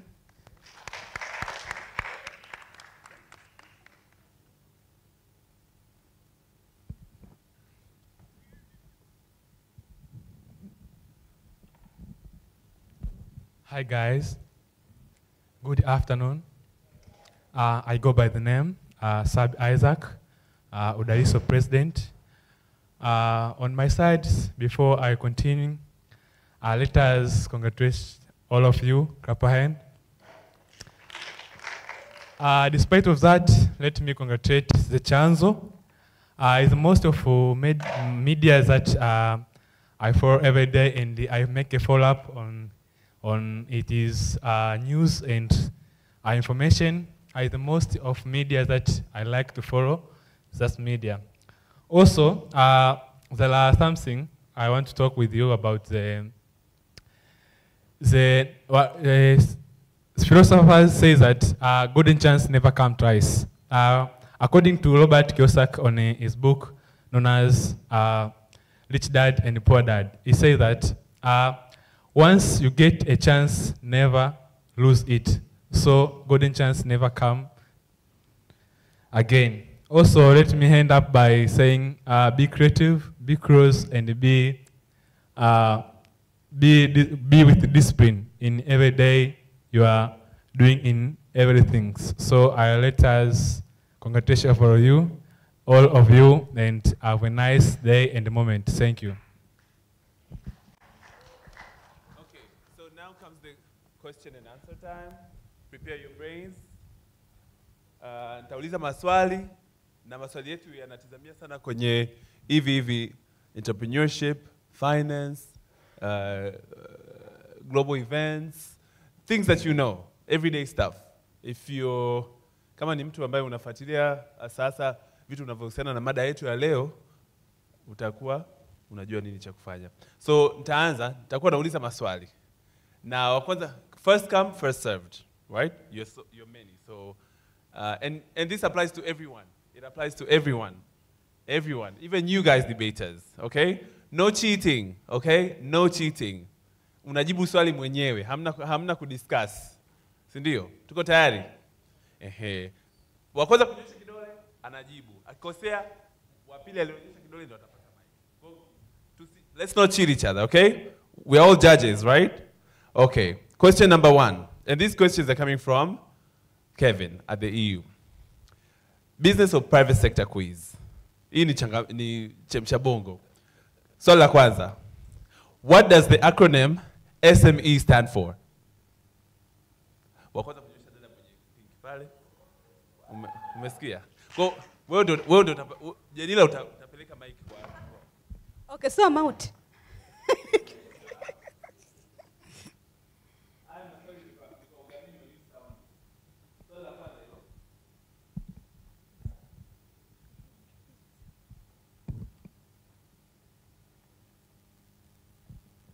Good afternoon to you all. My good names are Esther Ernest Basaya, a student in University of Dar es Salaam, and I'm also a member of the Judaism Debate Society, and the long form of SMA is Small Medium Enterprises. That's right.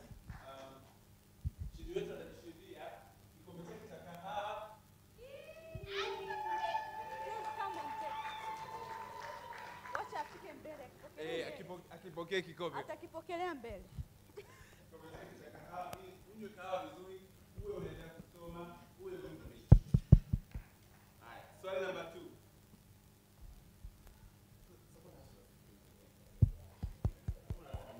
Just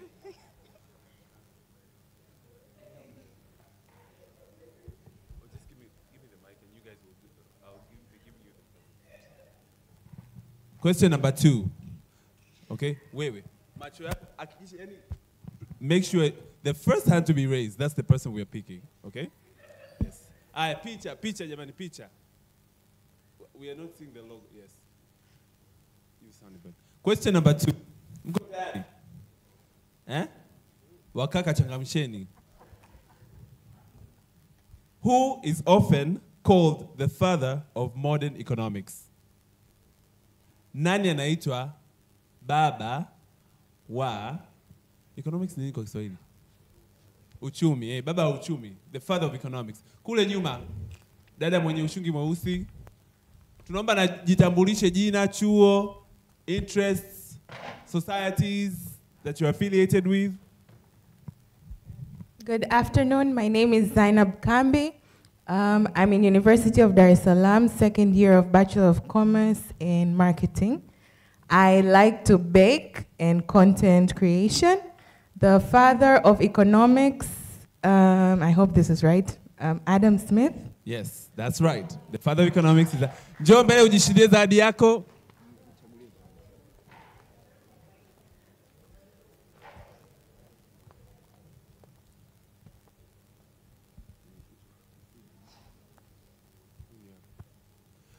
Amejishindia kikombe chake cha kahawa kutoka ubalozi wa Sweden.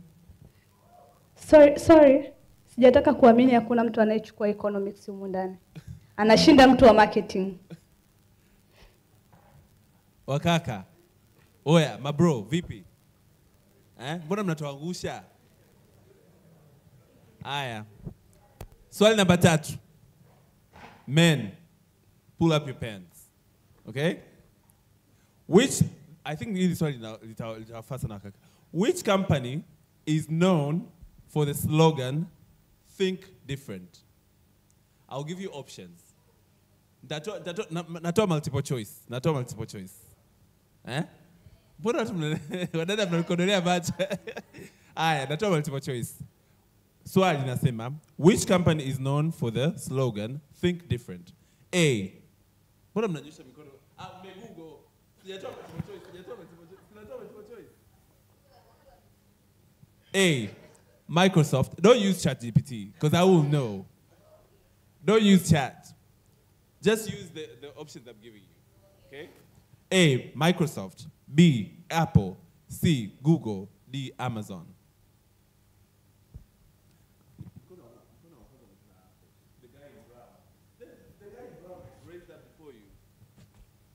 Okay, what's your answer? So my name is James Gama from Hadi University. The answer is Apple. How did you know? From the options. Are you sure you don't have your phone near you?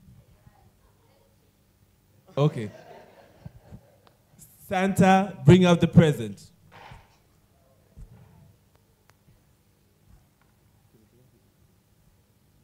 Anajishindia kikombe kutoka Umoja wa Ulaya, kikombe chake cha chai, kahawa.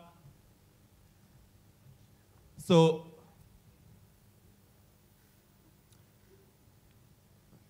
question number 4. Question number 4. Are we ready? Yes. Don't use your phones. Hii ni quiz. Simnaelewa quiz maana yake? Amsha akili. What does IPO stand for in the business world? Pink. Yeah.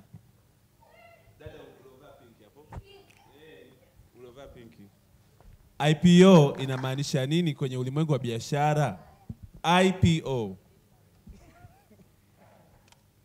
Hi, my name is Karen Dolwa. I take actuarial science and I'm from UDSM. And IPO means initial public offering. Una hakika? Yeah.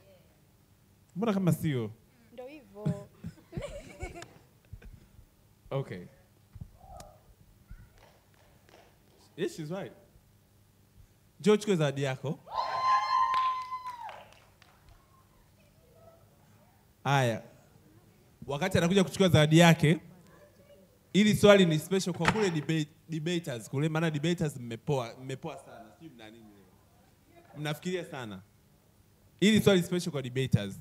Team debater. You get a waiver from these guys. Which country has the most Fortune 500 companies in the world? Ni taifa gani lina makampuni 500 ya Fortune companies? Simnazielewa? I'll try to explain baadaye. A. China. B. United States. C. Germany. D. Japan. Don't Google.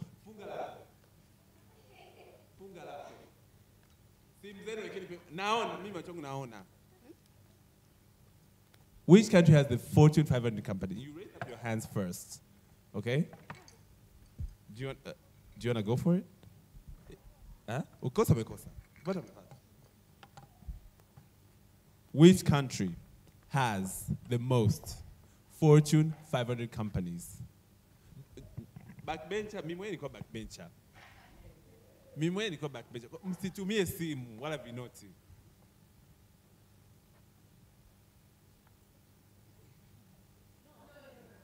This is a special question for y'all. So I have one, you two raise up your hands. Na kule nyuma 1, 2, 3. Yeah. Kule nyuma niona watoka wawili, hapa mbele watoka wawili. Okay? So what I'm going to do, we're going to balance the question, right? Hapa mbele wa this watoka wawili. Kule nyuma watoka wawili na dada mmoja. Kwa mimi nitachofanya, watajibu kwa pamoja. Na wale watoka watajibu kwa pamoja. Wawili wanapata double. Mungu anakupa double. Ndio? God gives you double. Haya. Wait. Wadada wawili, simameni jibuni swali. Mmetaka kujibu swali. Na nyinyi watoka wawili hapo, simameni. Yaani hao wakizingua. Kwa nini tusijibu wote kwa pamoja? Kwa nini tusijibu wote kwa pamoja? Kivipi? Yaani wote tunahitaji jibu kwa pamoja. Sawa, I understand. Nasema kwamba wote watajibu kwa pamoja. Mwenye jibu correct ndio anapata zawadi. Haya. Notice where that thing, mama, put it aside. Okay. Ngoja subiri. Tunahesabu 1 mpaka 3. Wote watajibu 1. Correct.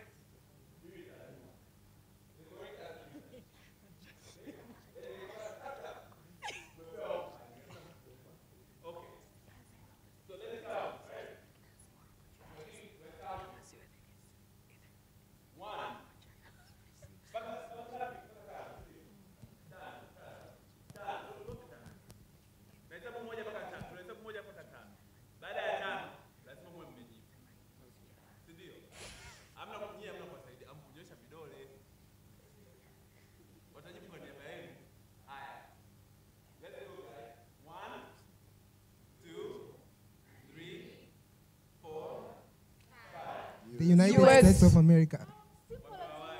Tumesema US. Tumesema We said US. Defenders. No, I apologize. Lakini we said US. They were busy on United States. Okay, let's negotiate. Let's talk about this.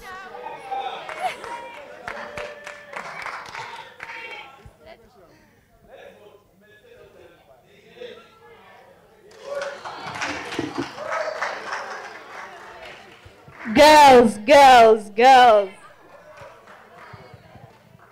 Mimi. Kama kamati ya uchaguzi mnanipa wakati mgumu.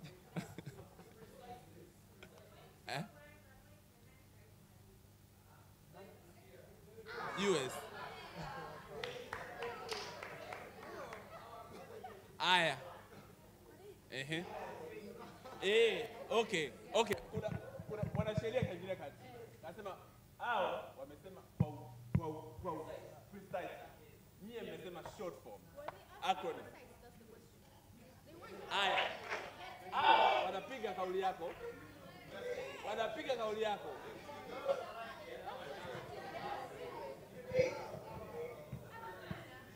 Aya. Okay.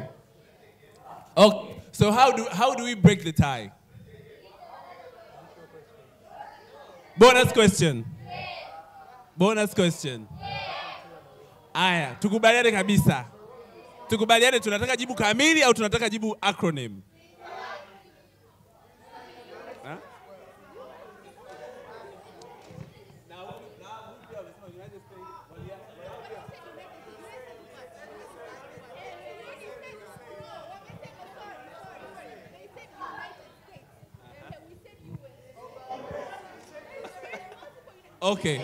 Okay. We're gonna do this. All right.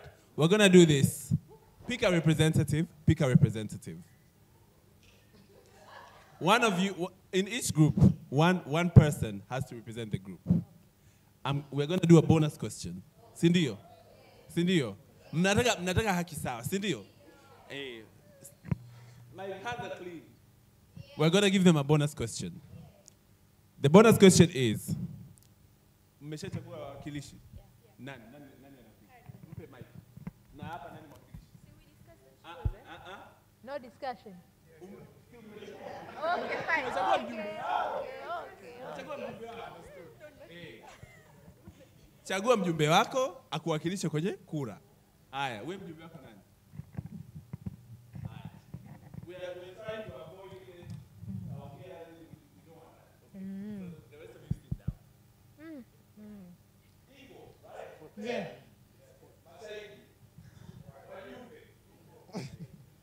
The last question. What is venture capital? I know. It's the capital. Okay. A venture that can be capital used. is.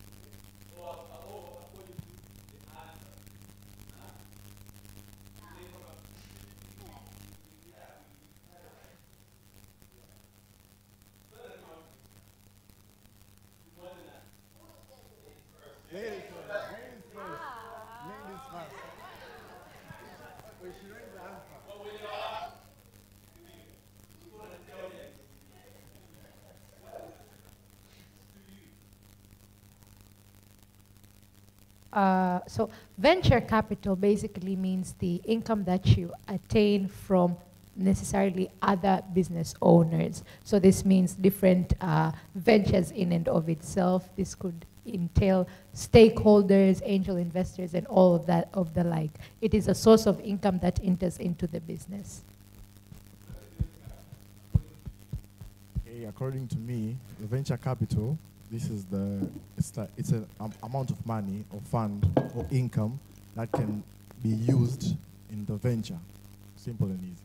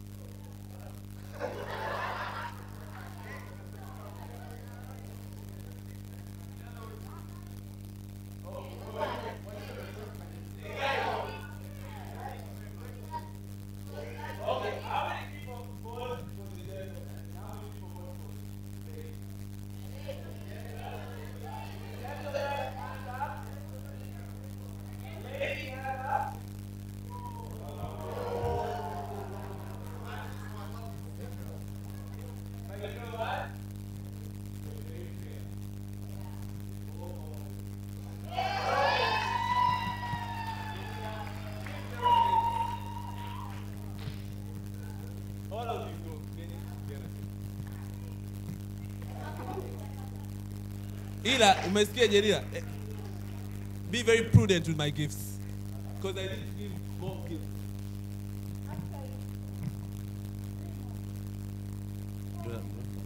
Huh? Okay.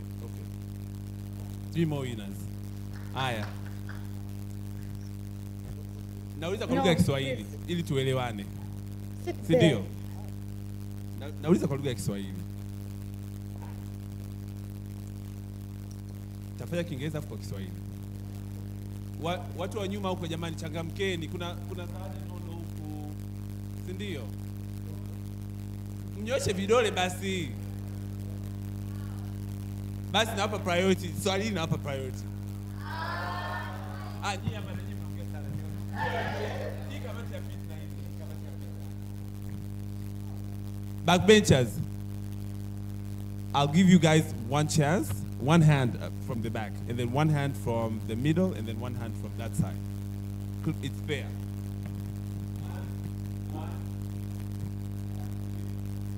Aya, hili swali nasema hivi. Maswali marahisi sana. Afu nyinyi watu wanaviwa, hamtakiwi kupewa maswali marahisi hivi. Hamtakiwi. No. What? Don't Google. Use your brain. What is the primary purpose of corporate social responsibility?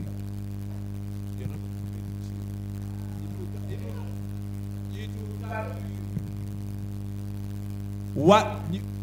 Nyuma huko vipi? Nimekuona.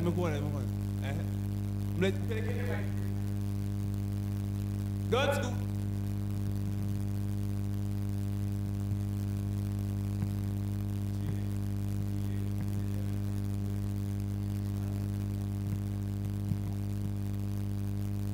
What? Swali nasema hivi. What is the primary purpose of corporate social responsibility? Hi everyone, my name is Lois Mutalemwa. I am a second-year Bachelor's of Commerce in Marketing student. I believe the primary purpose in corporate social responsibility is to serve the immediate environment and create a positive impact within that environment.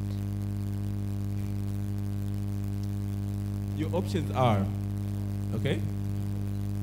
The answer you just gave me, the multiple choices are A, increase company profit. Don't choose. We're aligning this with your answer. Okay. We're tying it with your answer if they resonate. B, improve brand reputation and social impact. C, avoid paying taxes. D, reduce employee salary. B. Well, but your answer does not reflect this. I think it does. I could repeat my answer and then you could also repeat option B. Don't change your answer because I clearly remember your answer. Okay. I believe that the primary purpose of corporate social responsibility is to create an immediate impact in the environment that the business serves. Got it. Janila, come get your gifts. Aya. Hili swali. Okay, let's be fair. Kuna ingine hapa kinge kinakijua, kuna ingine kinge kinapiga chenga, lakini I'm gonna ask this question in Swahili to be able to level the playing field for everyone. Okay? Swahili question. This is a Swahili question. Sindio? Swahili question. Uko tayari? The first you raise up, ambaye ameshinda ruhusi ku raise up. Why are you being greedy? If you want a present, you cannot raise up your hand because you gotta allow other people to have their chance too. Okay? Yeah. Okay. Now, hili swali nauliza kwa Kiswahili. Ili tupeane nini? We level the playing field. Mnataka swali la uchumi, mnataka swali la siasa, mnataka swali la nini? Ha?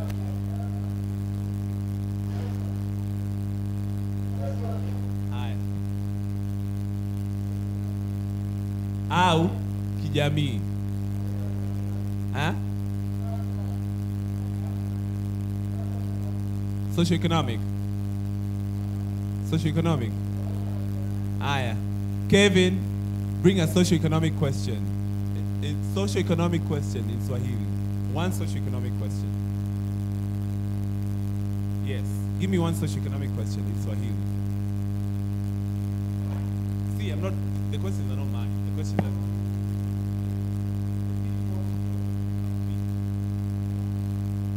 Give me one socio-economic question, and we will ask it in Swahili to level the playing field for everyone. And anyone can answer this question, except those who have received presents. Except those who have received presents. So you can't be greedy. You cannot be greedy, right? Wakati tunawapa majaji kule ndani muda wa kuwachanganua hawa, sisi lazima tu akili zichangamke. Hata leo utaondoka hata na buku 10 hapa. Yaani leo like there's a lot going on. The question?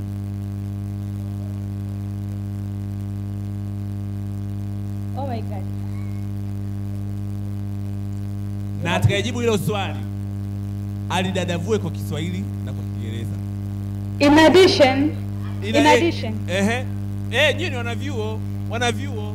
To improve the question, watuambie ime increase at what percent from 2022 to 2023?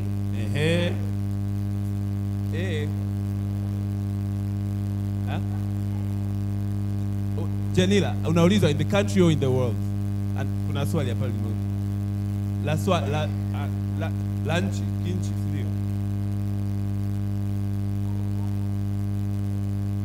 Yes, the long form of the GDP, elezea GDP kidogo. Yani tuone wanazuoni wako, tuonyeshe.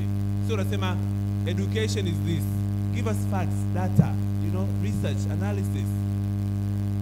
Changanua. Defend your thesis, defend research yako.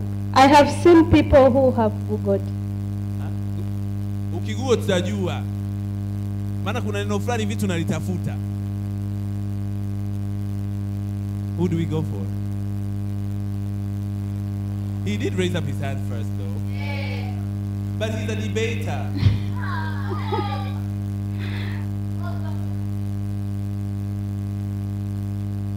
Onye ndo kamati yake. Mnamnani mgombea wenu?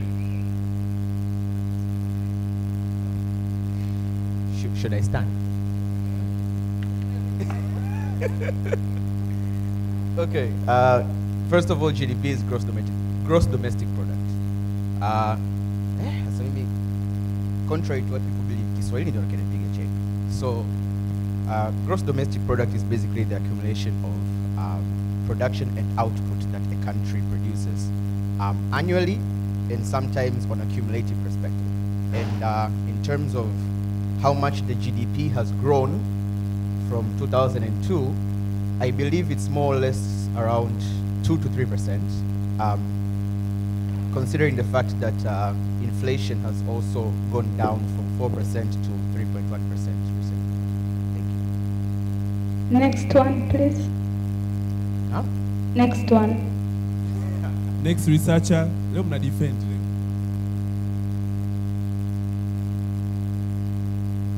Thank you. My name is Hassan Mchomvu. I pursued a bachelor degree in political science and public administration.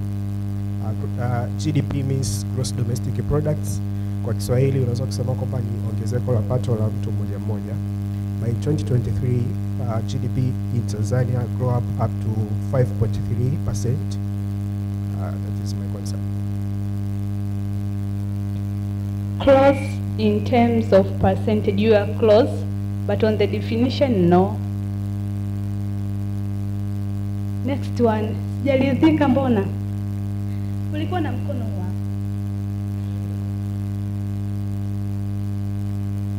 Hi guys, I'm Fatnas Kisanga, and GDP is gross domestic product, and trying to be fair, I'm pursuing a Freeman vision, so I can't explain it more. But if you come on the initial percentages in our nation, it's 4%. Yeah. Anyways, ngoja niwe mvumilivu. Mtu ananiambia, okay, the brown t-shirt, the brown shirt. Sorry, I don't know your name.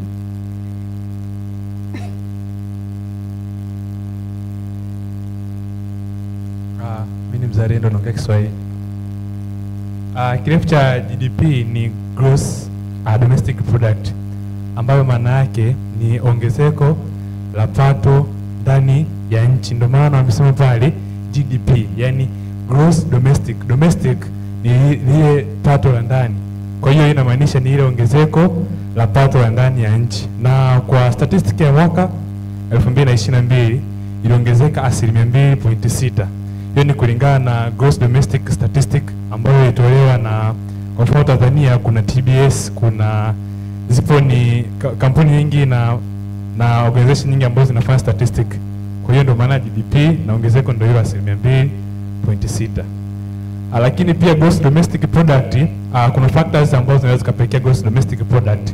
Kwa mfano kuonyesha investment, transport, infrastructure, pia political system. Kwa hiyo pia ni factor ambazo zinaweza kupelekea gross domestic product. Asante.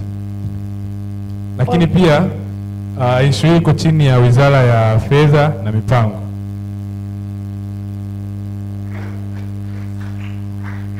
Aje Google kweli huyu? Okay, now I have the winners. The first winner, and trust me, people thought kwamba when I decided the next one should answer, they knew the first one was wrong. So they tend to change definitions, and that's where they became wrong. Okay, the second one, the brother with the grass. Yes. Huyu hapa alikosea kidogo tu, alidefine GDP per capita. Yeah. Also, for more in addition, the third one, alijitahidi kutupa maelezo mengi mazuri yako mbele, afu pale mwanzoni haya alikuwa ananichanganya.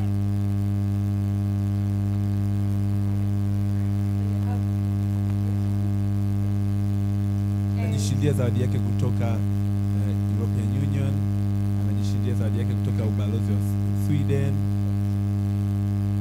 anajishindia zawadi yake kutoka ubalozi wa Sweden. And please, all people with gifts come forward. Tunaomba mliojishindia jamani, wajumbe. We need to take photo. Wajumbe mliojishindia. Huku tunawapigia makofi.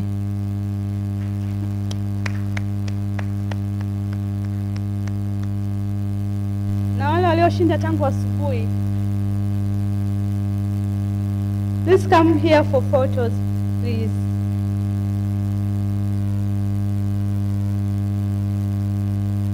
Photographer.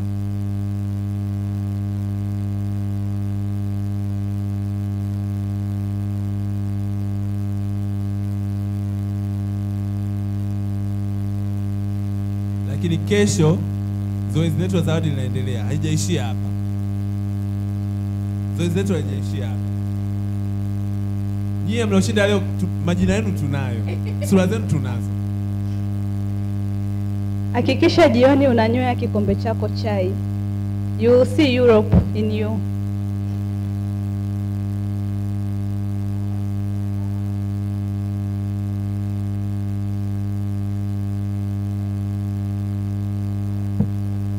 So zoezi hili linaendeshwa kwa udhamini wa Youth Sounding Board.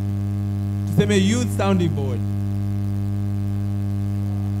Tumewaelezea maana ya Youth Sounding Board ni nini na inafanya kazi gani kwenye delegation ya Umoja wa Ulaya na shughuli zetu. Kwa hivyo kesho tunaendelea na zoezi. Wait.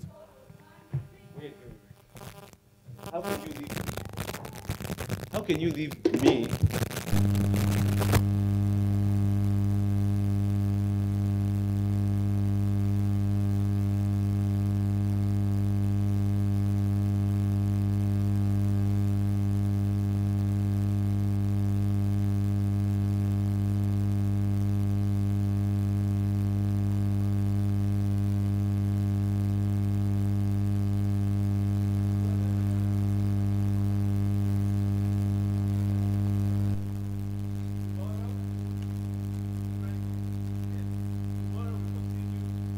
Our efforts and our quiz, and all this is geared to empower all you guys. to understand current event, to understand what's going on. It helps you be great debaters. Na tumefanya hivi ili kuonyesha kwamba debaters have to be concise, accurate and steadfast. So pia inakusaidia katika kuchanganua na kudialogue vizuri na watu.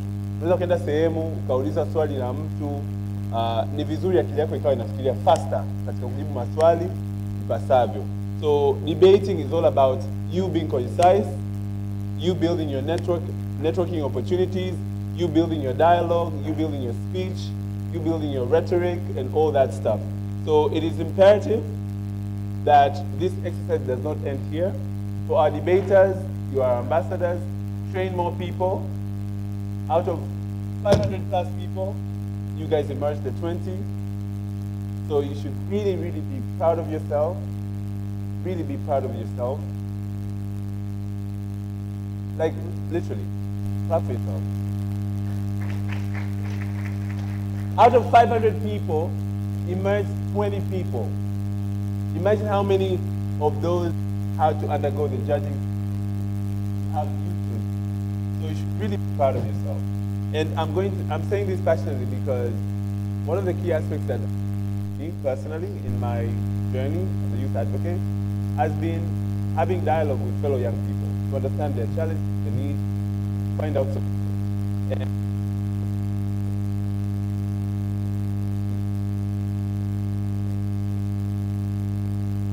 hearing, so take this as to build your careers. And you look back and see that this moment right now with fellow young people has shaped you to become something better. So 10 each other, you meant that you interacted with other young people and you started to expose them and spoke about it. And I wish for some of you in the next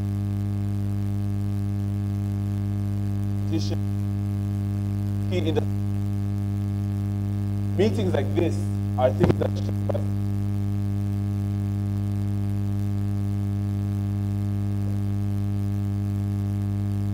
So dialogue kama hii hasa kwa vijana inatusaidia kujenga uwezo.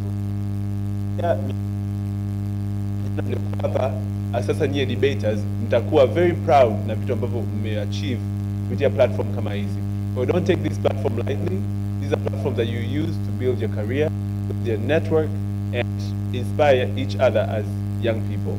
So without further ado, we're going to give our judges some chance to continue analyzing the results, and then we will call them back in as the program indicates. Then after that, we will have the special remarks from the chief judge, and then we will go for another health break, which will end our day one. So fingers crossed. Best wishes to the teams right there. We're sending you good vibes, good vibes. In the moment, DJ, give us something. Where's the DJ? Where's the DJ? Yeah, but best wishes to all of you as debaters. You really did a fantastic job today, and I think you've inspired a lot of us here as an audience, and the judges too. You've given them a run for their money, so kudos to all of you. You've really done a great job. You've really, really done a great job. In all honesty, mimi ningependa nyote muwe washindi. In all honesty, because the conversations you've portrayed, the arguments you've stipulated, your initial capacity, from just the training that you received yesterday, to see all of you, being remarkable on stage and just being oozing confidence. I think that's something that, as young Tanzanians, you need to be ambassadors. You need to be good ambassadors out there. I wish for all of you to leave this place and train other people to be really good young people and ambassadors just like you are.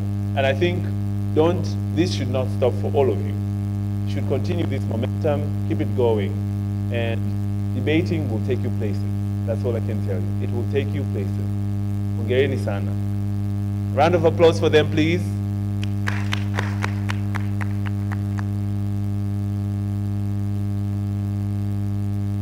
See, good news. The judges are here. So as we wait for the rest of the judges, everyone who's outside, please come in, and we'll make the official announcements and continue with the program.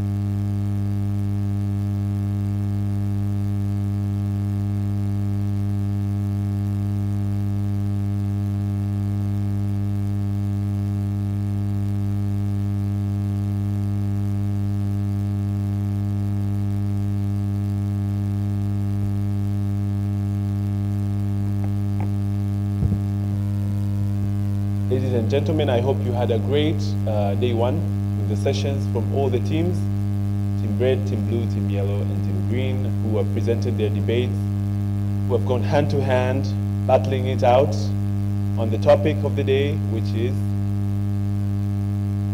the sustainability of either being employed or having your own source of employment or being an entrepreneur.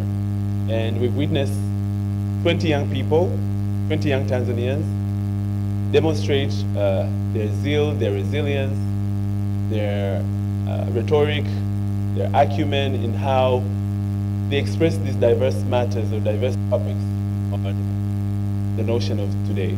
And one thing that we've picked as young people is that there's a lot of problem solving on these challenges that are facing us. And there's a lot of diversity and cutting across of these challenges that they don't only impact Tanzania, but they cut across the globe.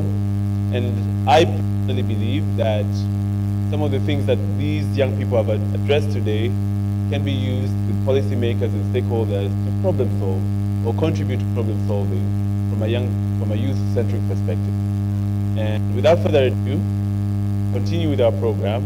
I would like to invite Eben to think a little bit of a briefing, that we will have our chief judge who will take us through the whole process from a judge's eye, remarks before they announce our semi-finalists for phase 2 of the debate contest.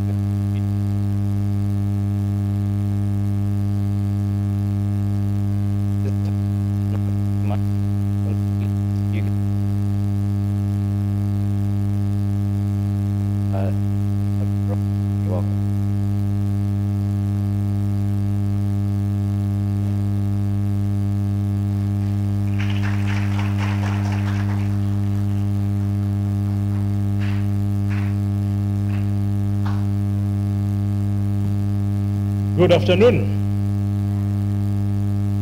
Are you ready for the results? Are you excited? All right.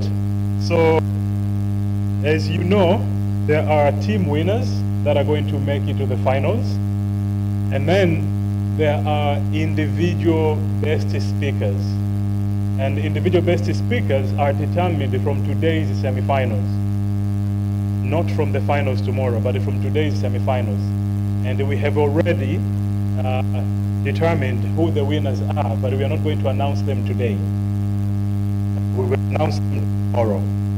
What I can tell you is it was not very easy. We had to argue with the judges. The average scores. 79.76, 79.28, 79.85. Imagine that small difference. And then we had to debate among the judges to convince each other who should we announce as the winners. And you will know them tomorrow. For today, you are going to know which teams have made it to the finals. But before I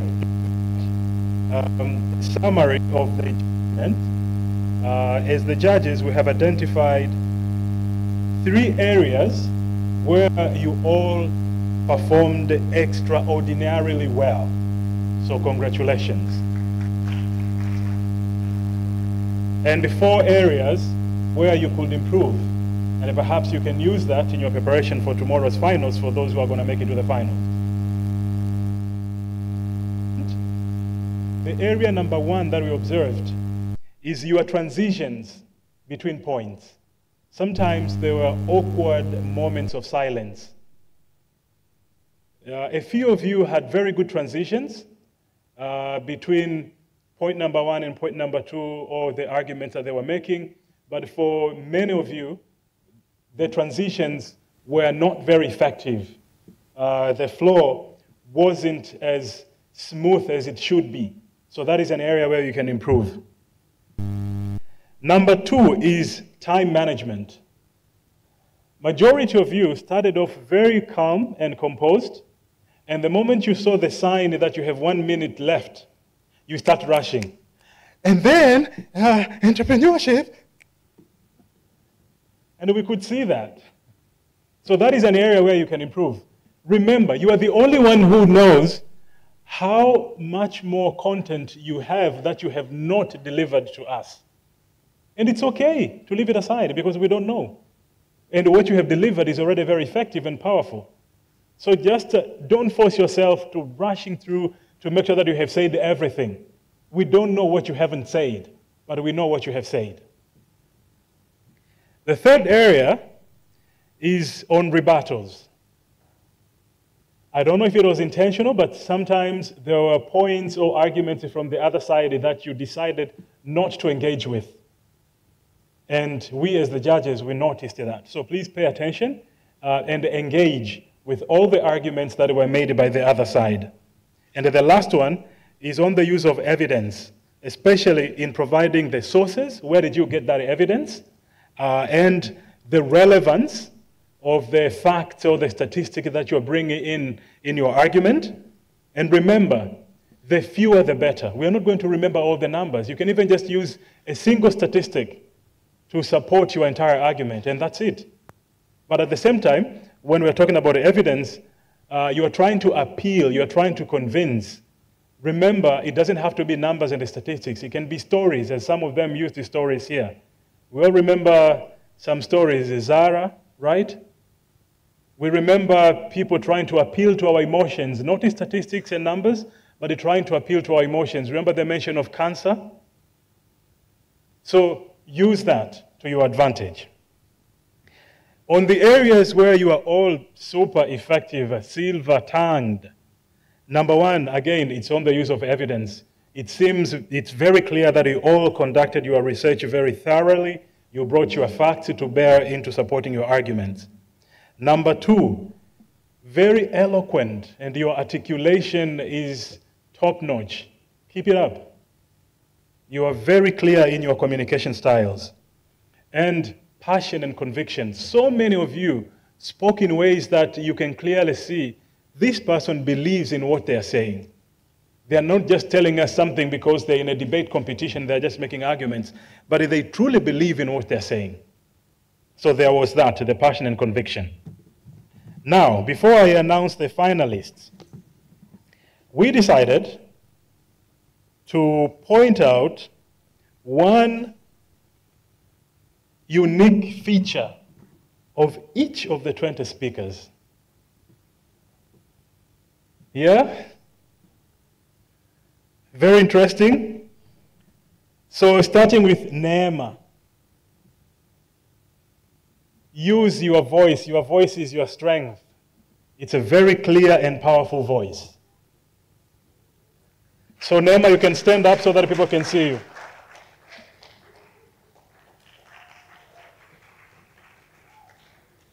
Jacqueline, if you can stand up. Ah, she's not here. Jacqueline's superpower is her confidence. She is extremely confident and very calm as well. And then I have Nicholas. Your style of starting with what they call the hook, the story that you started with, is very, very, very effective. Because usually when you want to attract the attention of your audience, there are different styles. And yours of coming up with a hooking story was very, very effective. So kudos for that. Twaha, and one of the judges suggested that we can actually try to convince everybody to come with the Twaha principle. And the Twaha principle is be brief. Just speak about a few things. Don't spend the entire 3 minutes. Be clear and confident. He was very brief, very confident, and very clear. Keep it up. Eric. Very passionate and persuasive. You will make a good politician.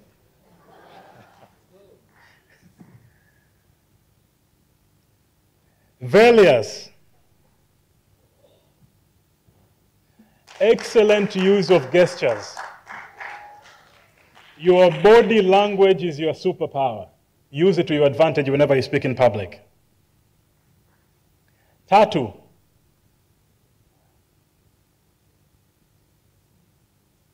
I'm going to say this in Kiswahili. Nisingetamani kuchambwa na Tatu. Her rebuttals were just so effective. Like she will dress you down with her rebuttals. Usije ukaomba kuchambana na Tatu. Hutamweza. Dinales or Dinels.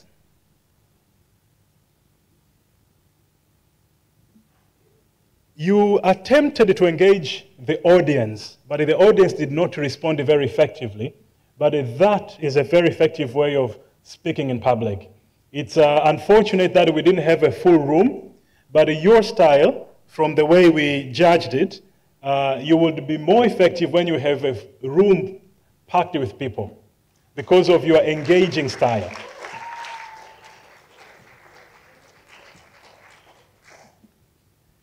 Priscilla. Among the many things that are your strengths or your superpowers, I would mention two. You are very eloquent. Your pronunciation is very clear. Every word can easily be heard. And your examples all sounded relevant to what you are saying. So keep it up. Diana.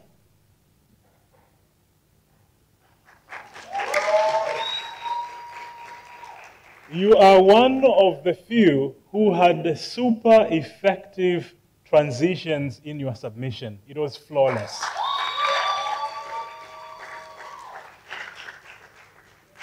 The way you structured your delivery was just very, very effective. Congratulations.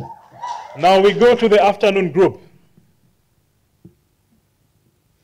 Karen.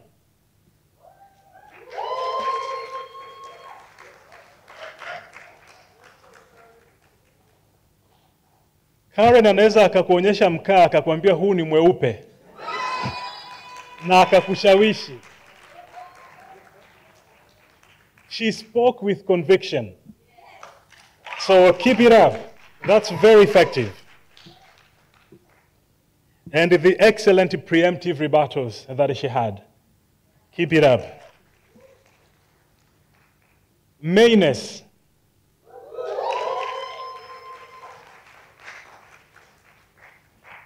Your effective British style public speaking works very well. The repetition. You will all remember she would say 4 things, and then she would run us through 1, 2, 3, 4. And then when she gets to 4, both hands would go up. And then later on, she would repeat the 4 things. So it's very effective. So keep it up.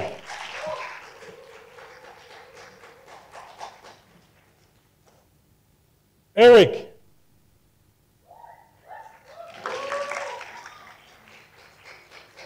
Your rebuttals and the examples you used in your rebuttals was just super effective as well. You and Tatu, you are up there. Mimi nisingependa kubishana na nyie. Neema.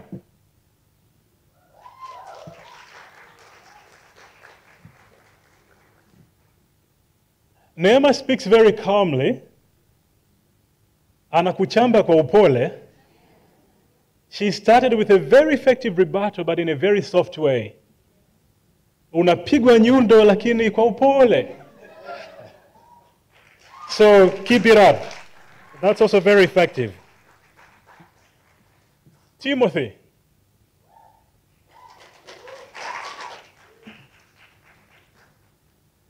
I had to ask some of the organizers, what are you studying? And I'm told you are at Muhimbili. Are you studying medicine? Pharmacy. So your voice is your superpower. I would have said maybe as a pharmacist or whatever you decided to do later on in life, if you start a podcast, it's going to be very, very captivating. Your voice is very clear, very audible. That's your superpower. Use it. Stephen or Stephen. You had a very organized presentation. Your structure stands out very clearly. So keep it up. Just being organized and having it super structured. That is very good. Because sometimes you may have all the other skills, but then you don't have a good flow. Yours demonstrated the effectiveness of just having a clear structure in your presentation.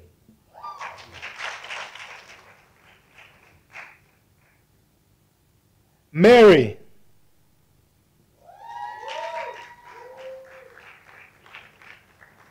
You know, when Mary got here, she was a bit vertically challenged. But her presence, her voice, and her engaging gestures makes the audience feel her presence. So keep it up. You don't have to be as tall as the others to be seen and heard. Exactly. Project your voice more clearly when you are blocked by these structures. And the next time you can even just decide to come and stand here instead of standing behind this thing. But your presence was very clearly felt. Elian Eradius. Keep on standing, and Mahuvi, you can also stand up.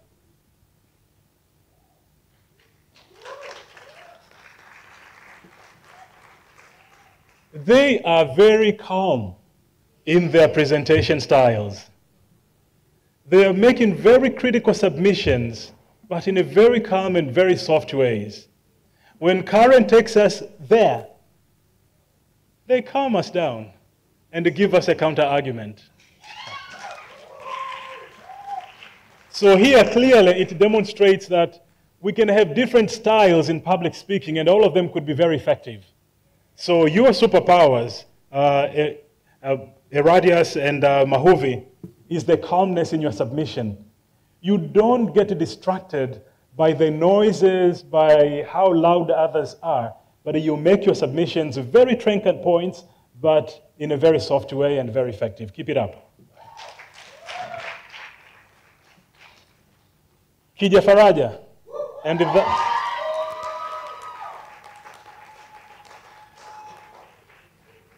and that is the last speaker. We have not forgotten anyone, right? She also speaks very calmly, very eloquent, and appealing to our emotions.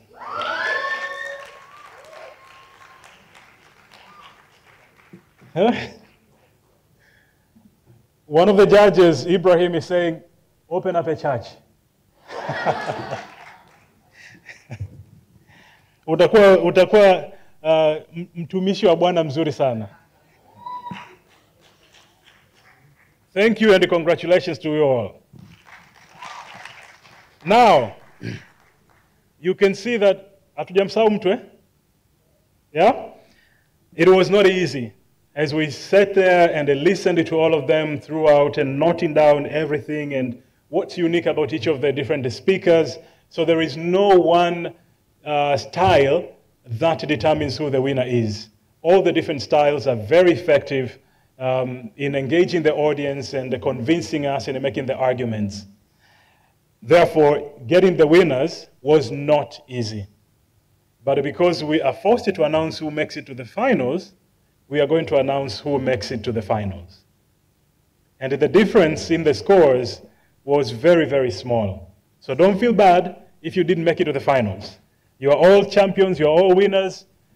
Individually, there are things that you can work on to improve, and collectively, you can also improve and keep on doing your best.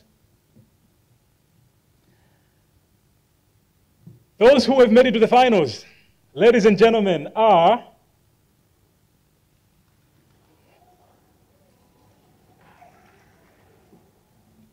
remind me the teams again.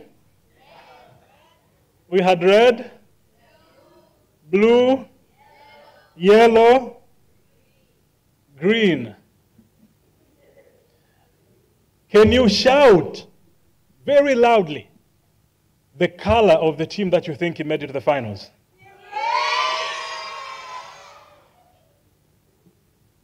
Okay, Team Red made it to the final.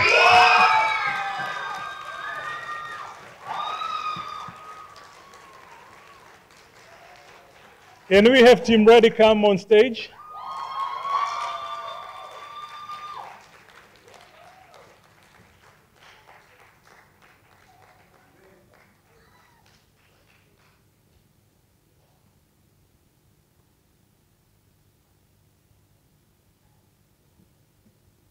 Use your superpowers tomorrow.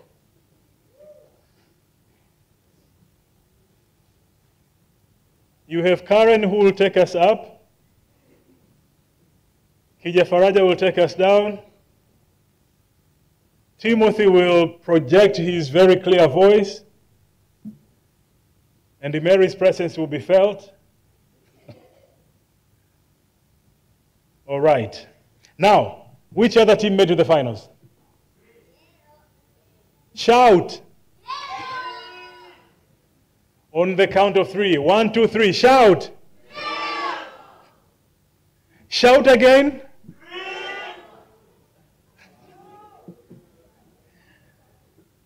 The yellow team.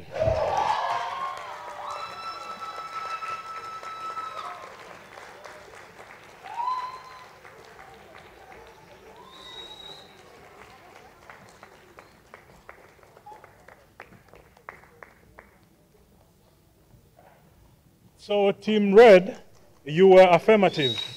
So you go to that side. You go to that side. That was the affirmative side, right? And Team Yellow, you are the opposition. Oh, yeah, the opposition, Team Yellow. But do you know what's going to happen in the finals? We are switching sides.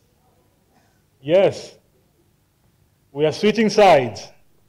So tomorrow, Team Red will be opposition, Team Yellow will be affirmative. Now switch sides so that you remember, you switch the sides.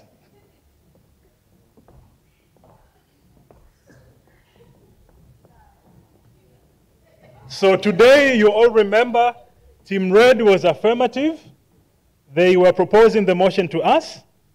Tomorrow, they are going to counter their own arguments that they made today. And so is Team Yellow. Tomorrow, you are going to speak with conviction from the side that you are attacking. Are you ready? All the best. Congratulations. Eben, over to you.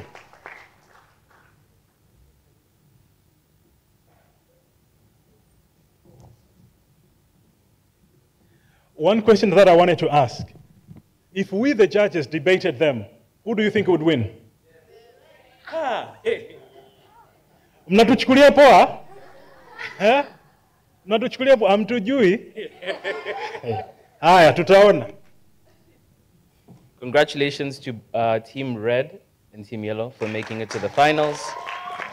I think Mr. Ibrahim also had a few comments, so I'm just going to invite him to say a couple of words, and then I guess, I don't know if you guys can just go sit down, unless he wants to look at you in the eye. I'm not really sure. Mr. Ibrahim, should they go sit, or should they stay? Okay, cool.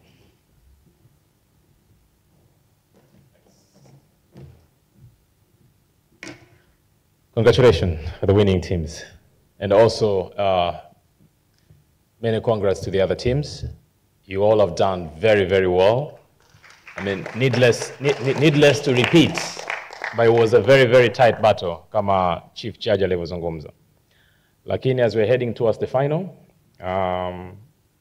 Chief Judge ametoa recommendation nyingi, ametoa qualities za kila mmoja wenu, but I think it should go without mentioning, just to polish up some few things. Ili kesho tukija, basi tuweze address some of these areas. Lakini you've all done very, very well. So I think number one thing over and above maybe what Chief Judge has said, you know, on the art of general presentation,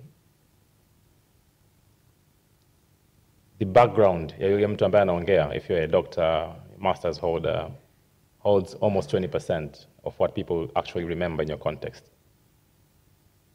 The evidence and the factual backed up with your information almost hold 30%, they say. And then the remaining one is your gesture, your confidence, your pose. Mmefanya vizuri sana, lakini I would like to remind you that, you know, how the body language, to sum it up, very, very important when you could leave a mark in your presentation. The second thing,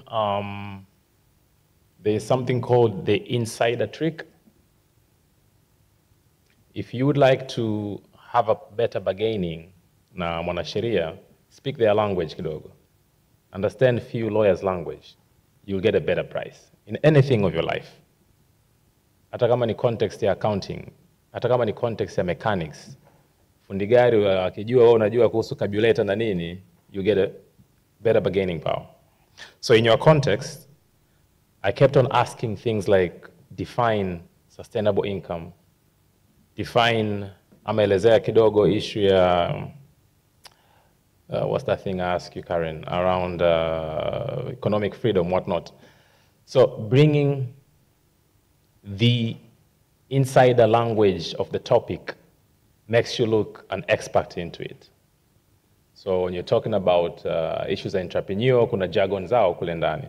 Bringing out that makes you look you own that particular topic.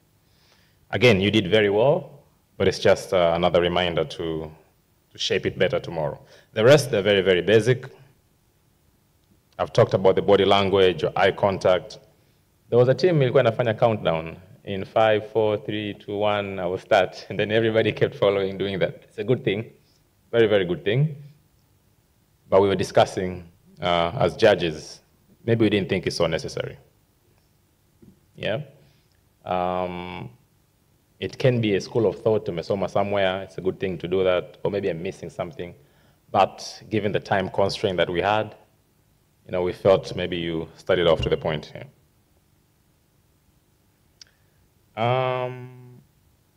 Everything else has been told. Maybe the final touch ni kwenye clarity ya evidences au terms ambazo zilikuwa zinatumiwa in between the discussion. Inawezekana ikawa ni issue ya time constraint, lakini there was a moment nilisikia mtu anazungumzia kuhusu tax cuts. I think what he meant maybe ni opposite ya tax cuts. There was a person gave argument ya what individual used to earn kipindi cha COVID. Akasema 1.1 nadhani dollar, but we don't know weekly, annually. So helping up or beefing up our arguments as we're bringing up that evidence is very important for the crowd to understand. So other than that, yeah, congratulations all, and see you tomorrow. Thanks.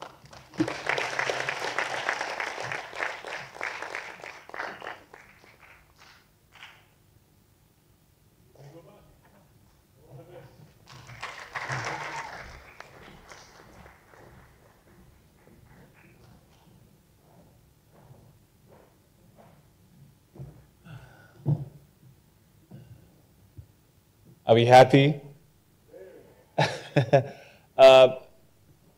Congratulations to all the teams, all the 4 teams. As the judges said, you're all very deserving. I hope you took notes of the comments from the judges to work on, improve on, implement all the judges' advice that they've given you. To us, you're all winners, but as the competition prevails, we can only have one team up there. But yeah, take the judges' advice. I think it's a lot of constructive advice that you can use to build your careers. Don't take this platform lightly. It's something that will build you for years to come, and you one day remember this moment, because out of 500, you emerged the 20 finalists. So a huge applause to the 20 finalists and our semi-finalists.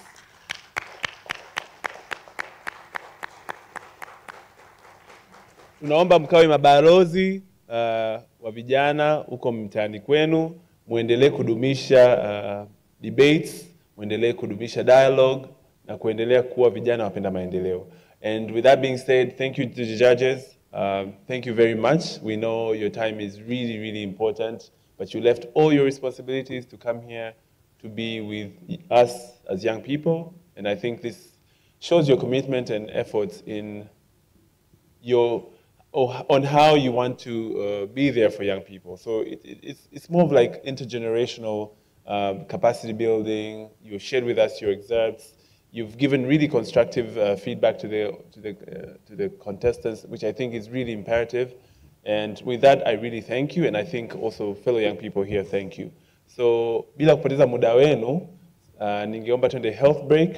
We have a health break where all you can network and talk about the experience today. Juaneni, get familiar with each other, share opportunity with each other, congratulate each other, get ready for tomorrow, the teams. Without taking further of your time, I would like to close this day. This day was day 1 for the EU debate contest. And let's meet early tomorrow for day 2, where we find out who our winners are after another heated debate contest. Asanteni sana kuwa nasi leo. Asanteni kwa wadhamini wetu, The Chanzo, Umoja Ulaya, EU Sounding Board na TCRO. Asanteni na nyie pia wageni wetu waalikwa ambao mmekuwa nasi kwa siku nzima ya leo. Asanteni sana.